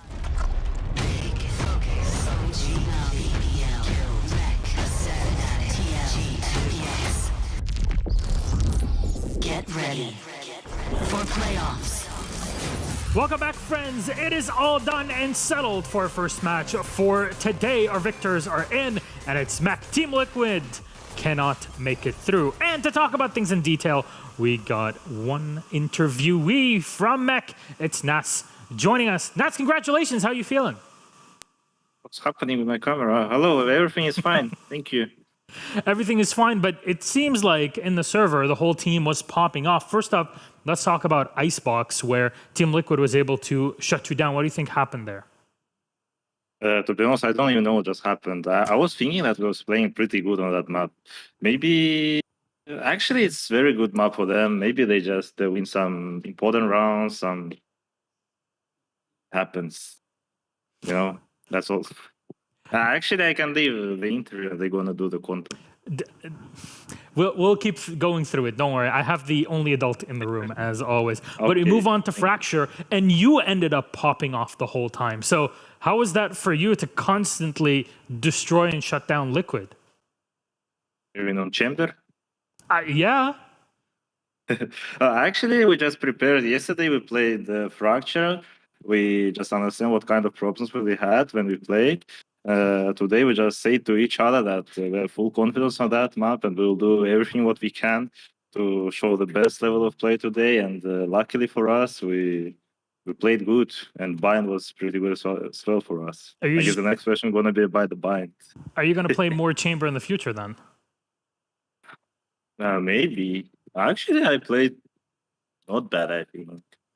Not bad is an understatement, but fair enough if you deem it so, Nats. And at the end, it was Redguard that also came in on bind and kind of helped the whole team put things together. You guys are feeling really good in this game. What do you think about next opponent? Do you think you can kind of predict which one you'll go against? That's going to be Ascent and FPX, right? I'm pretty sure that it's going to be a hard game for Ascent because FPX is preparing for the opens all the time. They're changing picks, but who knows what's going to happen in lower bracket because plus FPX was playing yesterday. Ascent had a day off. So I think that's going to be 3 maps, and I'm still thinking that everything gonna depends on, you know, important parts of the game like clutches and the rest of things. So I'm not sure that it's gonna be 2-0. I'm pretty sure it's gonna be 3 maps. All right, very excited then to see if your prediction comes to life though. Nats, congratulations on your victory. I'll be seeing more of you and the squad next week in week 2 of playoffs. Until then, take care and good luck. Thank you. And there it is. The man, I don't think I didn't do too badly. What a ridiculous, humble statement to make after the absolute massacre that occurred. Not dropping 30 kills, it doesn't matter. Oh yeah, my bad. It's not the usual like Nats lurk 30. It's like, yeah, I think maybe I did good. I mean, that's just typical Nats attitude, I think, overall. So like the fact that he's used to this, just being in like lower bracket runs. He's like, yeah, this is what we do. Fine, I'll just get 30 kills. We're just going to play a bazillion games in one go. Don't worry about it. This is just They're used to us. it now, yeah. We're used to it. This is the kind of comfort team that we get to have. But Nats wasn't really the only one that was popping off on the team. We had Redgar in map 3 that went absolutely ham, didn't he? Went nuclear. I think when you even like look at the facts, and we're going to compare him to Yampi in a second, it's making all of those plays and finding all of those openings, whilst also doing some of the best calling we've seen from him in a while. The resets, the way that they're taking space. A lot of the attacking side like Liquid's defense initially was really, really strong and compact. I think they were 5-2 up. But then Mech started to deathball a little bit, play a lot tighter, fight for spaces like elbow. I mean, we saw like that in round 2 for all things. So you're thinking like Mech are going to be able to do some crazy stuff. But Liquid looked good on the defense, and then Mech started doing this, pushing areas, taking these fights. This is what they're known for, and they did it tremendously well today. Fundamentals were on point. I mean, there was so much criticism over this weekend thus far for them and how they perform on their attacking sides. Well, yes, they managed to snag the first round, the second, and everything goes awry from there. And I said, yep, typical Mech attacking side for them. You know, that's what happens. Get to round 8, and they go, we've worked it out. And yes, of course, I spoke about paint shells for Scream earlier on in the week. I don't know if I'm going to add that one to the tally. We'll see how I feel about that one. But the biggest thing I've got to highlight here for Mech, there was a 3-mapper series here, Ryan. Guess what? They won every single pistol in this entire series from start to finish. They converted, and guess what? Before the playoffs had even begun, Mech had a 45% conversion rate on their pistols. It was pretty bad. They would win less than half of their pistols. They come into this and they go, pistol 1, pistol 2, pistol 3, and just kept going and kept snowballing it. And that really helped their attacking halves, where they were otherwise having huge loss conditions. They came in with specific ideas as well, right? Just the way that they play. Like in round 1, you have Redgar teleporting towards like sort of heaven, right? Over on the A site. So it's lots of like fluid motion from Mech taking space, and Liquid, a young squad, couldn't really adapt. And sort of this comparison, I don't want to really kick Yampi whilst he's down, but Yampi was also that kind of player when he played up against Na'Vi, finding space and openings, lurking, teleporting into backlines, being able to catch people by surprise. He found nothing because the defense from Redgar and the rest of Mech was so fundamentally strong, Liquid were able to pick one attacking round up. I feel like Yampi, he thrives in sort of a little bit of chaos and sneakiness, and he was in a lot of those smokes a lot of the time. Unfortunately, that was read like a book, and every time he wanted to make those plays, it was just shut down round after round. And would you believe our player of the match? Who is it? Is it going to be a big smile? Is it going to be a big lurker? Well, you're going to tell in just a second. It's Redgar, the man. On the pre-day interview, he said, I'm all the way down here. Nats is lurking up, Chronicles up. Turns out he can also perform when it's needed. Yeah, I think it was just a little wave and kiss on camera that did it for people. I was expecting Nats just because it was that kind of like world-class performance that can get Mech to international events, but Redgar was phenomenal today. I just have to keep seeing him, especially on Bind on Omen. I think it's phenomenal. I think he does well on that agent. Well then, what does the bracket look like? Just to update it for everybody watching at home. Team Liquid unfortunately knocked out of the running for Masters Copenhagen. Mech taking them down 2-1. Mech moving on, still having a shot. Reminder, one more position remaining from EMEA with Guild and Fnatic already qualified. FPX versus Ascend is coming up in just a bit, and that will also decide who'll be joining and playing against Mech in just a bit. So how about we get to it? But just before that, we're talking about all these big players in EMEA. One of them is Mixwell, so let's see what he had to say about his entire life and how a usual day is for him.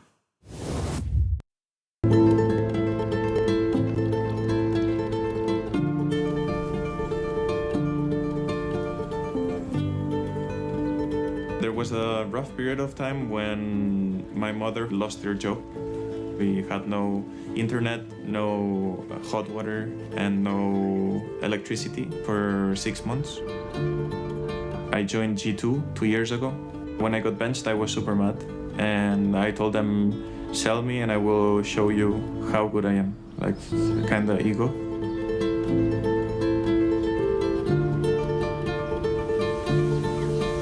My name is Oscar Cañellas, most known as Mixwell in the Valorant world, and I play as a professional player for G2 Esports.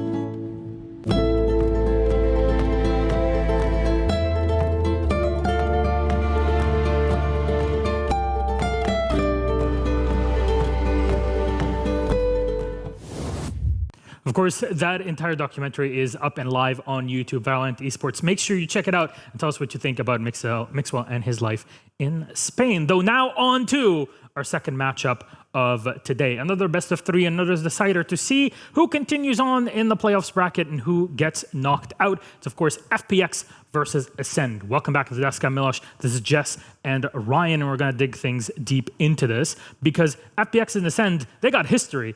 History that actually is very, very close in time. I mean, like, if you think about just these teams individually and you think about the things that they've been able to achieve recently, I count Champions as recently. Do you count Champions as recently? It's a World Championship, so, I mean, it's been the only one in Valorant, so they've got that, but even more recent to that, these teams have gone head-to-head. Yeah, I mean, these literally played last week, and I think going into this series, you look at FPX as the firm favorite with how they've been playing just an inch behind Fnatic, but the fact that Ascend were able to take this series 2-1 last week makes you sort of wonder if Ascend can really rise to the occasion, or whether this FPX team can't really replicate the success they had. They were stage 1 champions, now they could be one of the first teams to go out if they don't win here. Oh, this is such a high-stake game for them as well, because I truly think that we've spoken about maybe some of the performance from Ascend dropping off in the year of 2022, people being a little bit underwhelmed by what they're bringing. They make some changes, give a little bit of time for them to synergize, things start to look better, but FPX, they were stage 1 champions, baby. I mean, this is a team that has a lot to prove. They might not have been able to go to Reykjavik, but they damn want to go to Copenhagen. I mean, teams to prove Ascend world champions. Like, Right. Both these teams have a big accolade on their back that they want to try and replicate that form. Ascend is going to look a bit different because of the roster changes, right? And, you know, that's a big aspect of it, I think, overall. FPX doing FPX things as well with some of the agent picks as we'll highlight, but it was a back and forth series, and FPX, I think, fundamentally weak on the day. Lots of 1v1 duels without trades. It was awkward for them, and they looked better in playoffs since. Well, let's talk about FPX since you're mentioning it, and we go on to what the squad can offer today, because like both of you were saying, there are still some issues to iron out, but we saw Mech able to iron them out in a day, and this happened too for FPX. They have one of my favorite coaching staff in all of Valorant. And so some of the times that they've tried some innovative things and they've learnt their lesson from it, they've made decisions to change off of it. And I think that learning your lesson and not trying to hammer it down, especially when we're talking about very critical times and weeks inside the season, you're talking about a stage that's very finicky. All of a sudden you don't make playoffs. All of a sudden you get knocked out. These are the kind of things that I think the coach has done really well so far. I'm not sure if you agree, but it's definitely one of my favorites. I love you, Doombrus. I think it's just the fact that it's just Doombros on the like last stage. He had the help of Gorilla, who's now currently coaching Vitality. So, you know, like credit to him. He's up on at least helping like Tani with that roster. But yeah, it's one of those things where it's a lot on his shoulders. But he does have Angel, when it comes to the IGL, the calling, but also the strats, right? So it's both of them working together a lot. And you mentioned Angel. Time to talk about compositions. Yeah. There was a glaring one from this week. Here it is, FPX's team composition. What do you guys think? I mean, the first one on the left there, my man Angel. Yeah, he was sent to the heavens quite a lot, unfortunately, as Yoru. He was not very effective with it. I think what did Boaster say? Yoru and his TPs are rubbish. That was exactly what he called them. So and I then think he dies to one in the first round. I don't know if we actually have it ready to go, but like, you know, Boaster set himself up nicely. But I think the big thing about, like, because we spoke to Boaster at the end of yesterday after they qualified, was just don't panic. Like, we can deal with this. Let's see what he does. He predicted this teleport to come in because of, like, Lo-Fi being an advocate for it, but still ends up going down in this spot. So Fnatic, I think they adjusted perfectly to the point where it felt that they almost expected a Euro to come out. And Ascend, they faced up against a Euro on Breeze in that final best-of-3 series. So it is more common than it should be, really, I think, from FPX. I will quell everyone's fears, though. I don't expect them to try and shoehorn the Yoru in after having learnt their lesson multiple times here.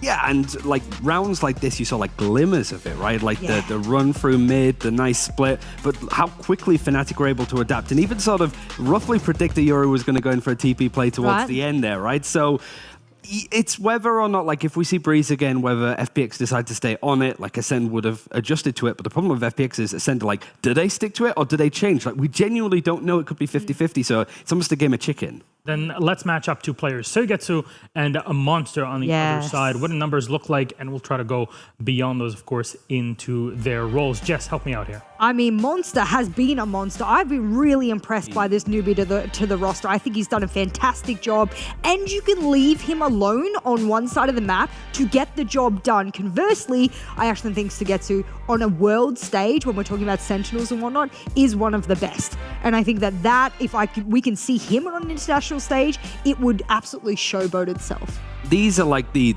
underrated MVP nominations, I suppose, for the stage so far. And Monster seems to be getting better and better. And like you said, like I agree, like Soigetsu is world class. It's just that we're starting to really notice it more, I think. But when they played on Breeze, it was just insane performances from both. And the flexibility as well across different maps from both squads makes it interesting. FPX have a lot more time together than Ascend do, which could help a lot. Then let's talk about FPX's opponents. Ascend on the other side. And can Ascend beyond this moment here against FPX? Reminder for everyone, this is the best of 3 to make it happen. Yeah, this is not going to guarantee you a spot in Copenhagen, but you have to stay in the running. You have to win this one out. Jess, what does squad bring? I mean, it's bringing firepower more often than not. We just spoke about Monster. Vac added to the roster as well. There's been some new additions. Zeke, in an interview, made reference to the fact that they're still trying to acclimatize to what the identity of Ascend is, how the players fit in, and they're now not forcing and shoehorning the players into the roles that Killers and everything left a hole with. I like that they're doing that. They said, okay, these players have their own identity. Let's stop forcing them to take a mask of someone else. Let them come out with their own plays and see what they have to show. And it's been pretty damn good so far. They played up against an informed mech. Like we kind of saw them today, like on Friday, that knocked Ascend down to this lower spot. But it was a good series for both teams. Mech, you know that they can do it on any given day. But this Ascend team, you're still like, do these roster moves make sense? Can we see them sort of rise to that occasion? This is a similar test. I feel bad for Ascend because running into Mech and FPX that have a lot to prove, it's tough opponents for their first playoffs as a team together. You know, one thing that I kept hearing on in 2021 as I got more and more into Valorant is CNED. Yeah. Literally every single time I opened Twitter or checked any highlight clip or whatever it was always CNED. But I haven't really heard much about him over the past few months. What's been going on? Oh, that happened, which is still impressive. Most players in the stage 2 would have wanted those stats for themselves. However, in comparison to what he was able to do in stage 1, he has had the lull. I actually call it a more of an agent sort of role in the team shift that has caused that. And I don't know if you agree, but the dynamics of the team still seem to be working themselves out where CNED sits now that things have changed a little bit. It's more the dynamics of the meta too. Like, I think of like champions, the two Jets at that point were like CNED and Ye.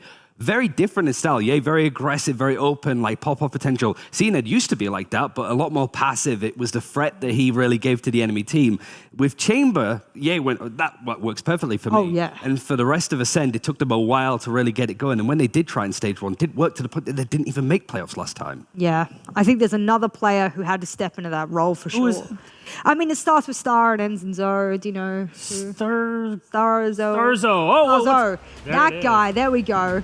I mean, this is the kind of thing that you were talking about. You were referencing to me, you know, outside in the green room, that this man had to step up and be the tip of the spear. CNED's taken a step back because he needs to be the chamber. Zeke as well. Like, Zeke played a lot of the Rays in place of that, so they've swapped around. Zeke's form has been tremendous, I think. Yeah. I've really enjoyed watching his Omen, sort of similar place to what we just saw from Redgar.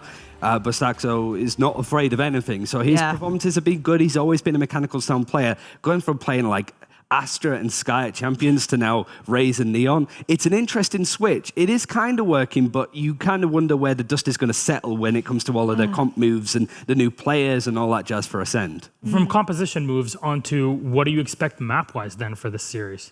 I mean, last time when they played Bind, the Breeze, the split was the decider in the end. That was a close one. I mean, where do you sort of throw things in? Do I expect it to be what Team Liquid did and was like, you thrash us on this map, let's take you back there? I don't think it's the same kind of stakes in this particular matchup. However, something critically said by Nats before in the interview was you have to be prepared for FPX to be very prepared for you. And that is the difference maker in that they know what you bring on those 3 maps. So how much do you risk by going to one of those 3 maps? If the map vetoes change, it is purely because of FPX. Because the bans will always be the same for Ascend. They haven't played Fracture with this new roster, so they're likely to take that out. Now's a good chance, because it might be just, we're banning Fracture because we're still a new squad. We need to adjust. We can all play it, but we'd have to ban a map somewhere, so it makes sense to be that one. Now it could be, well, we're actually being good at it. We've been scrimming it for a month, we're getting good results. Now's the time to sling it into the map pool. It's almost like and I keep saying ace up the sleeve, but there seems to be just lots of them at the moment. It's the card dealer at that point, just throwing it out. That's the chamber that you might be expecting in the game. Let's see if we actually will get it. There's our map picks. Okay. And it's Haven, Icebox, and a Breeze to round it all out. With Haven picked by FPX. Defense start for Ascend. Your thoughts overall, Jess? Very different. We said we didn't want to see, the map last time was Bind, Breeze, and Split. We only get one of those 3 maps, and we won't have the replication. We get Haven, which we haven't seen today, and Icebox as well. We haven't seen Ascend play Haven for weeks. I think it was like week 5 of stage 1, like against BBL. It has been, we've not seen a new squad. For one, and like from what we saw from FPX up against Liquid, it was a good performance, mechanically good. Like there were a lot of clutch ability moments. Zipan played really well, but for Ascend, I think this is FPX going, go on then, show us what you can do with this new roster. What have you got prepared? Because we're comfortable here. It's so funny that you say that because I instantly brought up the stats and I was like, okay, you're saying Ascend hasn't played it for a while, but the last 2 times they played it, BBL slapped them 13-6 on it. And then before that, this is all the way back in, what was it, January, March? Then Fnatic 13-4'd them. So if you go just on history alone, not a good map for Ascend. It was one of the maps that Ascend lost against BBL to stop them getting from playoffs last time. It could be one of the maps that get them out of playoffs as one of the first teams to be leaving, right? So Ascend's comp is going to be fairly fresh, everything sort of new, and Xiao, still over on the silver. Was he on the Fade before? He was, because we had him as like one of the best Fades against Enzo, etc. So he's gone off that a little bit, but that's kind of what FPX has been pushing towards at the moment. Back on it though is going to be good, Star. So on that raise, as we've been saying, Zeke on Breach is interesting. Like, I even think like Monster on the Omen is just like, it's a thought-provoking lineup, I think, for Ascend. Nothing too out there. It makes sense overall. But CNED versus Hardis over in that chamber battle, like we keep highlighting the up players, but these were star players that have helped get these squads to the podiums a lot of the time. Now would be a great chance to show up and lead the line. Oh, I don't know what to expect on this. I mean, you have to give a clean slate to Ascend on this map because it's a new composition. It's brand new months. We've gone months and months beyond what we even have between BBL and their Fnatic match on this. So I kind of think we have unknown territory here. One thing for FPX, they can't keep losing ecos. They just cannot. We saw a clean game from Mech and Liquid. Like, I think there was one eco that was dropped from Icebox, but that was it. Like, FPX need to be a bit cleaner. Let's see if FPX can start it off then properly. Ascend and FPX begins. We're going to go to map 1 in this series. It's do or die. If you lose in this series, it is all over. And we got other casters ready for it. ExWarrior and Zescht. Enjoy. The champions of 2021 and the undisputed best team of stage 1 this year up against each other, lower bracket run with everything to prove, Zescht. It's going to be quite exciting. You know, FPX and Ascend already met not too long ago. They're going to do that again, and it's quite exciting to see who's coming out of that as a victor. So I would say, let's take a look at those teams once more.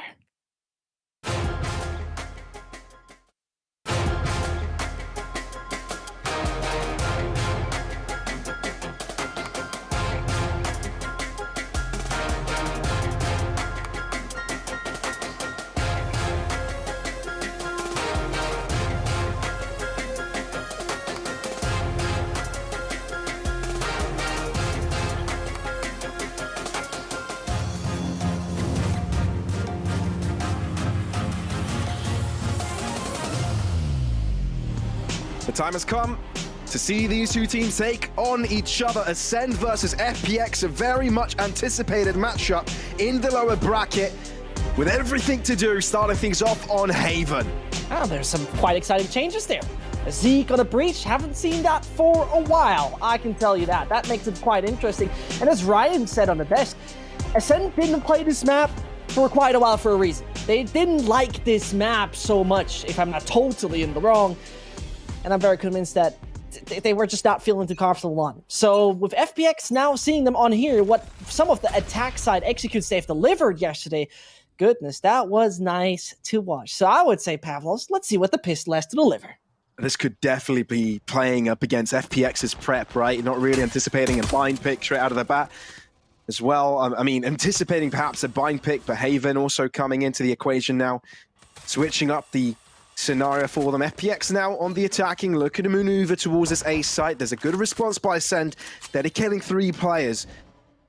But it's going to be a little bit of a standstill over into sewers as they start to trickle inward. Shower will be getting the Shreed as a cross comes forth. A monster with the first pick. Shower calls down to the open, so he gets to quickly traitors and heals himself back up. Zipan also there to assist. Onto the site they go, and Starkso needs to start performing quickly, otherwise he may get pincered in. He's got reinforcements coming his way, but it seems that there's some sort of pivoting to happen here from FPX as the spike starts to move away from this A site. Yeah, you know, the artists tried to be like, keep their attention A, keep their attention A, I need that lurk, but it didn't happen. Starkso has been heard. Angel has a bit of information, and with 30 seconds left on the clock, it seems like there's one clear objective for the side of FPX. At least it looked like for a second they might just consider going B, but with the positioning we see from Angel, him leading the charge and having one more smoke left, A is the destination that we're aiming for, and they'll go on the side very soon. Yeah, rotation. Very close to this 10 seconds. Can't afford to be denied the bomb plant. And that is Starkso getting it down first. Down to 2-on-3. Suigetsu, quick back at it. Now, down to a jewel, but no time to get that plant down. All CNED has to do is just stand and wait. Smile and wave. I didn't know Ascend is actually consisting of penguins, but you say it, right? It worked out quite decently. Smile and wave, boys. Smile and wave. You say it. I mean, to quickly catch up on that composition, right? That unfortunately, there's not much time on the desk to talk about the agent selects. It is quite interesting to see a monster, for example, on an Omen as well, as it's not his typical controller of choice. Would be, you know, Viper if we take any, but he's on the Omen for that one. And it's quite exciting to see. I think with the Fade, you do many things right. I mean, the changes also on the side of Ascent. The part, yeah, of FPX is kind of interesting because it really fits with the idea of FPX. We constantly switch our composition a slight bit, so we're not that predictable. The big one, obviously, Fate on Xiao is now something called Soba. Very unusual, but we'll see how that one's going to pan out. As this Forest here, Pavlos is bringing CNET a classic long-range kill with his little headhunter. Does really love hunting heads with that gun. Yeah, and I think it is very interesting that they have had it on the desk as well, the different statistics of CNET. So let's see if that's going to play a role in that game. And we're seeing Ascend now with different roles as well. CNET now pretty much only playing on this chamber. A lot of thoughts around whether it's actually an idea that is working for Ascend, but it's definitely doing wonders for them. They've made playoffs. That's better than stage 1. Some movement here from Analysts, some movement that could have potentially given them a kill, but this acts as flawless as around as it can go for Ascend, not dropping a single player or taking any damage either. Yeah, let's see how this one goes, though. FPX is now buying up and getting those rifles ready. And it's really exciting to see if this is one of those maps where an FPX who are so much in love with their preparation, right? FPX know exactly very often what their opponent do, and this is what the group stage is so beneficial about, because you have 1 week time to prepare exactly what your opponent is doing. But this seems like a very clear set piece. Outside of Garage, they might go to easily deny their opponent some control. Yeah, fault line shot out of the bat, together with the C's. But it's the C-long position that they're looking to take after. Ascend are responding fairly quickly to this. There's a one-sided smoke to assist them in that effort. Prowler taken out of the equation, so it definitely gives away the information. But it's whether they stick to the position or not. Ascend will just have to dedicate that extra player there for a little bit longer, but it seems a wraparound will still commence from FPX towards the right side.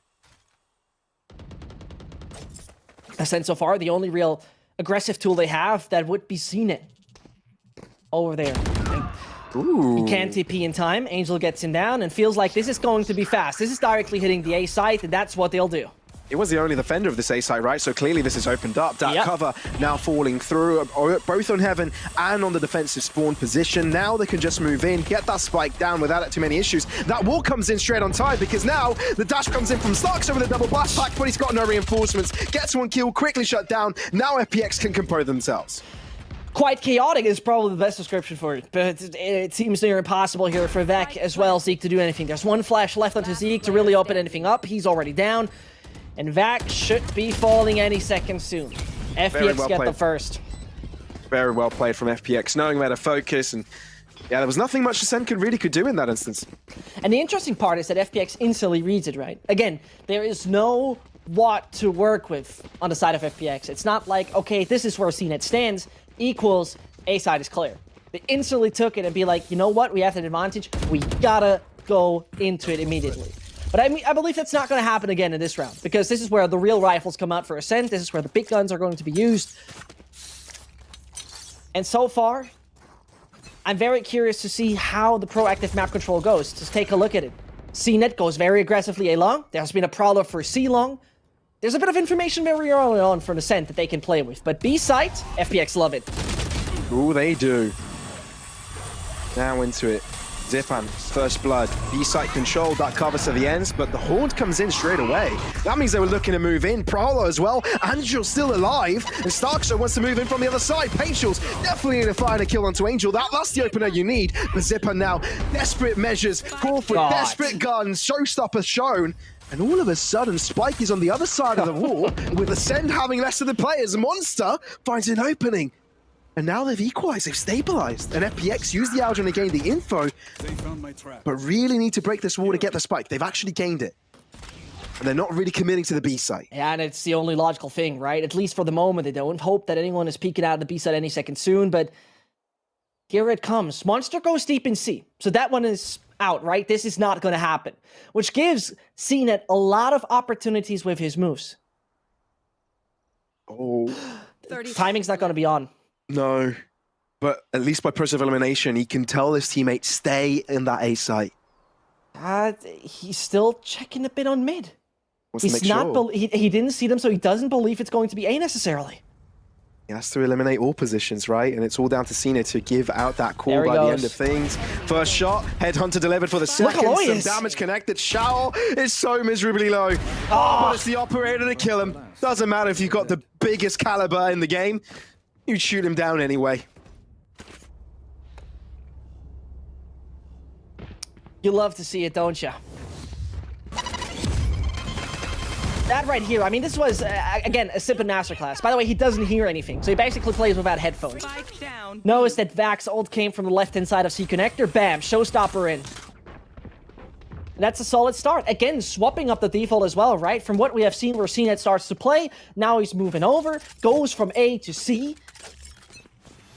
It might just take out a lot of room permanently. You see it right there. He does not directly follow the Seeker as he places down his teleport, but now, C long, all the property of CNET.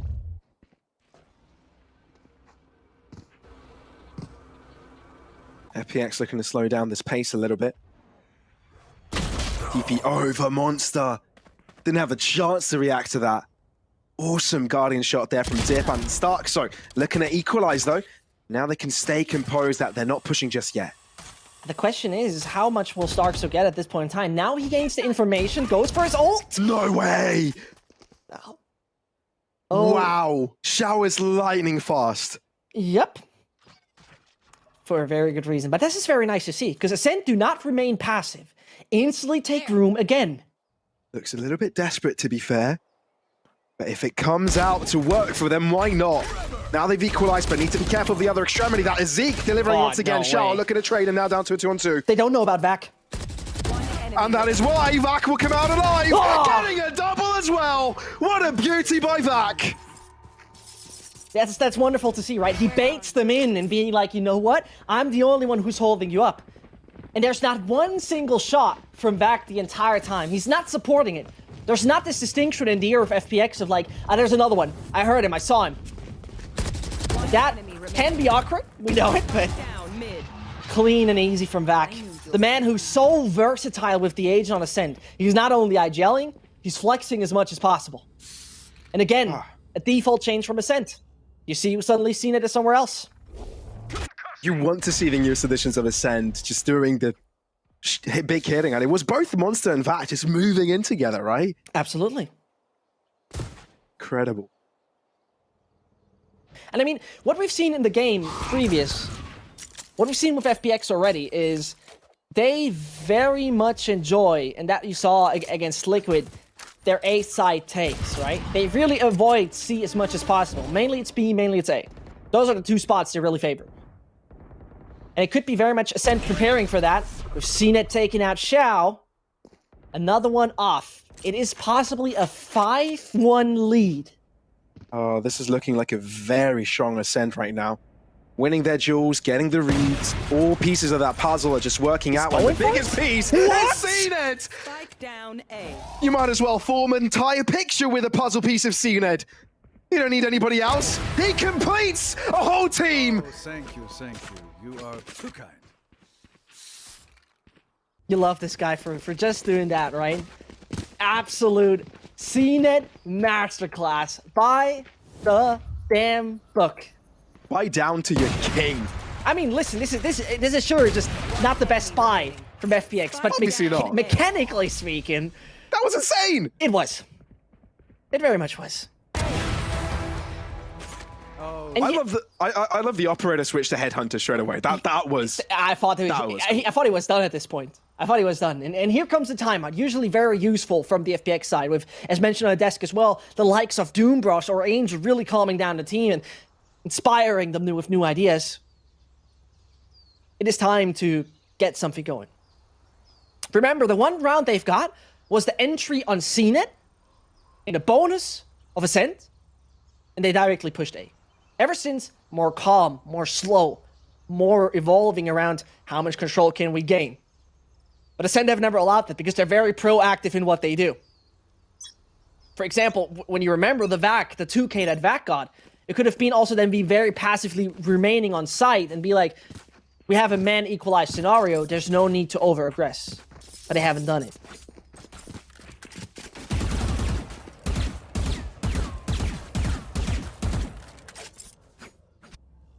But so, again, a bit more C-focused this time around, right? Not what we've witnessed so often.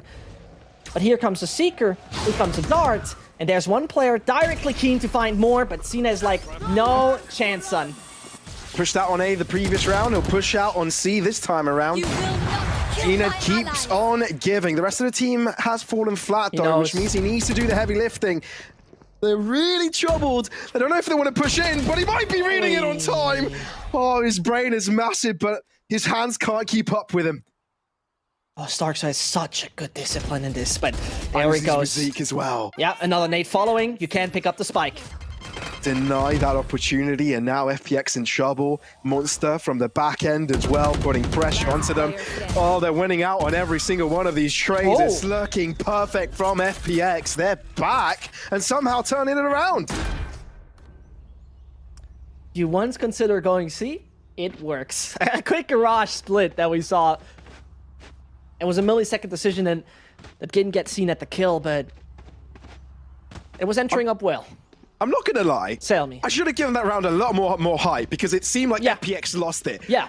The reason I didn't, it was because I was so confused that it was FPX that actually got the kills and not Ascent. Yeah, I'm absolutely with you. It looked very possible in the end. And most importantly, right, if Zeke would have gotten that one kill in that round, he would have now had that ult. Again, seen it with an opening, Zippin is out, but they decide once more to rather consider that push. Uh-oh, no it's way. ugly. Oh.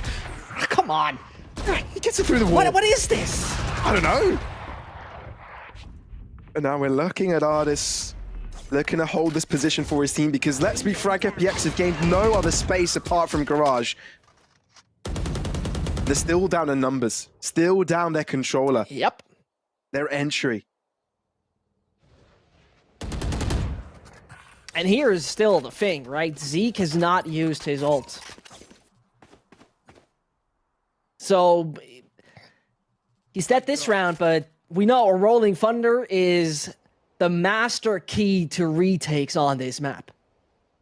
But that doesn't matter in round number 8. FPX still prodding and contacting up A, and there are reinforcements arriving. And that reinforcement is called CNET and Starkso. Yeah, Ascent have really got a good read on this. There you go. As soon as they spot out Shao, there you go. CNET delivering. Once again, they're looking to enter, but it's just too darn deadly. Wherever they go, they get greeted by hot lead. And there you go again. Artis' face smashed to pieces. Yep, and you have to listen to me right now. You have to better listen to me. CNET is someone who has played not too much, but a little bit of Chamber in the past. He did it against Guild in February and then picked it up mid-season this time. And he always had okay ratings, right? 255 ACS, 200 ACS, 233, right? Sounds okay. Sounds decent, right? But it is a CNET that can do much more. And this, for me personally, feels like one of the most comfortable CNET performances I've seen in a while. He's And he loving got- this role. I mean... And he just has to put the cherry on top right after you talk to him. Yeah. About him. Perfect. The man knows. He's listening. But again, setting themselves up this time for B. Because this is where CNET, for example, has never played before. Yeah, there is a trademark there. That's definitely going to stop them. But and as you said, you know, if then with the numbers, Rolling Thunder, utilized, denied space, you think you're entering, let me push you right out of it with Earthquakes. On stuff as well, on the back line, making quick work of them. This does not look like the FPX we saw in stage 1. Ascend are playing with them as if they're food. So, with the pace right here, Pavlos, do you have any more plans tonight? I didn't, because I thought I'd be casting, but this game could be quicker than we ever thought. I'm speechless. Because, you know, if we once more visit the veto, right? Ascent bans Fracture because it is their insta-ban. They don't feel comfortable in it. And if you would have asked me, I would have said, yeah, they also don't feel too comfortable on Haven. FPX, at this point, if we consider this goes this way, thought like, yep, very uncomfortable Ascent. That's going to be a snack. Surely not a snack, but easy enough. And Angel's a snack. I have no word. I have literally. See, what? that's just gobbling people up. What? You want to see all these duelists transition out of the Jet meta, and they've been picking up these chambers, and CNED, I think he's been able to do it finally. Everybody's been looking He must forward be to dead this. now. No? No, he's not, because Zeke has got his back. Guardian Angel. Because Ascend is simply a team just built different. Aftershock to the sideline, falls down into the open, so he gets who has to fall. Shao gets a double. Yeah. Puts caution to the wind, but he's being greeted by a deadly Stark, so. Listen to 8 already for Ascend, man. 8 already, and we're only 10 rounds in. But we cannot only give props to CNET, because every frag he finds is enabled by something. When he pushes C-Long, always back with his little Prowler. So he's never being pushed, he's never being insecure in his attack. Right now here, he was absolutely safe by Zeke. Got his second kill due to an Aftershock being brought into Cubby.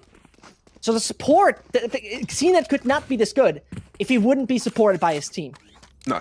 And this is so wonderful to watch. A different aggression, by the way. We talked about it. They have never witnessed any CNET on B. Now they know. Up until now. Up until now. And Zeke has found himself a little bit of a corner to work with as well. That Boombot is bound to spot him, though. Which means he has to use his flash to get out. Doesn't. Actually sustains that position. CNED looking to cause pressure. Looking to help his teammate get out of it. Duck cover, ultra initialize, zip, and very aggressive, but CNED reads it.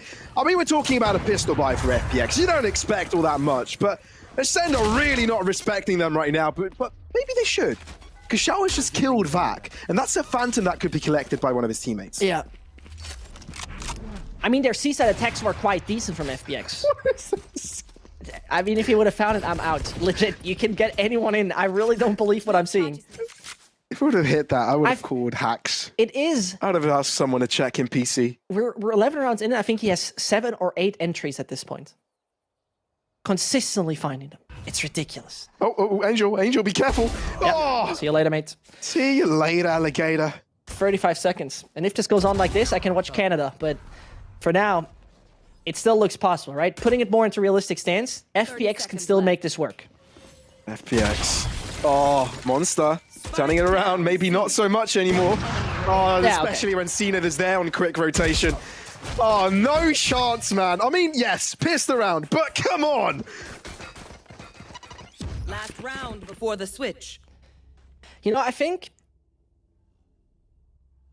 seeing CNET on the server probably gives you the same vibe at this point when your mother, in an angry fashion, calls you by your full name. You see what I mean? Feel like that. Yes. Yeah, if you witness... Oh, there's CNET. And I don't know your full name, Pavlos. I feel like I'm gonna butcher your name. I was about to say No. it. You don't even know my full name. So. I do. Well, unless you have more names. Yeah, to I have it, 2 more then- first names. Okay, well, never mind then. Sorry, Pavlos. You're gonna have to type them out in chat for me so I can say them out later. Absolutely not. Why? Whatever. Anyway, game. Valorant. And Pat on Lower bracket, by the way. And Ascend are literally toying with FPX, who, by the way, won the previous stage of VCT EMEA. Just putting some context out there for everyone. And Ascend have been a little bit AFK from the European servers the past, well, since the start of this year. But if we're able to see more of this, then I wouldn't mind it at all. No, me neither. By the way, CNET has never used his ult so far, if I'm not totally in the wrong. Not this entire half. But Monster knows what's happening, holds it up for a moment. He's dead, but there's the reply. It's a good start for them. Yep. At least Shao opens things up. Now the C position can be taken over. Flash drive, denying them the space, going for it again. They've stopped them in their tracks, and now they have to walk past this. And there's a deadly CNED waiting for them. Oh, it's a trap, and you've just walked into it. Oh, God. Oh, Shao, you're the only one that got him kills this round. Yep. Will we be able to shut down CNED? The answer is a big fat no to that. No. A quad piece and Ascend on double digits at halftime. Listen. Switching sides. Sue texted me earlier and said she's very much looking forward to my Zeshtism. So I tell you one thing. This game is as smooth as probably driving a Gullwing through the Toscana. It is insanely smooth. This is... I mean, sure, Ascent is relying a lot on the work of CNET. So, Spike down. Ginger might have asked you for a Zeshtism, but I also had Sam, I should call her, Turtle Girl, asked me to make fun of Tom. So I'm going to use your Zeshtism and turn it into a burn for Tom. Okay. This game for Ascend is as smooth as Tom's head. I guess. I don't know, I've never touched his head. I mean, it looks pretty smooth. I could ask Mitch, I'm sure he knows. Anyway, let's take a look at Ascent's attack. Let's take a look if they make it really home and take it into 13-2 or not. It's not like they're getting overzealous. I mean, if you listen to some of the Ascent voice comms videos, you realize that they're a very momentum-driven team and they have a lot of positivity if they're winning. But they're not overzealous right now. Really taking it slow, really taking it patient. Know that they need to keep their game just as ironed out as it used to be so far. So they take all the room. They have a bit of cubby control. See if anyone of FPX takes a bit too much room. And they know that there's artists nearby, or at least one. Starks will beheads him. And they force a rotation. Off with his head. I love that we built up in the analyst desk that this would be an artist versus CNET show. And we'd be seeing a lot of that. Something that you want to see with Chambers, but we have really seen none of that. No. Aldous already dies straight out of the bat from this round. Angel trying to defend it, but he got just trampled on. True. I mean, at this point, it is not artist versus CNET. It is FPX versus CNET. Very clearly. But let's see what they can do with it. Starkstar should not have a chance to survive this, really. As he still dodges it, though. Even the mortar fire here survives. It gotta be a miracle for FPX. Well, it ain't a miracle. I can tell you that much. No. But it might will be. It could be. And the wall comes in as well. It's But CNET. CNET's got the right position. If it's anyone going to do it, it's going to be CNET. It's going to be CNET. Oh, CNET! No way. And now with a classic. Oh, never mind. Okay, well, FPX will be getting around. Really, it's really good to see that he doesn't have God mode on. It's really important to witness that. But again, yeah, it got a little tight, but what a performance by CJetsi. Now that was hairy. You remember what Doombro said about it, right? Yeah. Hell yeah. Silent, but violent. Yep. And there's this classic copy-paste of, like, I don't remember whatever kill. And with Sujetsu, you don't necessarily remember his kills, right? But he has delivered and constantly been just present for FPX. He might not have those 300 ACS performances, but he's there when needed. And you might want to say this is a magic performance by Ascent, but we're not done yet, as though they have entered B. Yeah, just like that. That was really smart, though. The double satchel was perfect. Perfect distraction. Yeah. Denying them the space as well with a second satchel. Angel, Artist, okay, finding their kills here. Vac with a shorty. Wall up. Now they're looking to go for the defusal, so he gets to... Yeah, he's going to have the space to do that. There's a man Suddenly advantage. Ascent are getting a lot of the kills. And there's players also coming from Connector, just touching you know. Okay. They've won it! Oh, no way! No way! And I'm sorry, man. Listen, who sees that coming? No one! Somebody pinch me, because simply I think I'm still sleeping. I'm dreaming. Wonderful stuff. I mean, that should have been a Ascend's round. No, they do the double push through Garage, and that was nice to see. I mean, take a look at the replay here. This was all nice and dandy. No, I see why that happened, right? Because they set it up more for mid. Like, the wall was for mid. The two players on the other side of the wall were for mid. And that just helped isolate them for Ascend. Yeah, but the thing is, I gotta say that, Vac was known. He got the first kill of the shorty and then continued to find kills because the Bulldog got in his hands. It's an 11 for Pavlos. And Ascend is right now delivering a master class. I could just imagine FPX being a little bit, you know, sneaking around. I just won the pistol against you. I just stole it off you. And Ascend is like, yeah, we're the ones here doing the stealing here. It's psych. Yep, exactly. And the funny part is, right, again, Ascend, even though that in this game overall, they have won the first pistol, they didn't win the second, and still convert the following round. That's ridiculous. Oh, Stuxo is so aggressive. Yep, on side already. Oh, and he's going right after the aftershock. Immaculate does get traded though. Artis able to find the follow-up. Seen it very aggressive here in Garage. Finds through, he gets through, but doesn't connect those shots. A little bit awkward. No. Oh, that wasn't Seen we've seen this entire game. That's a different guy. That was his brother. Could be. Zeke might be stepping up though. He's the brother in arms. Paranoia, Hunter's Fury as well to be thrown onto the side. Finding a couple of attacks, but Monster and Zeke are able to line things up. And it seems to be the beginning of the end for FPX, at least for this map, which is their own map pick, by the way. Shao, his death is imminent. And of course, it's a jumping Vac to put bullets right between his eyes. Match point. 12-3. I mean, this is a simulation, man. Sure, let's revisit one thing. Zescht, we live in a society. Yeah, but hold on. That Haven performance yesterday was FPX bringing it into overtime and securing it there. It was not their clearest performance, particularly in the defense, the previous half. On attack, it also became a little bit problematic at one point, but it was not too clean. And Ascent is absolutely realizing what to do against them, how to make it work. Knock, knock, who's there? Zeke's hungry. This does not even look like it doesn't add up right now. This just looks like matchmaking in gold, where players are either smurfing or just really bad. Fine. This. I don't get this. Nah, man. I don't get this. It's I don't remarkable. think anybody does. But for FPX, this can't feel too good. Ascend, on the other hand, they're feeling great. They're feeling grand because they've just solidified their opponent's map pick on the lower bracket. And it's just crazy because I don't think anybody coming into today was expecting this. If you are remaining speechless, I'm fine with that. I think that's the best way. You know, if Ascent wins this, we do not really need to do 3 players for the player of the match, but we need to see if we get that far, because there is still an icebox awaiting us. Oh, I can already say Cened. End of story. But anyway, see you guys after the break. We'll be back soon. I think everybody needs to process this one.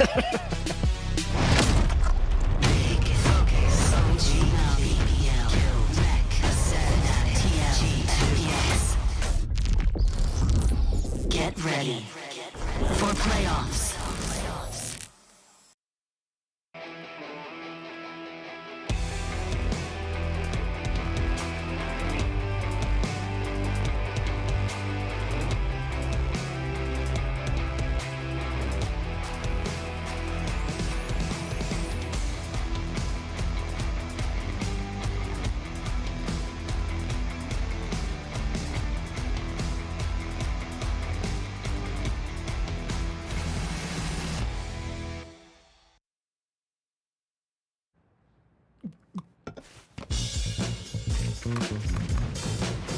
Red Bull gives you wings.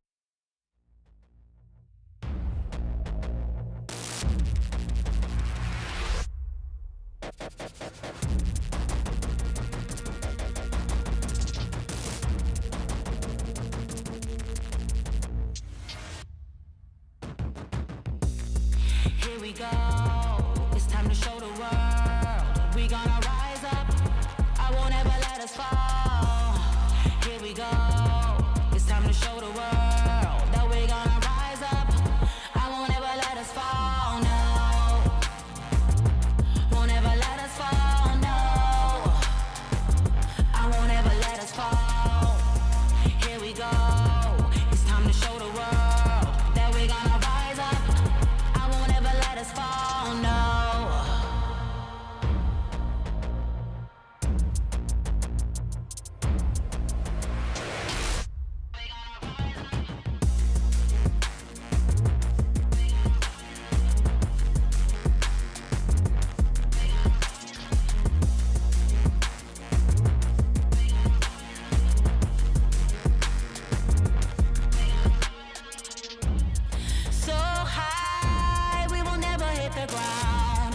levels to this, and we taking a crown.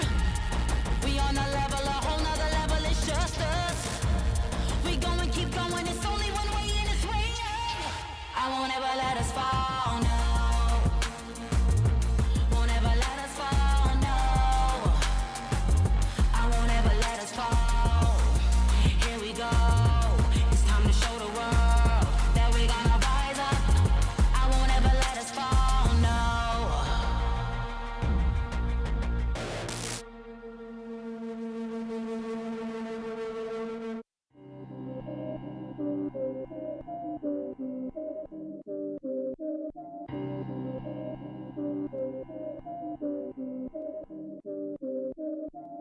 I know we on the way. Gotta know we on the way. Yeah, it's time to make a play. Swear it's time to make a play. Let me tell the world the truth. Gotta tell the world something. Hard times never stay. Hard times never stay. Put in that work, ain't no giving up for real. You know the deal. It's written in stone. We stay going strong. They already know what it is. They want us to lack, but we come up with stamina. Put a new vision on camera.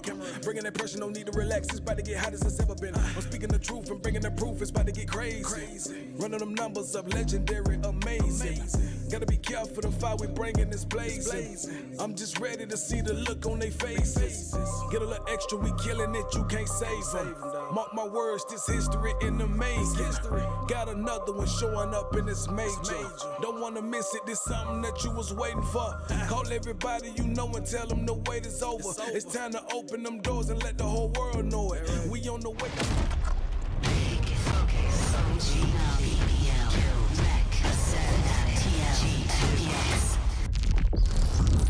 Get ready for playoffs.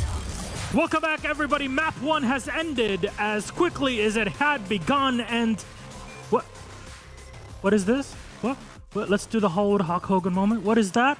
It's CNET. He heard the trash that was being talked all over the world. He heard what was going on the desk, and the man is back in action, Ryan. 410 ACS, 23 kills across the series, 22 of them in that first defensive half. And I think there's a real nice play to sort of sum up the action, and it's just how aggressive everything was from CNET. Wow. It was incredible, the kinds of plays. This is the one you're talking about. Round number 6. Nico, to be fair, but yeah. But I mean, the ability for him to understand that once you op, you have a 0.3 sort of pull-out time there for that headhunter. That is a good fundamental of a good chamber player, and he played it to an absolute T. Positioning was on point, and he didn't balk throughout that entire ace. He went, I'm pushing, I take that kill, I take another, He had confidence in himself that I have not seen this stage. We've never seen him play like that. Like, that is, he used to do that on Jet, right? He Like, did. that's why I wanted to pick up that round, because just the movement, the constant eking forward, and the threat, because we sort of saw how it looked when it came to, like, FPX's comp.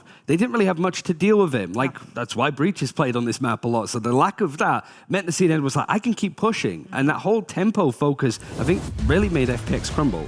I mean, you just got to look at that. I have to point out the 410. Xiao had a good answer here and there, but it just wasn't enough for the side of Ascend, who ran through them. Dare I say, this whole map is the very encapsulation, if I had to pick one map throughout this entire stage, or throughout this year for Ascend, as to why they are world champions, I would pick this map to display to people and say, watch this, and you'll understand why they are world champions. Yes, of course, not the full same, but I can say for an absolute fact, they might just be back. However, I do think there's that flicker of the new aspect of Ascend, because Monster's allowed to be aggressive. Some of the plays and ideas, like mid-round calls coming in from Vat, but I mean, we saw it in the mic check earlier today, how vocal each of them are. Zeke and Starzo constantly back and forth about how to use utility. And CNED 7-1 on first kills, which it feels like it could be a hell of a lot more, but that he felt like he was constantly around the map. The rotations, the reads on FPX. FPX like to play a slower game, a bit more methodical with how they approached against Team Liquid. They weren't allowed to blink in this series because the Ascend were just on them. Wow. I'm just looking at some of these stats here. I mean, those people who were interested in the kind of stats about multi-kills, he had that ace we spoke about in round 6. He had a 4K, he had a 3K, he had 4 2Ks, he had a 1v1 clutch. Every area and box you can tick off as a player, especially one in his role, he did. However, something Zescht brought up very important there, it wasn't just the CNED show. And that's what can sometimes be the problem that we said last year and early into this year. It's CNED and friends. Well, it's not CNED and friends anymore, and we might just be getting a glimmer of world champion Ascend again. that big change. And remember, Ascend are doing this against the Stage 1 champions. They've had no changes since then. So that is even more impressive to trash them out so well on this map. But I think it's time for us to dig a bit more in detail. I don't have anything for this one. So Ryan, how about you have a chat? Less of a CNED round, more of like the rest of Ascend being able to have some really good mid-round calls. And I think one of the issues that we'd been consistently sort of saying, not only about ecos with FPX, which they lost an important one in the second half after the pistol, but being in these kind of advantages. A 4 versus 3 found a nice little opening, and that space that Ascend was so keen to take on this defensive side really isn't in their favor at all. So what do they do? This is actually a real nice setup play coming in from Zeke and Vac, who, like I said before, they're going to be talking consistently about how to make this work, set up a crossfire, and CNED can rotate over if he needs to. And just the approach from how this defense starts to walk forward, they kind of know that FPX are going to be a team that resets and rotates, so just gaining this information is worthwhile. Little crosshair here and there, and Zeke's able to sort of push up, take a fight, knows that this crossfire is coming in, and sure, Ardis should maybe win out that fight, but Vac being able to sort of hold on this position, it's more, you've got a minute left on the clock, you have that initial pressure coming in from FPX over towards A, they know that this team likes to try and reset and pull the rotations, especially when CNED's still alive, that they need to do something less obvious, but whilst we are going to harp on about how well CNED played on this map, I think that that was a round that was critical for Ascent to get on the board, and they did so by taking space, being aggressive, and trying to throw off FPX on their long-term game. I don't think it'll be a surprise that I am gobsmacked. I'm actually gobsmacked. I was so gobsmacked, I couldn't even find a way to go into Ryan's round. This is how quick it ended. We need to find something. I don't know what's going on. So you know what? Let's just move on to our next map because we have to forget about it, much like FPX has, if they actually want to get into Icebox and think, okay, we got a chance at this. They are experienced enough as a lineup to put Haven aside, at least you hope, and go into Icebox. That is Ascend's pick now, and Ascend start off on the attack with FPX on defense. Just your thoughts? My thoughts are that, I mean, look, map-wise, look at history of what these teams have put on the board. Against G2, Ascend had a pretty good showing there. I will say, however, it's not been strength after strength for them on this map, but I have seen some of the things that CNED has done on this map, as well as the new players I think have done some really cool things and have been highly rated on this map, so I think there's an opportunity if CNED keeps that momentum going, and you've got the likes of Starkso around him who's just cleaning up around him.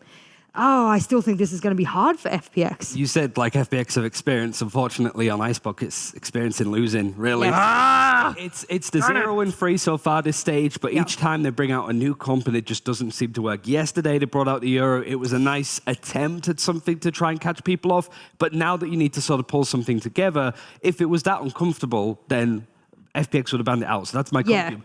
But they can't play what they did yesterday. They just cannot do that. Do you miss the Reyna? No. I mean, look, that's the thing, is like, for those who aren't aware, their new composition with the Chamber, the KO, the Sage, of course, we've got the Viper there with Monster and everything, and then the Sova from there. I miss the Reyna just out of the fact that it just allowed CNED to just run forward and do whatever he wanted, and that's kind of the flavor that we're getting at the moment with the Chamber. But as a whole right now, you are right. It's bad for FPX because they're trying so much. I don't think they do the Euro again. I really think they learn their lesson every time they try something, it doesn't work, they take a step back and they rectify it. I think we'll see a bit of FPX, but even without the Yoru, there were fundamentals missing. I think you would agree that FPX had fundamentals missing in that particular matchup that we saw just very recently. It was a terrible time and just a hard read to get through. For Ascend, however, they did play the Reyna, like you mentioned, in dub until they faced against Fnatic, then moved over to that Chamber with a good win over G2, who have been really good on this map consistently. Already, very different look. Angel on the Killjoy, they could keep the same composition, and I would like it. Finally, FPX going to one of the most played meta compositions that we see on this map. Zipan on the Sova is interesting. Yeah, this is all sort of standard stuff. Triple Sentinel on the side of FPX. For Ascend, Zeke's KO is the key to unlocking that. They're attacking first. FPX, they're keeping it very simple this time around. I think there was one time I brought up a Photoshop picture of Xiao as like Battle Sage one time. You and your Battle Sages. Me and my Battle Sage Photoshops, everyone knows I'm sort of famous for that one. I brought him up once before. I believe in his ability on that, and absolutely. And Zippin, I mean, he zips around the map in 40 fold, and he's able to be supportive as well. So Angel and the KJ. This is it. It either has to stick or it's done. Yeah, Artist versus CNED. I think Bout 1 went to CNED decisive on Haven, but like that, now's a good chance for Artist to come in again and reset, play it very differently. It's certainly tempo-wise. The Ascend want to play really fast. We can slow this right down on the defense. And you talked about it. That's the composition change that you were looking at. Yes. It seems that this team is more ready and they're able, experience-wise, to set aside that first map and focus on our second and Icebox. Though, thank you very much. It is time for us to get into game. Will it all end here for FPX, or will they continue on? It's on the line, and Ascend are looking for the closer. We'll toss it to our casters, ExWarrior and Zescht. Enjoy. I think there's only one thing everybody can say for certain right now, and is that everybody wants to see more of FPX. The last series that we saw today, the last lower bracket quarterfinal, or semi-final, however you want to call it, well, that went the distance. We saw the reverse sweep. Do we see that happening in this one? Listen, I hear the doubt in your voice. I hear something is there. Listen, FPX are still looking to attend an offline event. Sure, last time around was unlucky. Absolute horrible circumstances. But this time around, they're there in the lower bracket, right? They're not smashing Fnatic 13-0 or anything. No, they're down here, a map down, and we're heading on to Icebox. Something where if they've been going absolutely crazy in the past with different compositions that seem absolutely out of their mind. But this right here, Triple Central, something that you've seen time to time again from the likes of Fnatic or G2. Yes, this looks the most standard I've seen FPX in a while. And you know what? I like it. I absolutely like it. What I like a lot is CNED back on a chamber, because I feel this is the most comfortable we've been ever seen him. I think Ryan mentioned it. He's very much having this Jet-esque kind of movement where he's absolutely confident in, I'm just going for the kill. And you know what? We're going to find out. Is there someone getting eliminated right here, or are we heading on to Breeze later? Well, Ascend would love to get rid of FPX like this, restore former glory, and have a chance to fight, to join the fight for Copenhagen. But not going to be easy at all. Slow start for them. Spike lingering towards this right side of the map, but you can see a little bit of a stack up there from FPX towards B. 3-man strong. And if spotted, could be trouble. Artist starts things off strong. That's what you want to see if you're FPX. Artist has been quite a little bit absent the previous map, so good to see him coming alive already. But the cross may commence towards the safe zone. I think you'll find the coast fairly clear. Angel finding another one off of the bat of the bot, giving him the info. Drops away and looks to play with his team. Good call as well, because it's a 5v3. It is very much a 5v3. And that spike will go down either way, right? So they definitely play this on retake. Z could play such a pivotal role in this, because I'm not quite sure if they know that there's still someone back on tube. They very much don't. If he would have gotten the next kill into Shower, then that could have been doable for Ascend. But still, it's a 2v4, which means both players need to find 2, the minimum. Or CNED 4. Or CNED 4. It has to be CNED 4 now, but 26 points of health. I see that being quite impossible unless he brings his magic It's impossible. hands. It is impossible. It's literally impossible. Yeah, the wall as well does deny that position. So yeah, there you go. That is FPX getting the first round, the pistol round. Hey, that is Tell me. That is a third of the rounds they got the previous map. Yeah, if you want to put it that way, absolutely, Pavlos. And during the regular playtime, right? During the regular season, FPX only took the risk of taking Icebox once, and that was against Fnatic. That was a few weeks back. First week of the game. Then they've done the same thing over there in the playoffs. So obviously not too long ago, a few days ago. And now we're here. Now we're in the scenario where I'm like a little speechless yesterday that they played this Euro kind of thing. This is reasonable to me. And this can work quite well, particularly on the defending side. But Monster, he dodged the bot. Hey, I didn't say if... did you hear me say anything? No, I didn't hear you. No, me neither. No? What did you say? Good job by Artist. Oh, yeah, good job, Artist. Doesn't end up dying, but of course, reinforcements from Zipan do arrive quickly. Seems to be quite a fast round. Yeah, that one is over for him. Ending in an instant. And there you go, 2-0 for FPX, as expected, really, after that. Very, very much expected. And so, it's exciting to see what Ascent will do against that.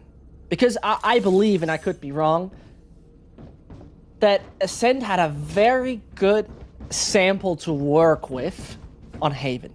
I mean, Milan is competent in what he's doing. So I very much believe they worked exactly with that and knew exactly what was going on. But with Ascent constantly switching on Icebox, and I think also Ascent knowing no way they play this composition again because it's ridiculously weird, they were like, we cannot prepare for it in particular. That's just my elaborate guess. The good thing is here that the situation Artist didn't get spotted by the Zero. Yeah, true. But I think they know that this can't be the case. Look where they're aiming. I mean, they still have it somewhat on the radar. There is reinforcements for Artist. Ends up falling. That's Zenith now alive. First kill going his way and now opens things up a bit. Wall has to be committed though. Very preemptive, but it gives Shao the higher ground, which could be everything. Sprayed on across, not the double, quickly traded. So Ascend with the upper hand, have to go through the wall to get onto the site, but it's Zipan to find one onto Zenith, keeping things square. That wall obviously insanely annoying. But so FPX, they see what they can possibly do with the lurk. You see it on the minimap. Potentially Angel is coming through tube sooner than later. And Ascent can still make the decision to rotate around, but I do not believe they do so. Starkso has the wall, Starkso has the plants, and there's no snake fight that's coming his way. It's impossible. Well, they do get the plant down, no issues there. Now the next step of this fight starts to ensue. Plan to take over the site and start defusing that spike. How can they do it? Yeah, and there's Back not to much. the back end. There's not much to deny them. No, there's not much. I mean, Monster only has one more snake bite. A good frag from him. And there's more to come. Oh, Vac is there for him as well. Perfectly done, perfectly executed. That is Ascent with the first round on the board. The little squeaky toy at the background. Gotta love it. Well, either way, Ascent was considering to make that rotation for a moment towards the A side, but they decided the right thing. It was exactly what was needed, and obviously, Monster hitting those shots and back swinging at the right time, at the right contact was exactly what they were looking for. Swapping up their default immediately from having to buy it, heading towards being the bonus, to what looks like it will be at least somewhat of a progression, no more of a fake towards A. Mid is what they're aiming for, and Angel could be the first victim. There's no other default. FPX is playing it also very passive, right? You don't see them take any room anywhere. No. Meticulously trying to take over some space here, and it seems that Zenith is on a solo journey to find an opening. While the rest of Ascend start to open things up now towards their B site. Poison Cloud enabling the crossover. But still Zenith wants to stay within his rendezvous range. Without it, he won't feel too comfortable. Alarm bot dropping. He knows it's nearby, but doesn't quite find it. Which means they still have the information in mid. Yeah, and for a second I wanted to highlight the nanoswarm, but it's not even there in time. It looked like it could have been the right distraction, but that wall is down, and so FPX starts the rotation. Yeah, they do have the rotate indeed. Recon to the back end of the site. Very, very defensive here from FPX. Now, Ascend need to figure out how they get this spike planted. left. Still difficult, waiting for the toxins to get back. Now with a zero fragment, that is 20 Snake seconds, Bite at their Peplos. feet, running out of time. Monster with a double. If you can't do it with time, might as well find the kills. Sugetsu, fragment at his feet, has to start moving forward. Spike will be committed to, and they will be able to achieve it as well. It's down, and we're looking at 5-on-3. And FPX now rejoicing, but they can't be too happy, to be fair. And I mean, there are two snake bites. They're hiding in positions where they easily can be refragging their teammates. There's no real options. FPX one info dart on Zippin could give them a bit of an advantage, but it's already destroyed. Yeah, they definitely know there's a lot of movement there, Yeah, but they that's cannot risk it. Just too much weaponry that won't be able to be afforded later on. Has to be saved. Ascend. Very clean round with minimal fights taken throughout it.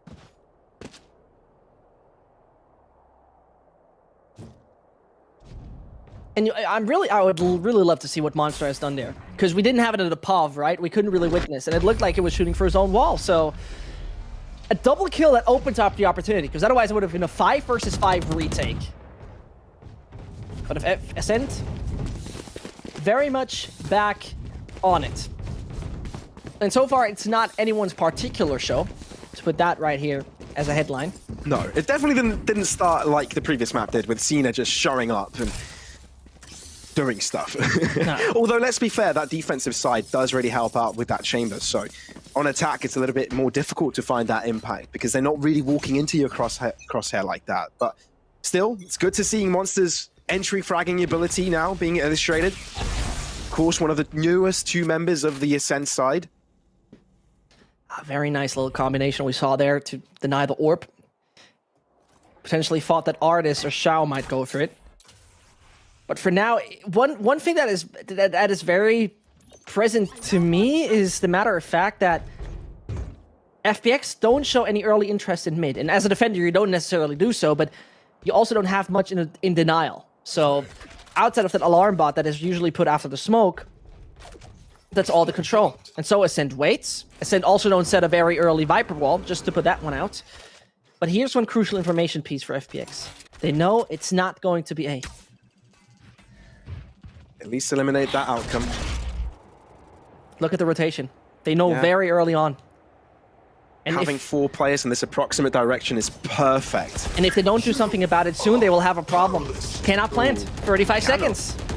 Wall has to be broken early, 35 seconds. You said it right. Zeke very aggressive. He's going to have to push through this. Beautiful flash drive, but there's an off angle that I didn't account for, which means that Zipan is able to find the opening. Now out onto the open. No command still available. Still denying the usage of abilities, which allows the spike to go down, but I'm afraid Zeke is a very dead man. He might be still cowering on the ground, but he's out. Yep, that's for sure. Still, we were talking about a retake that now needs to be initiated, and Monster finds Angel. The ult is coming out. Beautiful Viper spit now to come through. Does help them sustain this position. They're ahead right now. Look behind Yellow. All FPX need to do is push through, and look at Zip. He's getting himself into the back line. The rest of them 2 and 2. Onto the side. That Zip and Shower open things up. They don't know about only CNET. rely on 2. They've got no clue where CNET and Starkso are. CNET chimes in as well, denying the defusal. Ascend come out on top. Oh, this is so smart that they play outside of the ult and don't go in positions like belong. They really take the wrap around and realize that their opponent have to enter the ult. They will not hold side itself. Brilliant stuff, really. Amazing stuff. And it looked very possible, right? You saw how FPX played behind Yellow and nearly made that work. But it just is not it. And it very often looks hardly possible for the guys of Ascent when there's this snake bite laying on site and they once more have to wait. FPX set everybody up for the retake or denying the plant. But they still make it possible every single time so far on B. Legit. Ascent really able to feel out the way FPX are playing and getting better positions, even though they lost trades at the latter stages of that round, right? But it didn't matter, because they're able to catch them off guard with an off angle, with a full-on wraparound. And now FPX are troubled. They've lost the lead, right? They're looking at a situation where their buy will look weak as well. I mean, their B plans are really getting me speechless. How much they work, how much they can cope with the enemy's pressure on how they obviously deny the initial plan and then still make it work. Yeah, it's quite decent. It is quite decent. And so, FPX with a very mixed buy. Artis, Lofar would be unhappy if he sees this. Artis playing a rifle while he have his ult, and Xiao and Angel playing... What? Interesting. I mean, CNET has popped his ult, right? I get that, but... He has. It's still... Yeah, you kind of do want to see artists with that. It most likely is basically that they make the decision, okay, we want to have that in an eco. It's the only thing that is reasonable to me. And next round, with the losing bonus, I'm sure FPX still have somewhat of a decent buy. That's the only thing that I see. But that's essentially, artists will be using that as a gun next round instead of this one. But either way, a change in direction from Ascent. They waited out what's happening towards A, play close to 410, and get on site immediately. What is the reply from FPX, though? Also, he gets into the back end, yet to be challenged. Flash drive does put Zeke in an uncomfortable position, ends up falling. Angel dies, CNET so aggressive, and Starkso as well on top of the wall. They've turned it around, and they've actually gotten so much out of this. 3 on 5, and FPX are trailing behind. They're on the outside looking in. And now Recon to the far end, looking to find info. Quickly stopped though. 0 onto site. Zipan looking to aggress, Snakebite by his feet, but they're playing so far out corners. That Guardian's going to take a long time till it takes that wall down Shao, though. That could be a mistake. Zipan comes out to get the kill, but Starkso with the backside trade is how Ascend maintain their lead, and they take it even further. And one thing I like a lot so far about Ascend is that it feels like they have insanely good fundamentals in the sense of trades, right? It never felt like we saw a stupid overpeak from anyone out of Ascend, and if someone was peaking, it has been very instantaneously traded. I like that a lot. It never gave FPX the time to readjust where the second opponent is coming from. So, let's see what they will do. Let's see what is about to happen. As this time around, there you have the Artist ult, and here he comes taking B side pretty much on his own. See how deep he is. They rule out that position. Look if anything is coming mid, nothing's coming mid, and they seem to play retake over on A. That's pretty much what it seems like at the moment. It does seem like it, but they do dedicate the 2 players to the back end of the site. Angel actually trying to grab some space himself, but ends up losing his life, so he gets you in a difficult position, has to move away. The slow orb really going to delay his fall back, but they do get the spike down. That is Ascend now. Just letting them firing themselves on top. They did it twice in B consecutively. They're looking to do it twice consecutively onto the A site as well. And now I'm just curious to see what's about to happen, right? What is it that we're about to witness from them in the sense of the retake? Because they don't have anything that would particularly help them. Zeke is down, but look at the lurk, Pavlos. It's massive. Monster coming through as well from mid. Still being a thorn yet to be dealt with. Wanting to get that spike diffuse. Hunter's Yuri as a caveat as well. And Monster is still shooting bullets. Zipan sidesteps. Will try and catch Vac off guard. But it doesn't seem like Vac is going to peek him. Knows the spike isn't being touched. Knows this Zipan is right below him and takes him down. Ascend are looking like a different beast right now. They were looking remarkable. Absolutely marvelous. And I personally, I think this is a composition where you benefit a lot when you're defending. There's so much map control you can gain. And sure, they make quite decent work with the map control, but it feels like with the ruling out that FPX does, they cannot follow up on with the ruled out room to, for example, extend somewhere. And I mean, we cannot really rate this FPX defense once more, considering how often they change compositions. So from twice on A directly to B, good night, Artists. It's they really set the pace, right? They're in the driver's seat. They really are. I mean, Shao's have been able to open things up here, and if they find another kill like this, it wouldn't be impossible. But no. No, I think the no is really in bold letters, Pavlos. Yeah, bold, you know, word art from, you know, Microsoft World 2003. I have the spike. Come on, please. Pavlos, please. You know what I'm talking about, though. No, Please. no. All the boomers out there know. Just stick to the game. I swear to God. Zip it. Everybody born after 2005 probably has no idea what I'm talking about right now. And for the moment, I just want to see what Angel can do. IGLing with that Sheriff. And as he's looking to find a few more kills left, right, and center, he's definitely not using his ult, saving that one up, but he's dead. That is good night, mates. Down he goes. Ascend, just keep on giving. Although we're talking about a Sheriff buy there from FPX, don't get me wrong, but overall, I mean, they're looking like a different beast. They know exactly what to do, when to do it. Trade game, beautiful. Rotation game, even better. And you've always got someone fragging out. And I love that I'm seeing Monster now in those positions, getting those flags, getting in difficult positions, and putting FPX in very uncomfortable angles, right? Often not knowing where to expect, always having to look behind them. I mean, you say it, and that leaves me also slightly worried. So, well, we see. On the previous game they had, in the previous games they had over there here on Icebox, they weren't doing too well necessarily on the retake behavior, at least.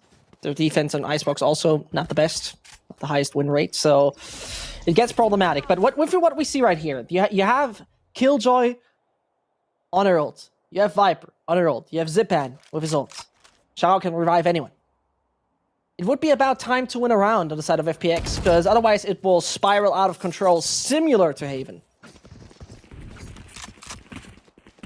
Well, the A site now looks to be the one under breach. And unfortunate for FPX, they don't have the adequate number of players to respond to it. Not really aggressively pushing to gain this information, therefore this is going to be a last-second call. They've kind of read it now. They've kind of realized this is going to be the push. Now, Viper Spit enabled defensively, but the wall definitely will guarantee that the spike will go down. A little bit of a fake as well. Oh, Suigetsu! Unparted, denied. Yeah, and no Viper would play up there, logically speaking, but here we go. Angel finds CNET. Finally, it seems to work for the side of FPX. This is a little bit uncomfortable here. FPX are finally getting a lot of the kills. Monster coming in from behind, but it's a little bit too late. Has to pick up the pieces all by himself. But as he said it does look done. It does look like it's out and over. Good little piece there from Shout. But with 3 seconds remaining up against 2, has to run away with this. Save the weapon. Or take down Suigetsu as well for good measure. Only 1 weapon saved from FPX. That's the operator. But at least it's FPX to get the win. It's still costly as hell. It's not like FPX really gaining the momentum in the sense, oh, we still have all the weapons and everything. Nope. Not really there. And what a move by Zescht. Right? Standing up, elevated, taking a risk, but a very calculated risk. And peeking out there to kill the planter. Proper stuff from him, really. Calm, collected, and knowing when to find kills. Gotta love him for that. But so, Ascent seemed to set the pace, more at least for the moment. There you go. To go for something A decided, but CNET falls. Finally, there was a change. Artis takes a route towards A. And they instantly switch. They're like, no interest in those operators. Let's move over. You really love to see Artis being a little bit more comfortable, right? He can have so much impact on this server, but when he's not feeling it, when he feels CNED's breath, just suffocating. But now he's taking him out. Has opened up the round, making the defensive endeavors a little bit easier. I'm not quite sure how much awareness they have towards yellow. Because they dodge everything that was actually there in the way to deny them. So Jetsu might just be hurt. He very much has been hurt towards Snowman. The response could be very late. Suigetsu. Oh, it's Angel to be spotted out Hold first. on. So we get to the sideline. No! Suigetsu with 3 kills! Might have just salvaged around for FPX. It could have gone wrong, but he salvaged it. 1 kill and resurrection is available. That could be so important. They're not going to give him the kill, though. Do you, or is he? Do you think so? Oh, they do not. Yeah, you're right. Zipan delivers. FPX back in it. All off the back of Suigetsu's triple kill. I wouldn't have thought that. I would have not thought that that is possible. For a second, I thought they heard the jump peak, and I'm like, yeah, okay, see you later, mate. But it didn't happen. He did everything right. And so FPX, for their own sake, bounced back in this, right? It looked dire. It looked sinister. That... The Angel taking care of something else or disconnecting. One of the two, but... The fact that they could have gotten a 4th there just scares me even more. Yeah, I think... No, never mind. And I'm actually glad Ascent are taking their time out here, because it seems like they've dropped the ball on a couple of occasions here. FPX caught them off guard with a little bit of aggression before even the plant commences, and that's where Ascend are finding some difficulty here. So they're trying to deal with it before it gets too out of hand. And I mean, what we've seen was a really, really cool idea. The idea of pushing deep CT seemed to be the right call for me, but everything in the hands of Suigetsu. I mean, Shao on the top of scoreboard, Kakuka's happy as ever. So let's see how this will pan out. Let's see how that will work. Because the real fast executes, we haven't really seen from Ascend yet. Yeah, there are sure a few swifter ones on B.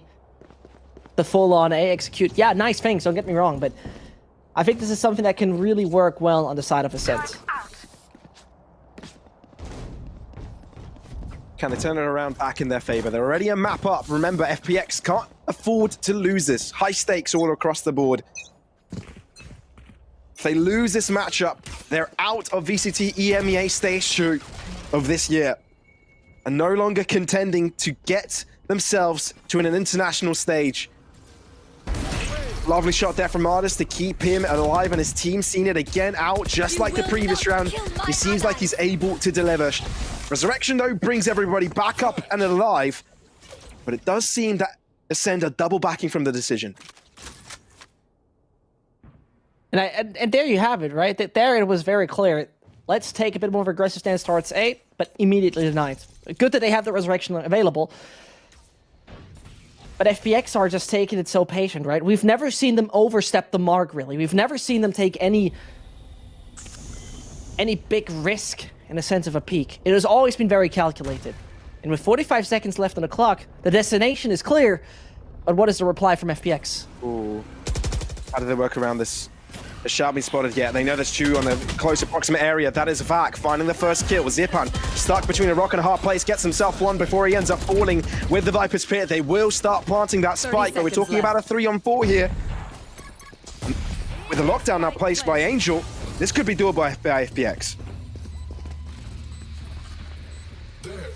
And you see the defender Killjoy is going to take off soon. The players are pretty much gone out of space. The only one that is going to have a problem... Wait, there's two. Hold on, this is Monster as well as Zeke, but he's standing outside of that ult. Now they can play a 3-on-2. Never the mind. other two are detained. That means that they're getting 2 kills here. The spike has been touched. The pressure is on, but Monster and Zenith have got better angles to work with. Monster with 1 point of health survives and puts Ascend on top. 7 on the board for them now. And this guy was, by the way, detained, if I'm not totally wrong. So, I'm just letting you know, right? You see right here. That is crazy. That was smart by him, but a quick realization. Really, really quick, but either way. The spray down in the end was iffy, but it worked. I think that's the only thing that's really relevant. And so it's a 7-4. Ascend seemed to be back on track after such a back and forth A-side execute. You want to play? Let's different direction. Let's go B. And as it seems to be quite clear, there is no Viper on the A side. There's nothing really holding them up. And with that ult, everything that would slow you down, gone. Shower stuck. Shower stuck. There's no way he can go. 8 points of health.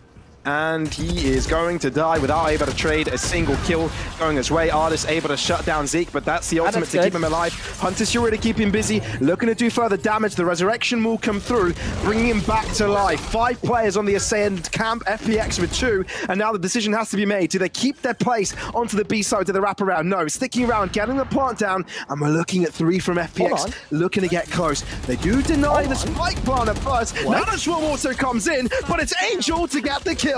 All of a sudden, this is looking doable because Angel gets 2, and now the Viper's Pit gets themselves spike control, and it's Ascend on the back foot with 2 players. Yeah, he made it out of there alive, though. 70 and 79 HP, and man, they are running as fast as possible. It was supposed to be a 5v3. Taking care of mid, yeah, well, they notice what's up, and they will meet Angel. That's the thing, they will meet Angel, and they will meet Zippin very soon. Oh, they've got the perfect defense for this. FPX have got their players already in place. They need the trades, they need the kills.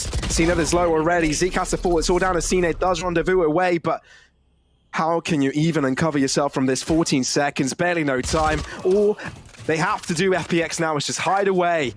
And that is FPX on 5 at half time. What? At half. What a round. And how on earth did Ascend lose control of that one? I mean, this was the thing that we saw where time and time again on the B side, is that even when there was the moment where FPX was denying them the plant, they wait, and then they plant, and they make it work.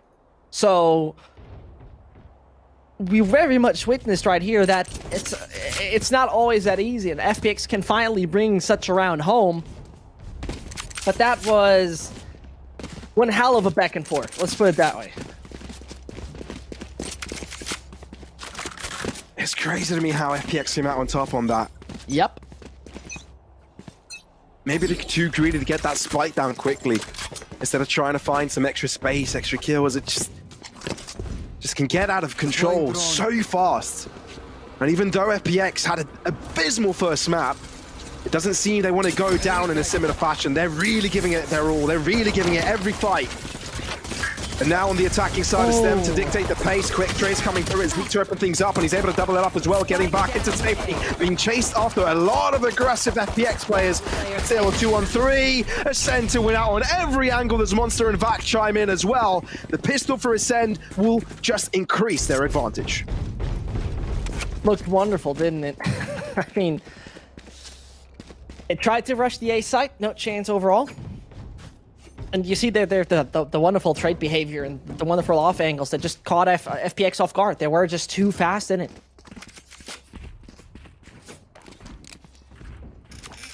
And so, it should be a 9-5, pretty secured. It should be Ascent. Not too many rounds away from securing this as a 2-0. And FPX, I don't know what this roster needs to be in an offline event again.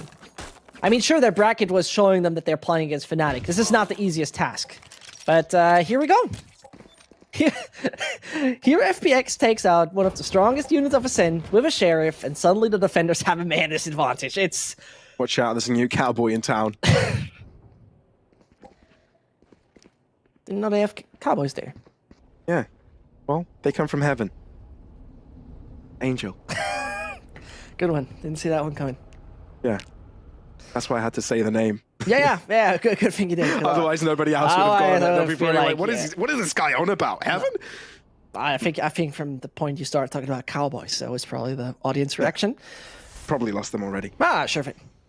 Okay. Well, Sen seem to have an adequate placement of players. Polarized across the map, 2 on site. Zero command used straight out of the bat. Knowing of one position, definitely knowing it's followed up by more. Yeah. But they need multi-frags here. If the pistols start to overwhelm, that's Vak with a lot of damage. Zeke ends up falling here. Oh, this is troubling. Zeke is in big trouble, so is Vak. Monster gets one, looking to assist his teammates, but the spike hasn't gone down yet. That's the crucial part. They're looking to close up on this position. Angel dropped, but Monster elevated, still keeps it going. Doesn't check Shao's right-hand side. Monster holds on, down to Shao, but overwhelmed by the players of Ascend. Damn, it got dicey, but they get it done either way. Way too tight in the end. And I believe Ascend in that scenario was taking a few too many fights against weapons they thought they would win against. It still is a 9-5. It still is more than decent, but is FPX breaking the momentum of their opponent or not? That round is going to decide it, right? This is going to be it. And if there's one thing that was very clear on the defender side of Haven, it was how confident CNET is in getting an entry for his team. So let's see if that is going to be the case once more or not. Last player standing. Shao is probably hitting himself for not attempting to get that kill, because it did cost, so he gets his life. And it really could have differentiated who would have come out on top in that round. Yep. And here you see it, they very early on want to rule out the entirety of B. Understandably, with the weapons they have, it's a close range fight they can pick. Should be simple for Zidhan. Ooh, trade. Not that simple. Although he can't recover a weapon, can he?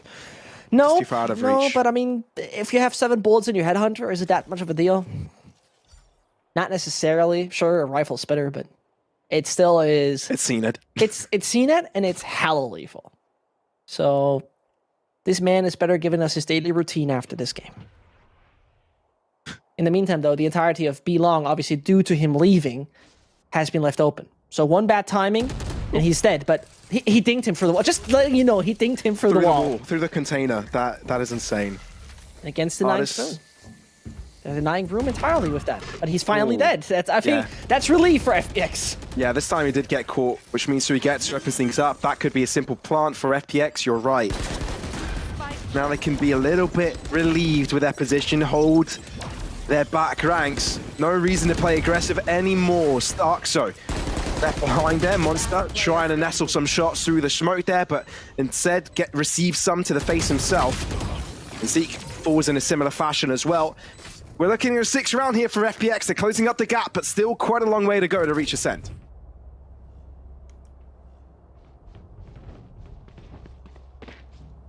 And this is where the buy comes in for the boys. And this is where, most importantly, Pavlos, the operator comes in from CNET. Like, that is the tool that we are looking forward to, right?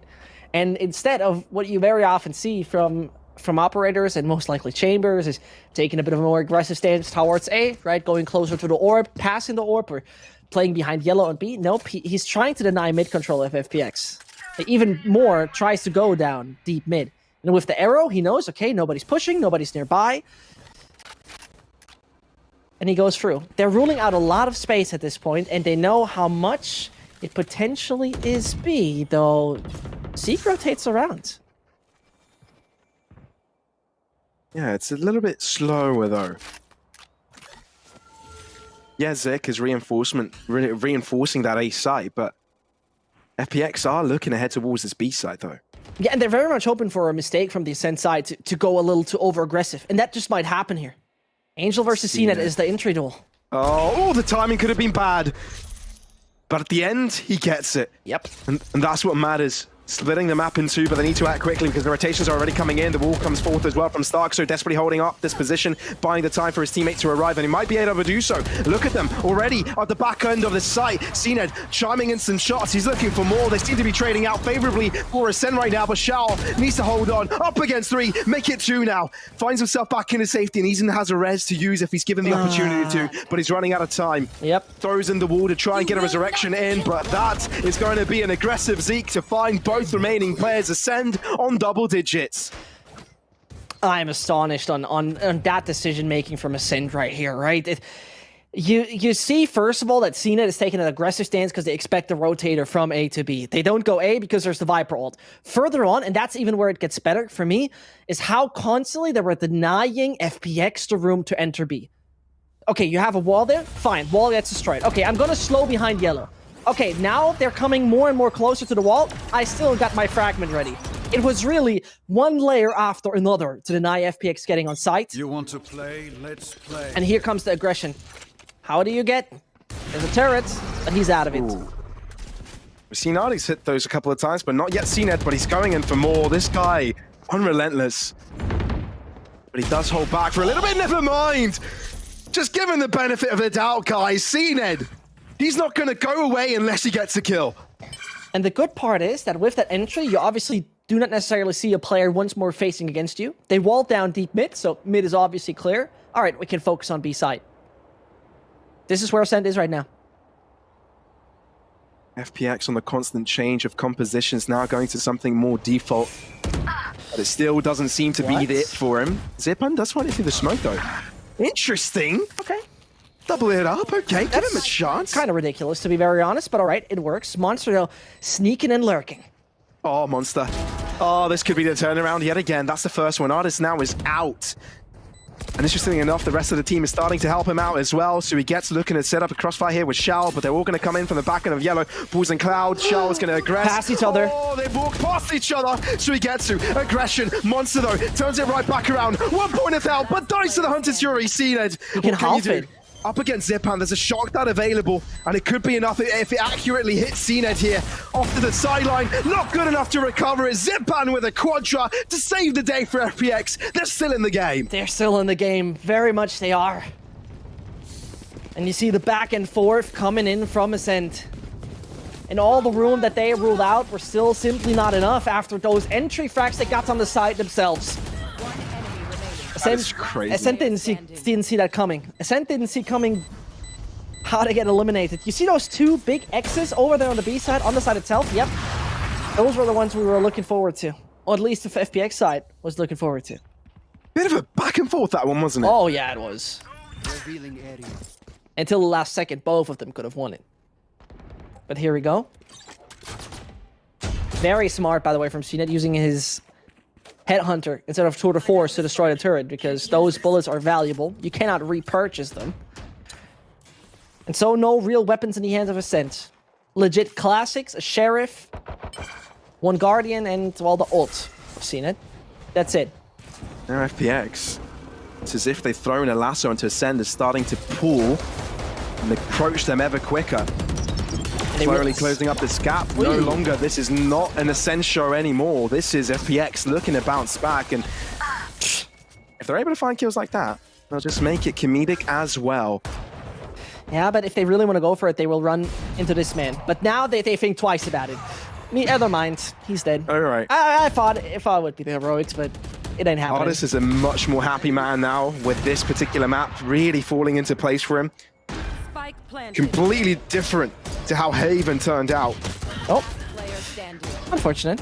That kind of stuff happens. But here we go. It seems like we're entering round number 8, and we're entering a space that seems possible for FPX to win. Very much do. Yeah.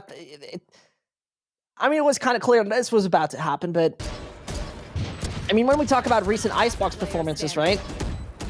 It is something where you see that, let's put it that way. Ascent is flourishing a little more on attack.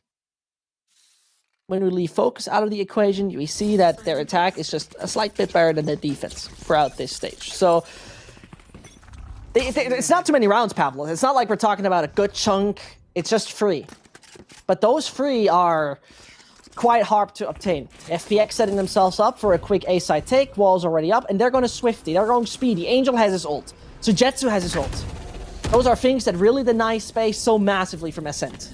Yeah, initially it did really look like it was going to be a very quick crunch, but they are really taking their time to clear out every single one of these corners, and I don't quite see the commitment coming in from them yet. And Ascent sent everyone over. There's like 4 out of 5 already ready. CNET thought about it, but look how close they stand. Could be the double fake.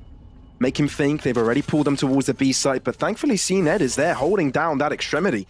There's no reason to have ultimate rotations. Now they're looking to push forwards. Now onto the site. Shower looking to cross end there first. The wall comes in. Monster with his sideline. An all too important position that could do so much. And it's vital with timing. Angel falls. Spike hasn't gone down yet, by the way. And rotations have come in. Zik with a crossfire ends up killing off Shower. And that's the guy that was supposed to get the spike down for FPX. Ascend full control here. All they have to do is keep their positions and then play the trade game. And they're constantly being denied. They're constantly not allowing them to plant where they want to plant. Sure, there is the ult finally coming in, and he gets the spike down. Zipan is looking to go aggressive, you can feel it. But now up against 2, it's going to be a difficult task. Gets the first one. If he's able to turn it around, it's up to him. So he gets it with another. 30 points of health for Zipan. Artist is a little bit too far away from the fight right now. It's all down to Zipan, but he does! And Artist with all to do. Unable to do it. Ascend. Prevail. Very smart. Very quick. And it's double digits now, extended to 11 rounds for them. Goodness, Peplos. I didn't see that coming that way. For a second, I was like, yep, FPX is slow enough to make that one work. Then they crumbled one after another. And I love what I've seen there from Ascend, really. The matter of fact that they have constantly a way of denying you to plant with the composition they have is wonderful to watch. They'll be like, yep, you want to plant? Here's a snake bite for you. Oh, you want to go for it? There's another fragment. It's annoying. It is really annoying on the side of FPX. And the window of opportunity is closing in, right? There's not too many more games that we're going to see from the FPX side outside of LCQ in VCT. Well, there's only LCQ if they lose this. Pardon me, so. Yeah. Who would have thought when you start a year as strong as FPX to be now in the lower bracket and facing elimination in the second stage so quickly? Oh, they were looking wonderful, Pavlos. They were looking remarkable. And a little visit. By far, they look like the best team in EU. Oh, well, I would have said Fnatic would be a little bit better, but they're most definitely up there, by far. But it seems like Ascent might beat them and take them out. My bot. Well, you can no longer say they're the best in EU anymore, can you? Nope. And so, it's FPX once more waiting patiently in front of the gates of A side. We've seen this before. What's going to be interesting mid-round is going to be what Sojetsu can do, because he's on the lurk. But first of all, they need to get on site anyway. Montessori literally finding not a single tag. And not the Killjoy ult as well. They really ignore it. Poison's off. Suigetsu with such a good flank. Absolutely. He could do everything there. Artist gets a double kill. Might not even come to Suigetsu. Monster is wary of the backline. Suigetsu deals with the Fender off of himself. And now it's down to CNET, but it's just too darn late. And time to draw now. Or is it too late? Oh, makes this look a little bit more dangerous, but that's all it is. FPX recover, and they actually keeping the close very, very well. Very, very close. Would have not been surprised if they would have made that work.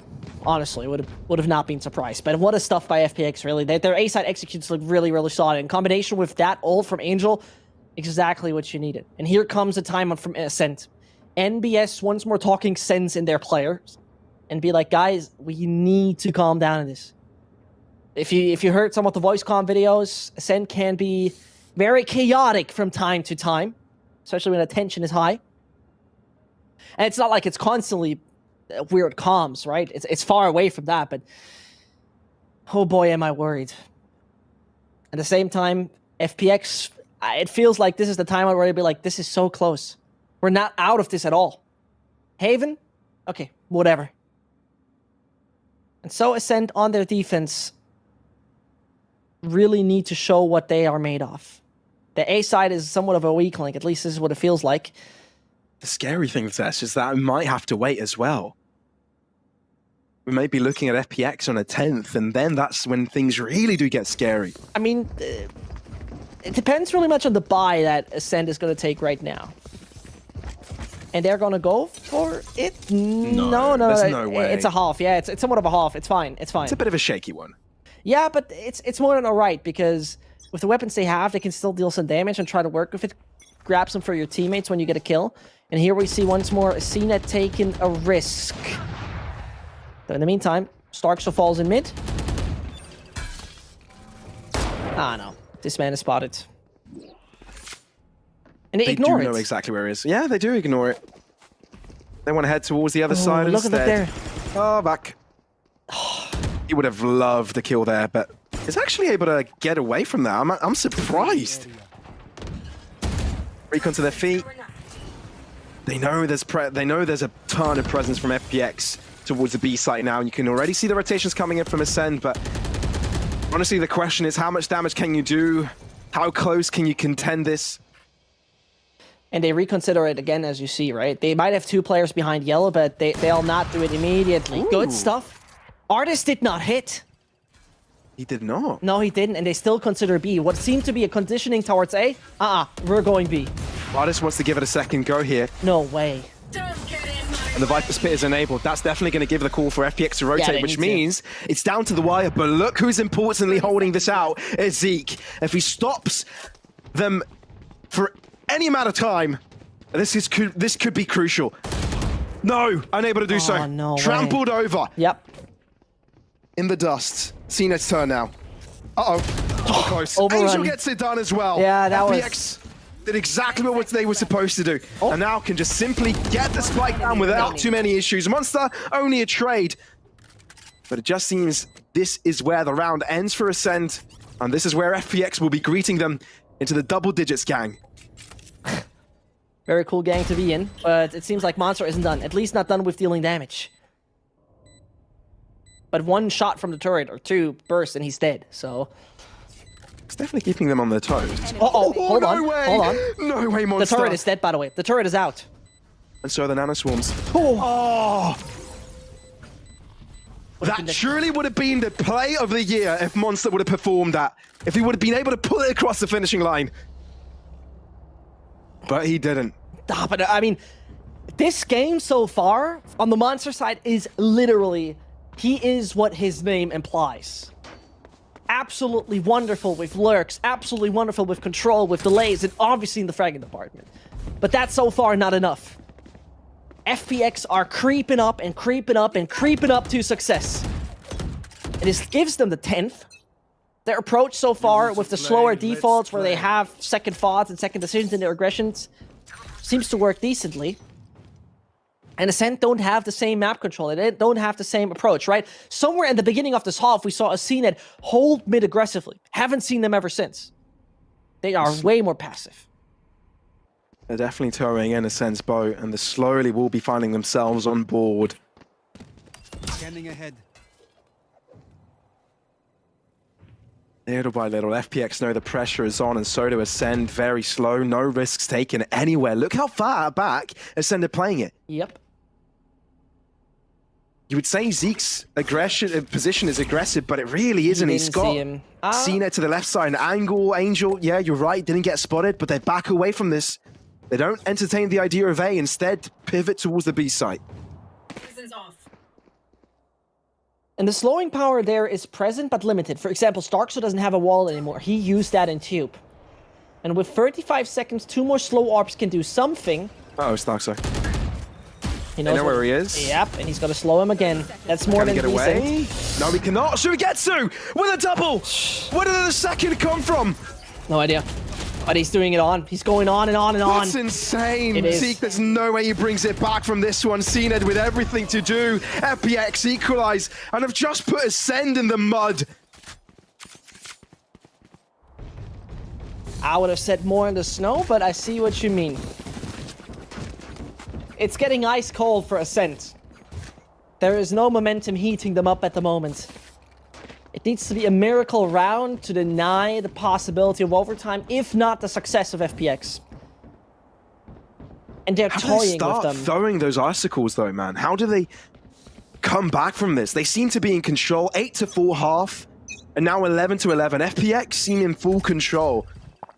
It seems Ascend have no answers. There you go. Other man dead. And here you go. Same thing as always. Slow default tower XP, waiting it out a little bit. Seeing if anyone is pushing from Ascent in any direction. This is why they have the Sova where it is. This is why they have Viper where she is. And this is where they can once more revisit their options, right? This is what the default allows them. It's nothing spectacular in that sense, but it's absolutely working fine. And just for context, for anyone who's just joined in, Ascend won the first map decisively, 13-3. We're definitely not looking at the same game here. Moving towards the A site, probably the best decision they could be making. They'll find a Baron to be real estate for them. Just enter without too many issues. Lockdown enabled. Make sure they guarantee the space is there. Stark so close by, taking a risk by being here. Right click could be his way to victory, but no, Artis is there, and the Vandal will definitely overwhelm the power of the classic. Dink across the wall onto Monster. Now that is daunting. And a couple of them may be detained. Zach? No. Who's Zach? I mean Zeke. I don't know, you're listening to so much High School Musical, but either way, as Zeke is trying to find anything more close range, it's still somewhat possible. Just like High School Musical, can they get the heads into the game? Zeke might be able to find a few heads of his own. CNET as well. Damage granted, but it's FPX now on map point and on the verge of tying the series up. Match point. The show is getting a little different, isn't it, Pavlos? It's getting most definitely very different. And as we see right here, Ascent, they gotta make it work with that particular buy. And I tell you one thing, throughout this entire stage, FPX have not won Icebox. Not once. Not once. And it always was in the past overtimes at 13-11. They are not so consistent on this map. But this is the choice of Ascent. I think this is what we gotta highlight. This was their visit.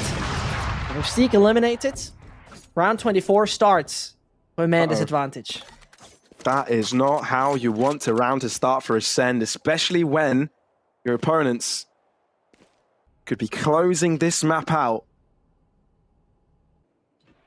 with that advantage. Yep. Poison's off. FPX so cautious. Know that one mistake can draw it to overtime and completely turn the tide around. 1 minute. It's 60 seconds that once more decide if we see an overtime or another map. And here we go. Important kill by Monster. Opens things up. Ipus Pit as well, together with a wall. Now FPX have another decision to make. Resurrection granted, but to be fair, Ascend gain a lot of info out of that. And with that, they have once more revived their Hunter's Fury. That is such an important afterplant ability. They've left mid open though. A site still defended by 2. Very, very far pushed up here by Ascend. Hunter's Fury looking for the second, unable to get it, and that gets overwhelmed. Twice in the same position, Ascend lose players. And it seems to be the beginning of the end in this map. This could be where it all ends. And the CNED comes up huge. Wall up, trying to deny it. That's a kill. And 15 that's seconds. Spike no longer planted. 14 seconds. CNED looking to push even further. Angel gets it though, and it's all down to Stark. So can you read that position? Yes, they will. Angel with a triple. Monster, all that remains. But I'm afraid, man, you're too far out of your depth. Might be able to find Farrell, but won't be able to get a single kill. So Igetsu puts FPX across the finishing line.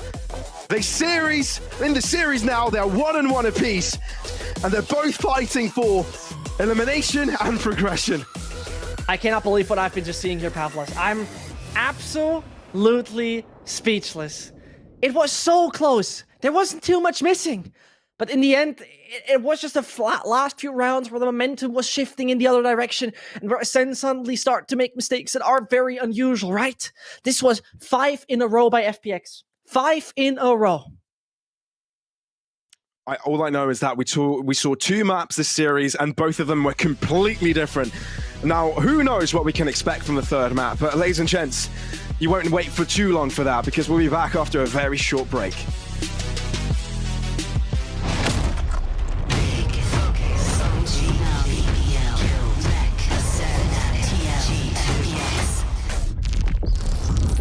Get ready for playoffs.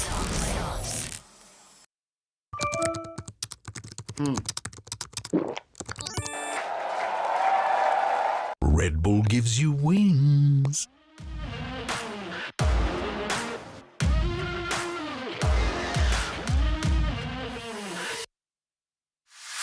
The bricks feel different on the spine. This is it, Tony Hawk. I'm getting on my grind. It's all in the mind. I don't even need a sign. Come back, get applying pressure from behind. I ain't got no enemies. Turn them all to allies. Face painted, no cat eyes. Ship never been capsized. My rationale different cause I made it. No street sweeper, I just gallop off the pavement. Money made whether yo, I came in trying to be the greatest. Not the only, but the latest. Had to keep it like the cadence. If the planet needed saving, I'll be in the conversation. It's amazing how the plan come together like a compilation. If they counting on me, then I hate to keep them waiting. Let's go.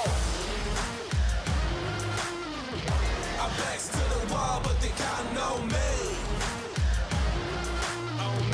They waiting for the fall, but the parachute's free. Could be playing from behind or aggressive with the lead. You can count on me, and I promise I'm the only one you need. Let's go. Yo, the crown feel heavy when you wear it. I don't do it for acknowledgement, I guess it's just a merit. They still trying to copy me, they voices like a parrot. Staying on my shoulders and I bear it like yoga. The numbers adding up, this is calculus. Old school, so they stay counting on me like an abacus. Name is the stone, but acting like I'm not established. Miss me when I'm gone on the throne where I have to sit. Lonely like Akon, acting like I'm A1. Wishing that your neighbors knew your name like Trey Songz. You niggas can't stay strong. Keep coming back for more, they thinking that I'm Jason. You messing with the great one.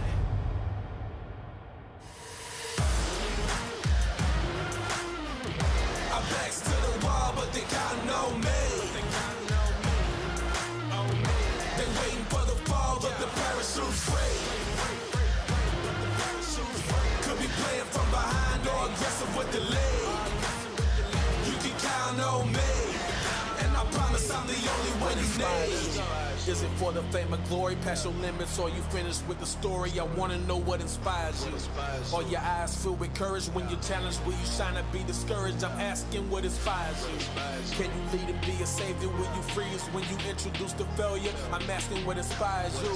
Go away to bad behavior, cause that thinking when I do you any favors. Yeah.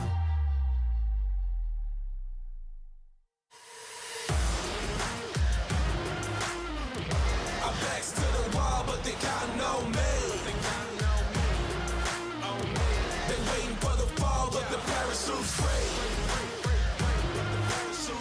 Could be playing from behind or aggressive with the lead. You can count on me, and I promise I'm the only one you need.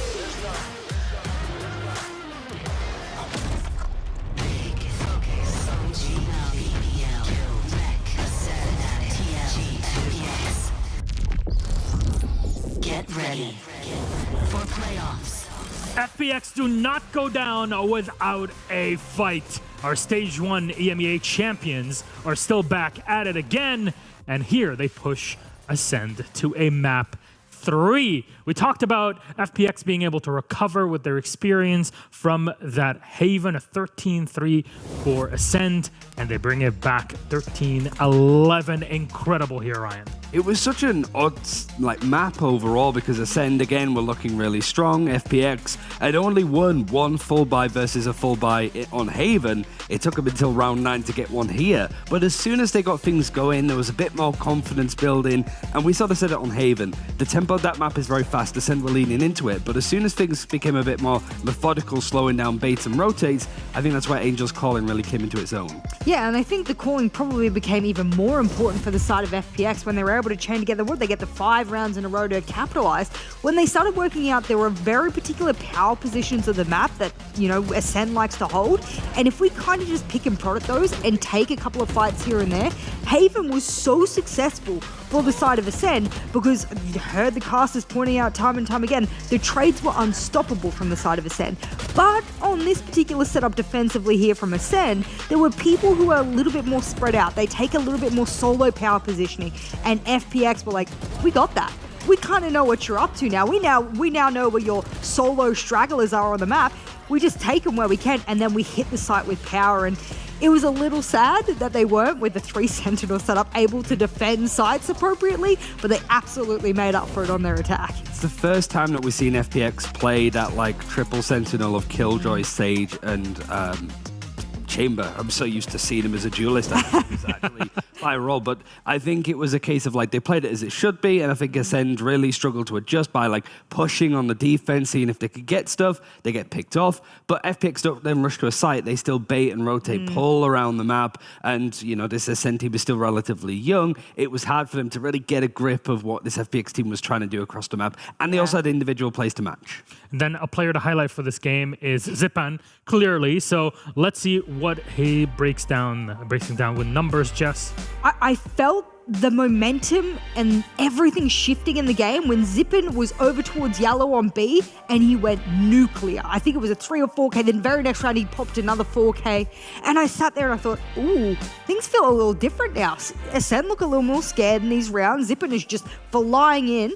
And I thought, all right, I think FPX have worked out what it is that they want to do, and they're doing it with confidence. And that was really what triggered it for me in being a shift in that kind of momentum for that team. So previously, Shao has been on that silver role, and I think it's been some of his worst performances statistically. And also, it felt that when FPX played against Fnatic yesterday, they didn't have too much information to work off. This time, it was a bit more like pulling the map and stuff. So I think that you look at Artis as well, 5 and 2, I think, for first kills. But it didn't feel like he was shining in the same way like CNED was in the last map. But when you have a regimented setup, I think Artis slots into that for FPX better than CNED does for Ascend, because Ascend is still trying to work it out. So, Artis versus CNED, 2 very good players, but sort of fitting into different styles. If we're talking about player versus, we have one ready for it again. It's Monster and Suigetsu. What's the comparison that we're looking at here?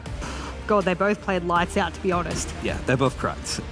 For Monster, it's another time that he's faced up against FPX and had an astounding ACS despite being on the losing side. He has the highest ACS in the server and he's on the losing side. So he gets to, like we kind of said, coming into his own, finding so many kills that just make FPX's life easier on an entry and stuff. And I think we saw the round where Ascend were attacking, they were trying to sneak onto the B site a little bit, but Soigetsu's watching at angle, gets 2 kills. If he sort of fluffs up there, I think we're done and dusted in the series 2-0. He is, you can rely on him when it gets dicey, and then he continues to improve as the series goes on. Yeah, I love those 2 players. Again, I think Sugetsu is world class. If we do see him in the international stage, I cannot wait for people to look at him and go, that's a world class player, and I can't believe we haven't seen more of him. He's just so underrated because of the role he plays, because there are other stars in the team. It happens with players a lot, they get overshadowed. So if he does get to the international stage, that's his opportunity. But now, a reminder that you only have one shot. It's one more map for the series, and the winner of that moves on for a shot at the singular left spot here in EMEA. Breeze is our decider, and we talked about FPX's ability to reset after Haven, an abysmal Haven, into a clear win on Icebox. How do things shape up for Breeze? You're looking at Soigetsu again, 35 kills in a normal... this is a term for it, but no overtime kind of game. When it came to regular 13-9. Yeah, regular time game. 35 kills still in it in a 13-9 win for Soigetsu. Unbelievable kind of performance. But like I said, Monster sort of matched it to an extent. The question mark is the Euro. Yes. Whether we see FPX bring that out again like they did the last time they faced up against Ascend, or whether they try and do something more straightforward, because Icebox was more straightforward and that seemed to work out fine. I mean, it was dicey. It wasn't clear-cut, but it did seem to work out way better than the Euro. Way better than the Euro. I think we can all agree with that. But you're right, this is the only map that is an exact rematch from both of these teams. Of course, we spoke about them having 3 maps, only one of them, Breeze, the decider, now being that sort of rematch that they get to have. Ascend scrapped together 9 rounds. It was a very heavy attacking side of Breeze. People are probably not surprised to hear that. But as a result, it means that there is leeway for them to counter because they know what to expect. Even with a Yoru gone, you bring in something a little bit more default. I still think it's very easy to counter. And guess who are the kings of countering? FPX. So I'm just saying it's a known quantity. You've got all this information. You got the VOD very recently. If I was to put money on statistically who should win based off of that fact alone, it should be FPX. I am a little bit concerned that they've had 3 days of games playing all three best of three, all three. Yep. 9 maps in 3 days is pretty ridiculous. It's going to be knackering, but now's a chance to sort of get in order. And I sort of agree with you that, yes, you've sort of seen a bit more of Ascend, what they like to do, what they found success in. They just can't beat Mech from yesterday. It's that kind of aspect of it. I think FPX are going to go, we know what they're going to play. They don't know what we're going to do. Yeah. I'm not going to give the players a leeway in the maps just because as a coach, I know how many maps are usually scrimmed by a team in a normal workday. And if they're, tired by that amount of maps, they probably don't prac enough to begin with. It is stressful playing officials. Don't get me wrong, it is absolutely stressful playing officials. But when it comes to complexity of maps and how much players work in a day, trust me, they do a lot of maps a day. So they should stamina-wise be okay with it. But this would be like the final day, like physicality-wise, that they would really be pushing in. Now we have a few extra moments here because Agent Select is delayed for a bit, but don't worry about it. We'll be into it in just a bit. Ryan, if we're looking at this now, Ascent failed to close map 2. You look at map 1, you look at how Haven went down, and you're thinking Ascent should have this in the bag. How can they bring him back on Breeze? I think it's trying to sort of figure out the fact that, like, okay, we made it close against Mech. There were a lot of areas that we sort of struggled, like Starkzo fighting in mid. He was going up against Chronicle, losing a lot of those engagements. Maybe you change up something, moving away from the Neon to something more straightforward. But I do think that this isn't a case of changing up your comp too much from Ascend. Like, you know that what you do works, and you have an idea of, like, how FPX want to treat the map. It's just a different order, right? I think it's going to be really tough for Ascend. It comes down to whether the players can bounce off of each other, what the agents are going to be. And I also think Vac as well. He made a gamble of playing Fade on this map, which has a lot more to it. So it's whether we can see that bear fruit a bit more, because I don't necessarily think it did up against FPX last time. Also, I feel like there's been enough time, and time is obviously, comparative there, but enough time for Stark. So, for example, on the Neon, on this particular map, does he come into more form now that he identifies, like if you do a quick VOD review and you go, I didn't rotate very well, I didn't use the utility very well, I didn't capitalize on the strengths of Neon, is this something I can work on? I reckon in a few hours, that's something you can identify as a player quite quickly. So that's a quick little addition to give him more win conditions individually on Neon. So for me, I think there's a couple of players statistically I'm looking at on my notes here who didn't do so well last time, but that would, if they were to pick up those agents, have an opportunity to come in and do a little better. Yeah, FPX's attacking side's been good. I think the thing for Ascend that's made them look good is their intuition is on point. I don't necessarily think it's like a macro call overall. It's why they struggled on Icebox, really. It's just the big picture stuff. It's in the moment, we can all make this decision. We're all on the same page. We're all communicating what we want to do, and that's where they find success. It's going to be hard on Breeze. If you're playing a Neon, you want to up the pace, but it's a big map, and FPX have seen what happens when you slow the pace down. They come out on top.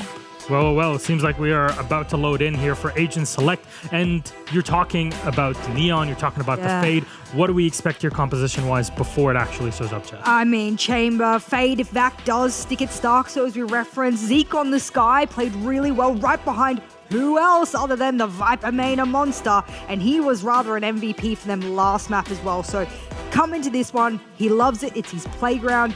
Don't expect much change here, but it's the side of FPX. We've got to see Xiao again fading off that fade, yes, pun intended, moving away from it.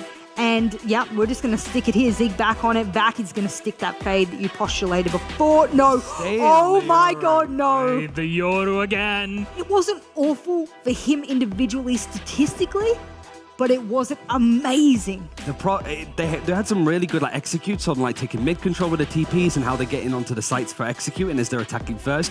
But they should only work once before Ascend have a read of them. So if Ascend have been watching those VODs, they go, okay, we know what they want to do. So it's like anti-strats on top of anti-strats, which kind of leans into FPX's sort of boathouse. But if they lose and go out and get eliminated here, it's off the back of playing Yoru again, right? So it's such a risk. And Ascend should be on top of here, but it really is hard to gauge. FPX just might have something extra that they want to show. Oh, the risk. It's huge risk, high reward, all of this business, all of those phrases. I tell you what, either we have Lothar sitting at home right now and he is clapping to his full delight at the end of this map, or we all hang our head in shame about yet another Yoru failure here in EMEA, and the solo man to carry the mantle for Yoru right now is Angel. So give us something. Let's pray for him and see how it goes. Stakes are high. Less talking, more doing. Might not be Fracture, but we are on to Breeze. It's do or die for both Ascend and FPX. All you have to do is win this map and you keep in contention for Masters Copenhagen. Who wins it out? We got ExWarrior and Zescht for you. Enjoy. It really is do or die, Milosh. It really is. It's squeaky bum time if I've ever seen it, and it's the third and final map of this series. If both teams win their opponents' map picks, it's time for a decider to show us who's boss. What do you do against a good old Yoru on this wonderful map that's going to decide if you're out or staying in? I mean, they've done this in the past, right? They've already met exactly the same, except the change of once more no Fate instead of Soba. So that's the thing, right? They have made the decision to be like, Shao, we want you back on the Soba. Interesting to see what that decision is like considering that, but let's leave that aside, right? Not what we have to see. I have to agree with one thing there with Ryan. The executes FPX was running, there was utility on top of utility on top of utility on top of utility. And that was wonderful to watch. But as he also said, good old Ryan is always right, who's anti-stratting who and how much? It's a big question. A lot of the time, Una reverse cards thrown back at you. But it's time for the final map of this series. Ascend versus FPX, the one which could determine, the one which will determine who will pay for a chance to contend for Masters, or who will be going home today. Snakebite right at the feet of the attacking side. FPX trying to get onto this A site, but Ascend quickly responding to the back end. Spike getting planted, but it's still Zipan to open things up. Artist as well. It's 2 kills for FPX, none for Ascend. Yeah, I'm not a first hit at all, and that makes it quite problematic in my eyes right now. Zipan is going to be eliminated. That's at least something. Monster tried to push through Tube, made that work, and suddenly we're in a 3 versus 3. They're not close to the side, but it's equal at this point in time. Ooh, timing for Monster didn't quite work out. Shao getting the better end of it, which means FPX now are on top of numbers and are also taking a lot of positions off of the site. So he gets to catching both of God. Now that's the guy you want to start things off of very strongly here for FPX. Want to know? And they changed up the pistol immediately from taking the mid control to directly going for a mid to B setup. And you saw Ascent was somewhat ready with that, with the snake bite that was landing, but it still wasn't enough. It simply wasn't enough. And they've gotten the side control. And so we are left with a 1-0 for Ascent. Pardon, 1-0 for FPX. Pardon me. What was I thinking?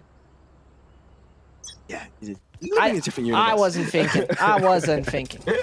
And either way, no, it's going to be quite exciting because once more, let's recap because we don't often see a Yoru, Pablos, right? Yes. It was a lot of chamber on elbow work. It was a lot of Fate on B main, and they were running executes quite swiftly in Byron. So it was like we're executing, boom. And you know, a Yoru can be confusing because you don't see it very often. But I mean, a lot of pro teams by now have adapted to it. A few are playing it, not too many.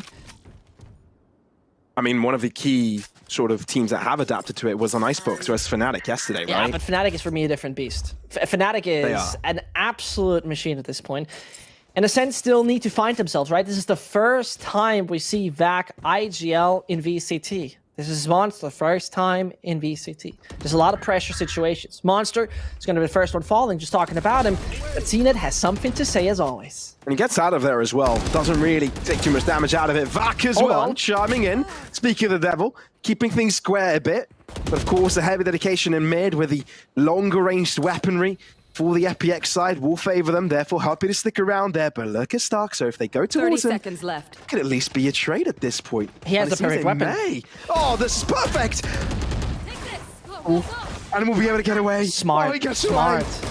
So smart. Goes in for some more damage. Shao just softened up a little bit, but let's see what the rest of them can do. Seen it from the back end. It might be perfect. Oh no! Misses the shot. Again, a guiding light. Oh, it's uncomfortable. Oh, they end up falling all across the board. It's Shao to get the final kill. It's FPX to go 2-0. At the one time, you do not see CNET being ice cold in a round that could have turned it in favor of Ascent. Ridiculous, but I mean, it was still quiet, hefty, quiet, expensive on the Fun Plus Phoenix side. So it's the power up. It is the point in time where Ascent go for the full buy. And with the Fate holding B together with Neon, it is not something FPX is looking for. Their eyes are peeled towards the side of A, as you see right here. And obviously, Angel, we always look at the Euro, very keen to take the mid control. Or fake it out, pardon me. Fake it out. No, he doesn't fake it out. Take it. You never know if there's Euro. You never know. And neither do Ascend. I mean, yeah, you're right. And, Artist starting to be on this way up. I mean, Tube is such a pivotal point. But first of all, the fight doesn't go in the favor. Uncomfortable. That's a very unusual one for CNET, isn't it? And for the fact that he had a Phantom and he was up against a Sheriff. It's a free rifle gathered. Starkso looking to move in. He's got reinforcements for good reason, but they need to check it in time. They need to realize that there's a wraparound happening now towards this A site. And I think they're just a little bit too late to the party. Oh, dear. Well, that gets it done, which means they've stabilized. But now they know that the A site is about to begin. Monster realizes that is a decoy still. Has to sustain the position. Zeke in trouble, ends up falling, which means Monster is the only defender here. Won't be able to recover his position in time. Artist takes him out of the equation, and that's FPX on top with the numbers and with site control. From the HP perspective, Zippin doesn't survive very long, but he still has too many mates surviving and making this work. So considering to even save this would be an opportunity, but not happening. No, Starks are looking to move in here. And look on bridge. Slowly but surely, Angel as well, behind. Oh, hello? Okay, well, at least Artist gets it done. Max position completely telegraphed. Artist with a Quadra. FPX on 3, Ascend with no. And this is very interesting, because FPX is not that execute heavy as we've seen previous in the last time around. So, it's making it kind of exciting. It really is. Oh, boy. 3-0 for FPX. The money is growing, their bank accounts filling up, their wallet's getting thicker and thicker, and here it comes. Clear indicator of a B execute, clear indicator, and we're going to see that Euro is making it towards backside very early on with the executes they do, so let's see what they have up. Nothing. Actually, easy as that. Yeah, CNED won't be getting anything out of it as well, so FPX actually carrying on the momentum of the previous map. Yeah, there it goes. Towards half wall, he's teleporting. Or making it fake. Yeah, that's a fake. But Artist is still there anyway. So it doesn't even matter. 3 kills for Artist. They're just adding it up right now. Zeke, all that remains, but he's just waiting for the inevitable, really. He's definitely going to die at this point. No way they gift him his life, especially at such a close proximity. Looking for a head, unable to find it. Artist, 2 rounds, 4 kills on both of them. And 4 rounds on the board as well. You're saying. And so, Ascent just finally have to get a round on the board. With the bye coming up next, it's going to be kind of interesting to see what they do. For example, will they contest middle a lot more? Because we've seen in the previous few rounds where there was not such a discrepancy of bye, that middle is a room that Angel likes to take a lot with the Euro abilities he has. So it could be an opportunity that he changes that up. And there you see it, right? Ascent directly taking mid control, denying that. But that is... Whoa! That's a brawler. So important. Yeah, the timing's so rough for Angel there. But it's an important opener for Ascend. And CNED once again takes full control over mid. They're not relenting. Unrelentless, really, because look how Zeke is moving in as well, not letting go of this position, but he's all by himself, which means there's no trade game here for them, and an opportunity for FPX to turn it around. What an unusual whiff by him, but look at it, they're taking a big aggression. The stun! He stunned himself! Which means he can't push in so aggressively. Zipan to the other side of it. Whoa, what? He gets both! The stars align! And Shower chimes in as well! What are the odds? This guy, I cannot believe what I've just witnessed. He's spraying, and the one was surely not intended. But from bad luck to unfortunate events, Monster can be the only one turning this around. 2 more players survive in 30 and 72 points of health, make it 102 overall. Possibility is there, Pavlos, but he has to run. He has to find everything. He has to make it all work. It's a miracle if Monster performs that one. Because you see right there, Zippin is playing close to door, can play it over bridge. It's not necessarily planted for him, but he still has the fragment. Monster. All down to you. This seemed to be Ascend's round with 2 picks at the start. The time is ticking. Xiao has his ult as well, so Xiao it's is done. wrapped around as well. Monster, you've got no chance here. You're a dead man walking. And Xiao will make sure a bullet at the back of the skull is the way you fall. 5-0 for FPX. This round must be heartbreaking for Ascend. Listen, watch it. Just watch it. No, yeah, I mean, this is good as well. It's a very good still, but no, ain't happening. All right. The matter of fact, because you saw them pushing out B main and they were doing everything right. Starkso was walling up, so he can't be seen throughout the other side spot. All right, great job. He was stunning into the stairs off the window. Awesome, really, Starkso, everything right. Here we go. Here we go. And then... I don't think he even meant to kill back there. How often is this like as likely as a double rainbow or Haas winning a race? Yeah, that's not likely. Nah, right. That's what I basically said. So it's wonderful stuff from FPX, really, because you saw it right there. Ascend was taking an aggressive stance at the beginning of the rounds towards mid and be like, okay, see you later, Angel. And then that was what I was looking for. Don't respect them in mid.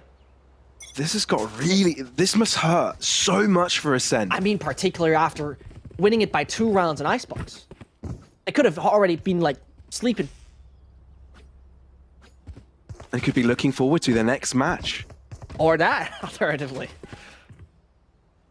Both. I mean, right now, FPX seem to be holding all of the cards and Ascend. Drawing close to dead. Yep. Still a long way to go, though. Still the first 5 rounds, and Vax start things off strong. Still traded through, and quickly changing the tide of things as we get to an Angel, get themselves a hand on their opponents. Is bringing Zipan back to life. And the rest will just be history. CNED, Door to 4, something found at least. Getting their way out of there. Oh. Have they read this play correctly? Yeah, they have. They realize they are not directly entering sight, so something is off. Oh, he needed that kill. He would have his ult, technically. Kept behind him. Artis is there. But who's reading on who? Artis! What a flick! Who else? Pavlos. And now surely you must expect that the rotation has commenced for CNED. Angel moving in. At least he can deny the spike plant coming in from doors. You can't miss that, CNED. It's him. Second time's a charm, but he's got 1 bullet and he's up against 2. One of them has to be a pistol kill.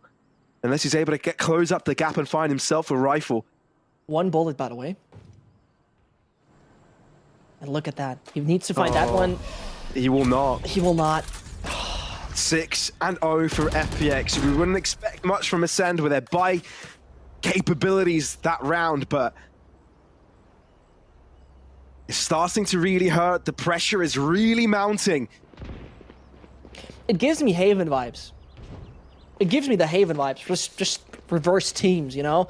Where absolute confidence and absolute strength is being witnessed. Where did that Ascend go? I mean, it is easy to say, hold on, why are they not that good anymore? But obviously, FPX... I can tell you actually what it is. FPX could not prepare for Haven. They couldn't prepare a single bit. And on the other 2, they could. So, as easy as that. But here it comes, disrespecting the control you want to take, Starkso with the entry. It could finally be that glimpse of hope.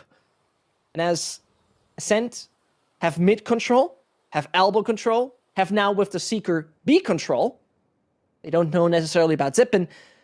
It looks like a very possible round to me, Pavlos. It's a good start. Oh, absolutely. Although we've seen them with a 2-man advantage and still falling flat. Cannot exclude FPX at all right now.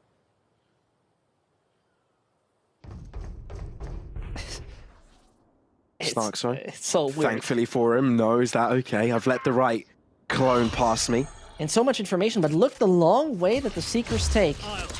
So Angel has his ult.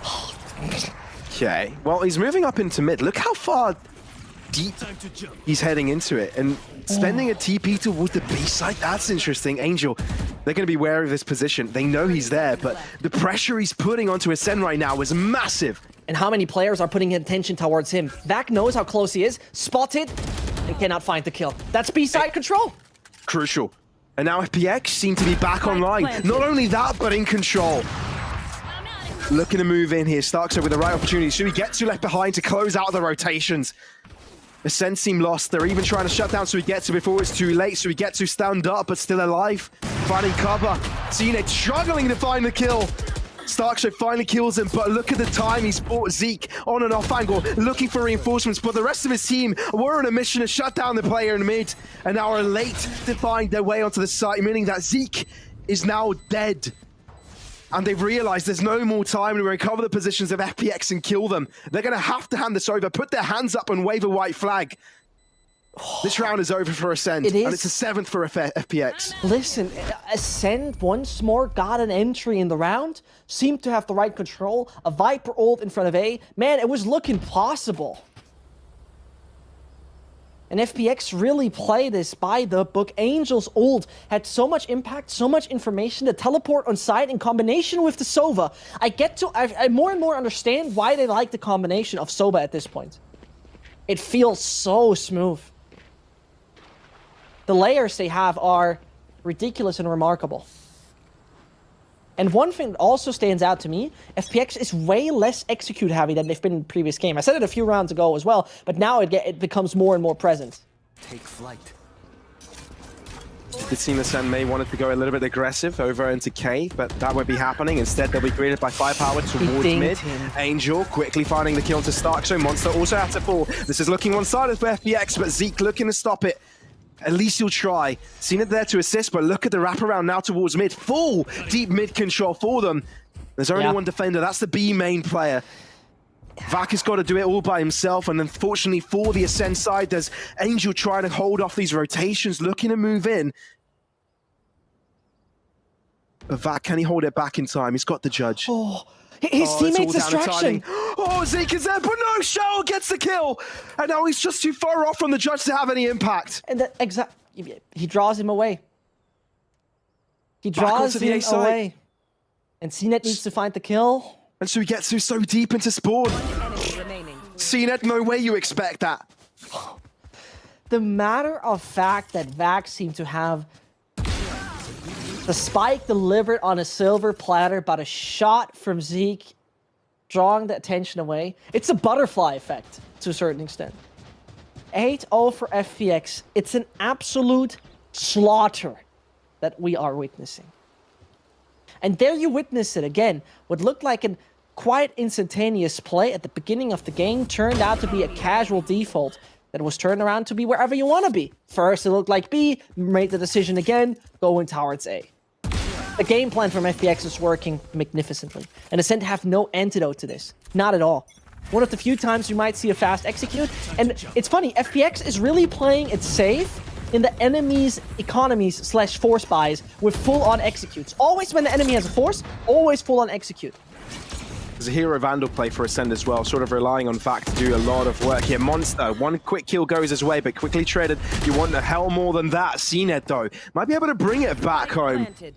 As I said, there is a Vandal into the hands of Vac, so not all too impossible, but they need to come in quickly, overwhelm them with numbers. Haunt coming its way through. Angel no longer having the ability to hear, but there's still a player on site. That's Shao that has all options alive. Overdrop from Starkso, and they're going to get Angel getting a double kill. Turnaround is there. Zeke without a chance. Vac neither. FPX not dropping a single round so far in Breeze. They have not lost a player in the afterplant. With the opponents using such ults, Ascend seemed to be emotionally broken. Like, really, the motivation lacking, and the worst part is, Pavlos, there is no more timeout. Ascend would be eliminated at this point.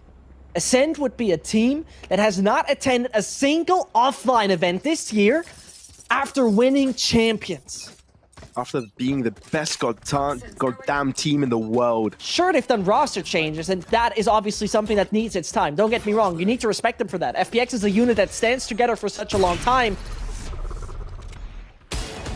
With an org with such a history, yeah, with a core, the best IGL, one of the best IGLs in the world. Ceiling. This has got to be heartbreaking.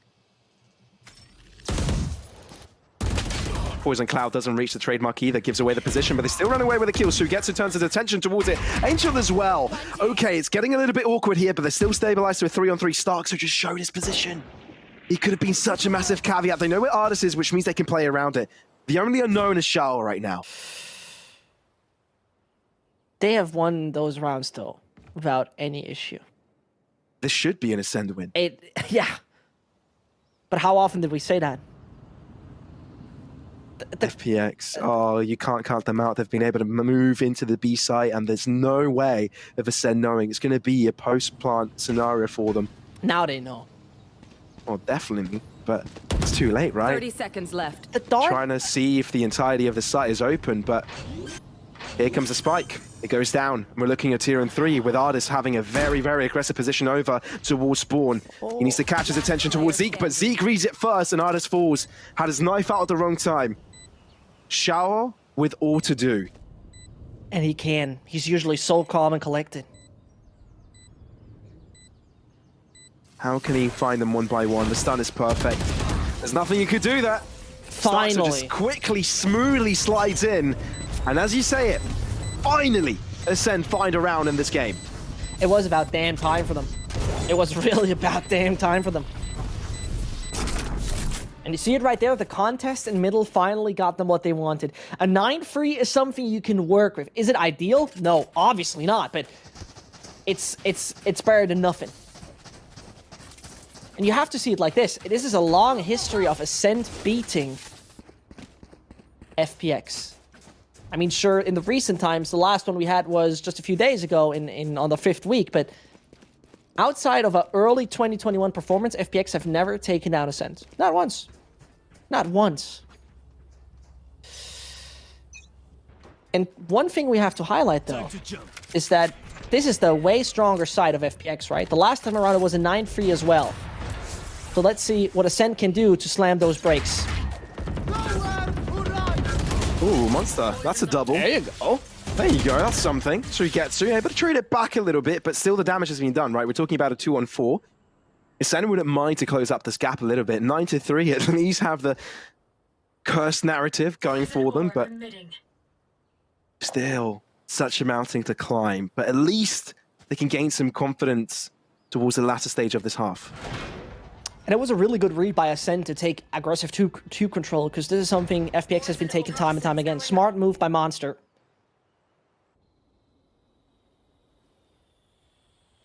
And it should be impossible at this point. Oh, definitely. Yeah, sure, right? I mean, they can dare. From an economic perspective, they can dare. So they'll take the risk. Of course. Seen it, though. They're absent this game. Charlton Eddington. 30 seconds left. Yeah, he's not going to miss that shot. No.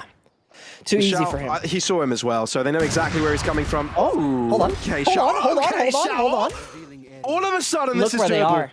From a 1-on-4 to 1-on-2, the spike can go down. It's not possible. You cannot tell me that you can do that. Can he get away? Can he isolate them? Shao, if he picks him off, they're waiting to move in together. Oh, that could be ahead. One more. Draw it down in 1-on-1, but unable to get back into safety. Vac is able to retrieve it, but damn, that was close. Who else than Shao?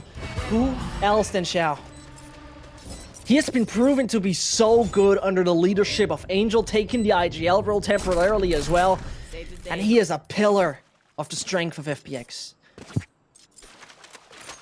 And if this would become a 3-9 half, we would have a big deja vu, I can tell you that. It would be exactly the same as the game that happened 9 days ago. So FPX taking a timeout to really make sure, really make sure that they're winning this. Because the last 2 rounds by Ascend, one was won by, an artist having his knife out and suddenly a 1v3. The other one was won by Monster doing a great decision by taking a bit more of an aggressive stance towards Tube. And so it goes. I would really love to hear what Ascend is about to talk about, but leave that one aside. When we take a look on the minimap, the interesting part, though, will be, Pavlos, if FPX directly dares to do one of their B-side executes again, because this is what they're positioned for. They're putting a few dots down on the minimap in their spawn. Could this be an Ascend rotation they're anticipating? I don't know, man. I think the only thing that I can gather from this is that the fact that FPX's willingness to go for a timeout already is a testament to how willing they are to give it their all. Oh, Well, yeah. not giving their all, but the seriousness of closing this one out as quickly as possible. No nonsense. And this is a statement of intent. Angel is a craftsman who cannot blame his tools at this point anymore. Isolate and extend. And his tools are sharp. Man, they're working really well today. But there you have it. He said execute. Viper's Pit, utilized very early. They may be finding an entry from elsewhere. Is Seen he it, open things up. outmoving them? Artist is down. He's onto the site.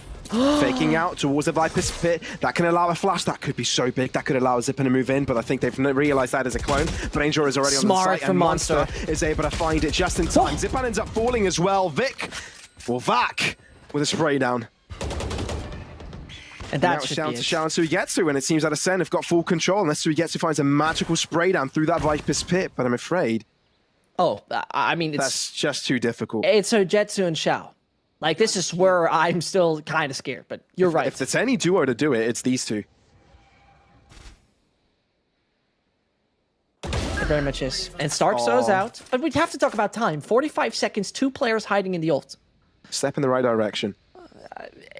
It's not. This has to be a fairy tale for FPX if they make it into double digit. Last player. Nah, never mind. Oh, Never mind. Monster. Okay, he's Perfect. on point this round. Yeah, he's perfect on decision. point this round. 9-3. Ascend at least get 3 Switching sides. in succession to end off this half. And let me tell you a story, right? I hope you're down for that. Ascent, even though this was the same scoreline the last time around, he made it at least a 9-13. FPX was struggling big time on defense, like big time. So let's see what they have for us, because their defense was really not ruling much space. That was one thing. They were not doing that too much. Further on, if we talk about their defense, they had good mid-round TPs. That was nice from Angel. Such things are good, but they were not really taking any initiative. So let's see if that changed, because FPX are looking sharp as ever. Same pistol round. I think this is the same pistol round they played before. Does look like it. Yep. Just moving in. Looking to slide by. Let's see if they can close up this gap and make the curse of 9-3 come alive. So he gets into the back end here. He sees some movement, gives the call to Zipan to move up a little bit closer. Quickly shredded. Seen it, finding himself onto the scoreboard. Zipan struggling to find a shot there. That's troubling. FPX, though, on top right now. All they have to do is do the trade game, and it seems they're able to do that. Monster, all that remains, and they're exactly where he is. That could have been dangerous, but it's not. Angel recovers. FPX on double digits. Exactly what they wanted to close out this game.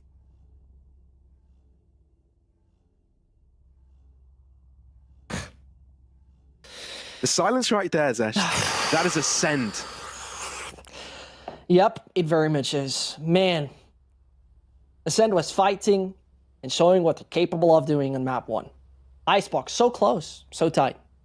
Really, on the edge of it. And here's the thing. Zeke, after beating FBX, said in an interview, we're not even close to the form we were. And he himself said, I'm not even as close, as good as I was during Champions. But here it comes. Entry garnered. Artist takes out Monster. One after another falls. The 11-3 is absolutely about to come. It feels like it's really the beginning of the end here. Yeah. And a grand opportunity Have the spike. for FPX, Fun Plus Phoenix, to be greeting Mech, the lower bracket round 2. This would be a For wonderful a game. fight to make it into Masters. It would be a wonderful game. It would be a wonderful game if we see that. But Ascend still can fight. They're more than capable of doing so. We thought this was a one-sided show for Ascend, the first map on Haven. Absolutely. Then something changed. It looked close on the second, but this is something completely different. And man, Ascend was fighting this season so hard. I mean, they outside of OG London United, they always dropped a map against FPX, against G2, against Focus. Fine, whatever. But they were constantly evolving, they were fighting, they were getting better. And FPX, in the meantime, for a moment, when they lost against Ascent during the group stage, I was like, okay, this could be iffy. Are they down in a downward spiral? But here we go. Dark Soap, a very aggressive stance top middle, and that is a legit power up, that entry. But instantly traded. Indeed, indeed. I think there comes FPX the are happy TP. about it. And then CNED finds a wallbang. Okay, that's interesting. 3-on-3 though. So he gets to look to close up this gap. Oh, and he might be able to find more. Spike down B. Silent but violent. Absolutely. It fits perfect. The description fits perfectly. And they make one move swiftly towards the B side. There are not many options left for Ascent, so let's take the room we have. This is FPX. They're going to find themselves on map and series point, and that's exactly what they do. CNED to his grave, and so the rest of Ascent. This round could determine it all. Gun here. 9 rounds of difference, but only one to differentiate FPX from outright victory. And Ascent take their final timeout. Their final timeout. The last chance to talk about how you want to survive another 9 rounds. I mean, that already sounds surreal, doesn't it? It sounds like a situation they should have never been in the first place, but it's too late to look back now. And you need answers, and you're just not getting them. Yeah. Yeah. There was so much promise on that first map, man. Oh, I'm just remembering Haven all over again. CNED's performance, monsters positions. Zeke coming up clutch a couple of times. I mean, not only that. At one point, we talked about a 9-5 half on Icebox. There was like the big opportunity. Yeah, 8-4 half. And they lost 5 in a row on Icebox, bring themselves over Breeze. 9 in a row from FPX. And Ascent getting eliminated like that would be... I think dramatic is possibly a word. I think FPX have just broken Ascent. They are doing everything right. They're doing so many good moves and good steps in the right direction. And Zippin with that aggression wants to end it. Finds one, but CNED has a reply. Angel aggresses so far in, really gives Ascent no chance to bring out their own play here. They're the ones that are dictating the pace, and they're on the defensive. Somehow runs away with a kill, which keeps them on top in numbers. Artist repositions, and there's no way they read this Prowler. That's all important. Not able to find the kill, which means that keeps his team in the game. This is still doable for Ascent, at least this round.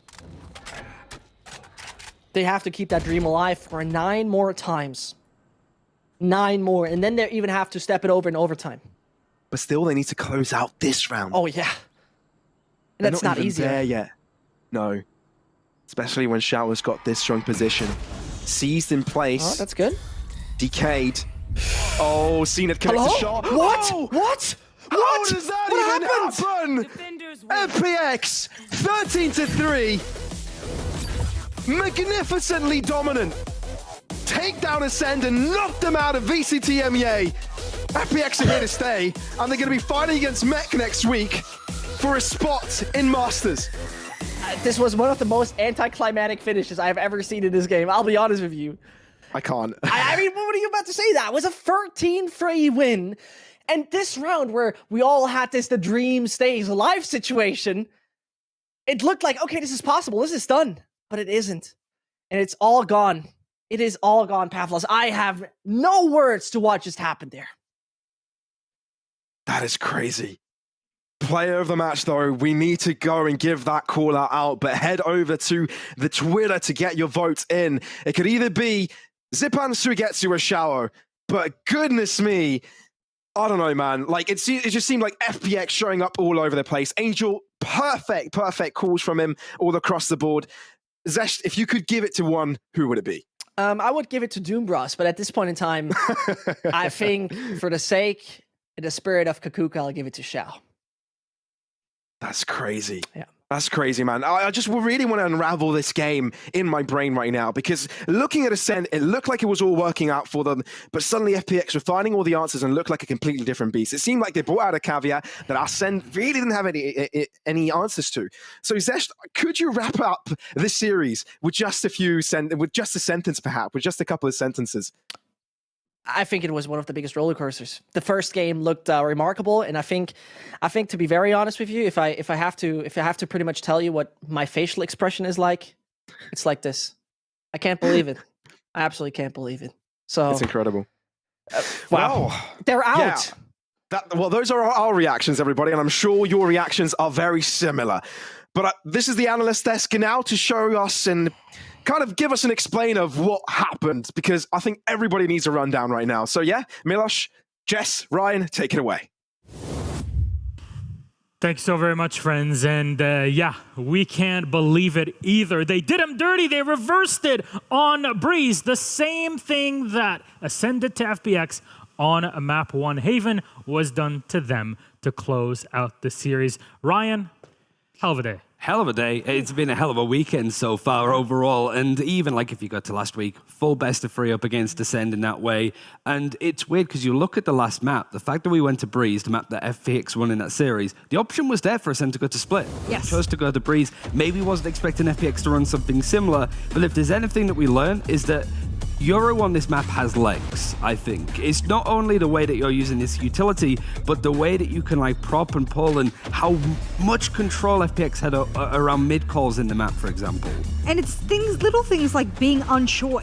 That aura of uncertainty that Yoru gave to the side of Ascend made them second guess themselves. How many times did we look on Icebox, for example, or Haven is probably even a better example of that defensive aggression from Ascend. They couldn't overstep the mark because they didn't know if they were going beyond the limits upon which we had FPX throwing at them. So they said, okay, we've got to be a little bit more passive. We've got to play it a little bit more like this.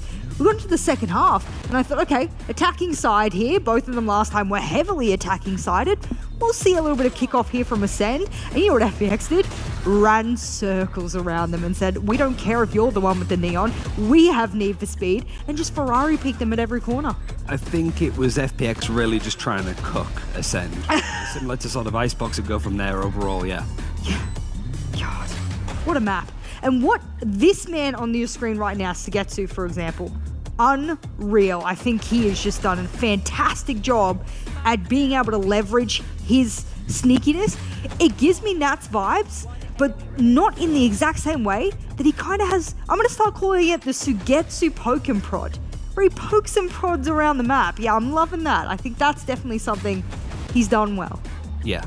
It's just also like control of it. Like Ascend, we kind of knew that because they're still like adjusting to their team that it was going to be rough. But I think FPX got 2 maps where they can slow the pace down and have players push into them, which worked tremendously well for Ascend on Haven. But these other maps, FPX were a bit more prepped and they looked very good at just shutting down that early aggression. And let's see what Ryan's rounds can tell us about the rollouts. Yeah, not going to teleport across this time. I think we sort of saw something similar on Icebox when we looked at some of the stuff that we were highlighting on the Euro Dare for FPX, and it's a similar sort of thing. So we'll play it out because we can kind of go through this very quickly, but pay attention to where Angel starts off this round and how long it takes. 50 seconds on the clock. Where is he going to go? How's this going to work? He's already put his fake out all the way through here. It's been watched, and you can just watch Ascend's movement around the map. Here, I love this play. I love the fact that the dimensional drift is actually basically sent itself straight at CNED. He's forced to teleport because he doesn't know what's going to happen.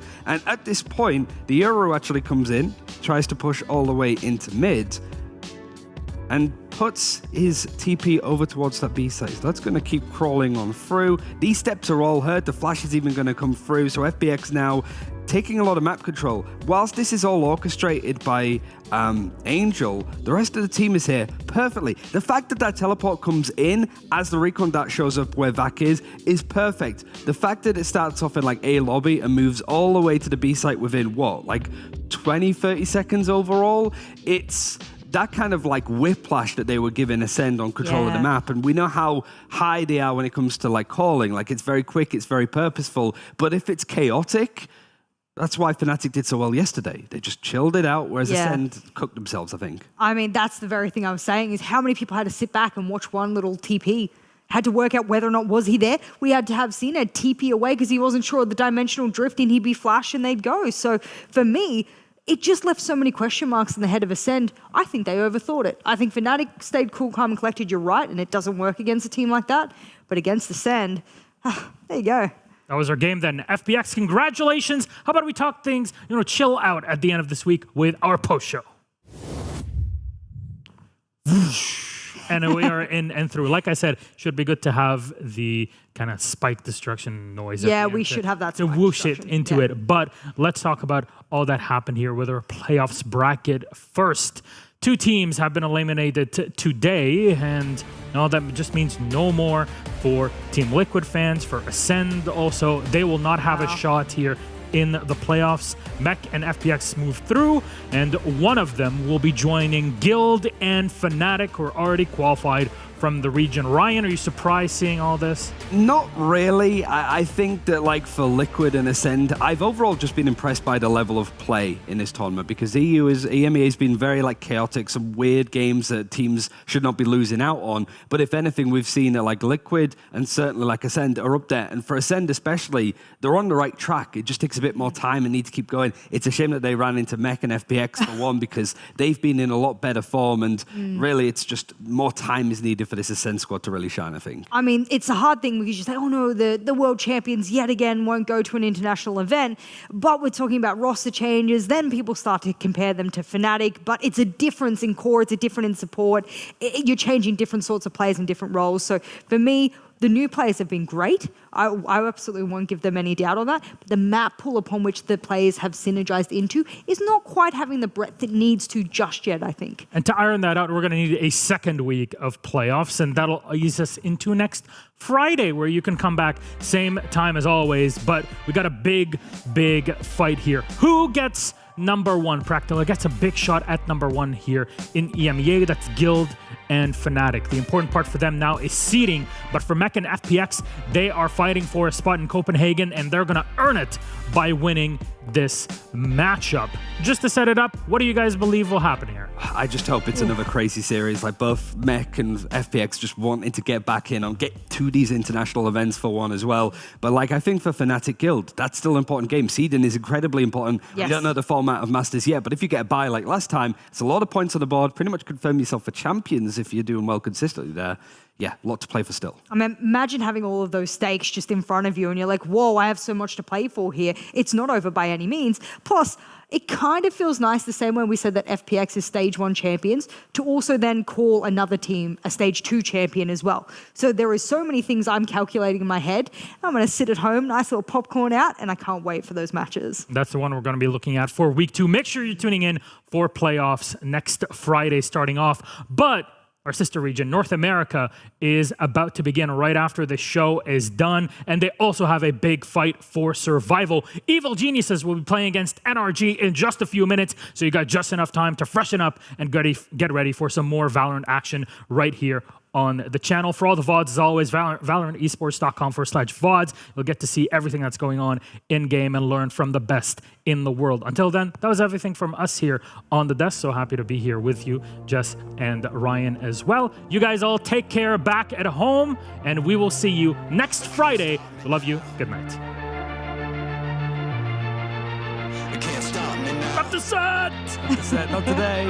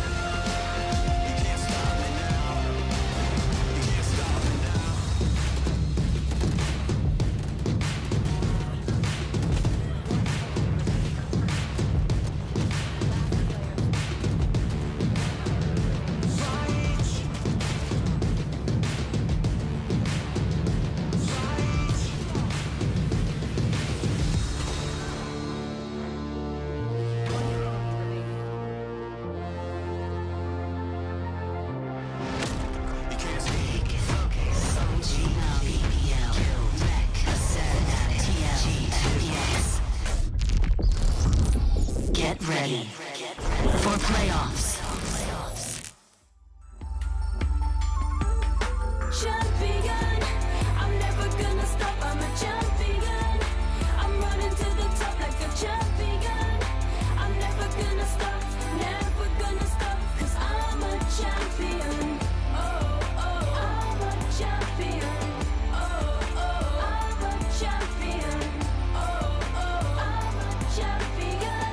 Oh, oh, I'm a champion. If life is a game, then I came with a console. Or the wrong soul. If you win a few jokes and you came to the wrong show. Yeah, the wrong show. Rain pulls down like a king with a poncho. Yeah, a poncho. But I'm never gonna stop till I get what I